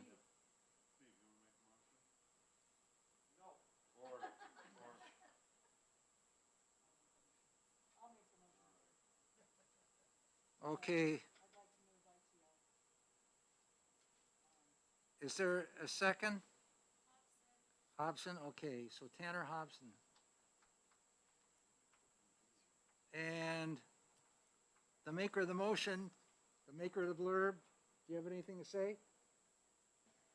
I guess a couple things. One was that it seems like a really complicated issue that needs to be sorted out a little bit more. And I know, at least from up in my area, where every student is bused to Kearsarge Regional High School, that some of the requests in this bill made it virtually impossible to do it in an effective, efficient manner. So. Okay. Let's see, Representative Hobson, you have anything to say? Okay, Representative Wall? I just want to say, I heard from Representative Cornell, and they have no transfer stations in Boston. I mean, Boston, in Manchester, Boston? sorry. It is In almost time to Manchester. go home, isn't it? In Manchester, so I'm not even sure that this is really going on, but apparently it's not going on in Manchester. If it was going on anywhere, you'd think that would be where it was. Yeah. Is there any further discussion? Not seeing any. Madam Clerk, will you call the roll, please? Yes, thank you. This is regarding House Bill 1453, relative to transportation to a chartered public school. The motion on the table is ITL. Representative Cordelli? Yes. Representative Litchfield is yes. Representative Bohm? Yes. Representative Lakis? Yes. Representative Moffett? Yes. Representative Hobson? Yes. Representative Ford? Yes. Representative Sodi? Yes. Representative Nelson? Representative Luno? Yes. Representative Waltz? Yes. Representative Tanner? Yes. Representative Ellison? Representative Mullen? Yes. Representative Woodcock? Representative Porter? Representative Hall? Yes. And Chairman Ladd. Yes. Okay, ITL 19-0. 18-0? Oh, 18-0, sorry. Yeah. And consent? Okay, I think we're going to call it quits right there. We're all getting a little shaky here. And shaky's a nice, easy term to identify it as. But things are going askew here.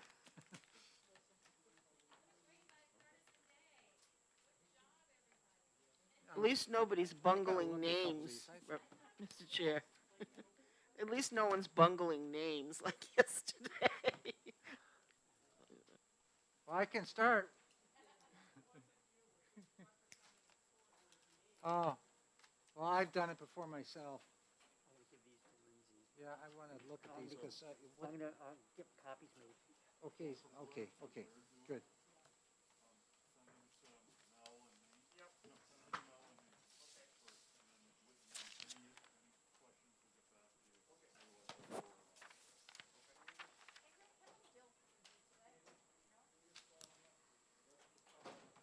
There's 7, 8, 9, 10, 11, 12, 13, 14, 15, 16 or 17, yeah, oh yeah. Well, judiciary the other day did 41. Pardon me? So we didn't exec all day, we had a hearing. That's exactly right, yeah. And they said they took up easy ones too. So, All right, so so we got a lot of work ahead of us. what I think I have. 15 of them we handled, 2 of them we recessed. Yeah. Plus we had 2 hearings. Oh, we only did 15? I can't, yeah, see. Well, but 2 of them were recessed. Okay, that's right, yeah. So do you want these committee reports by tomorrow morning? By tomorrow morning, yes. And your committee reports, just try to email them to me, because I got to review them before, and then give them to Lindsay. Lindsay gives them to Jen. Jen reviews them up there. Then they go on and they keep getting reviewed. They're going to come from Mel and me. They're going to send them to Mel. That's fine too, as long as I get them, so I can, because tomorrow we're going to have to make sure the early bills are absolutely done. And do you have the bill on the foundation budget, the blurb? I do. Yeah. I'll email that to you. Email it to me too, please, yeah. You wrote the, You may want to add you may want to put a couple more sentences. I may, in it. yeah. you made the motion on the lead and the water thing? Yes. I assume you're writing the book. Yes, I am. In fact, it's already been written. Yeah. Good.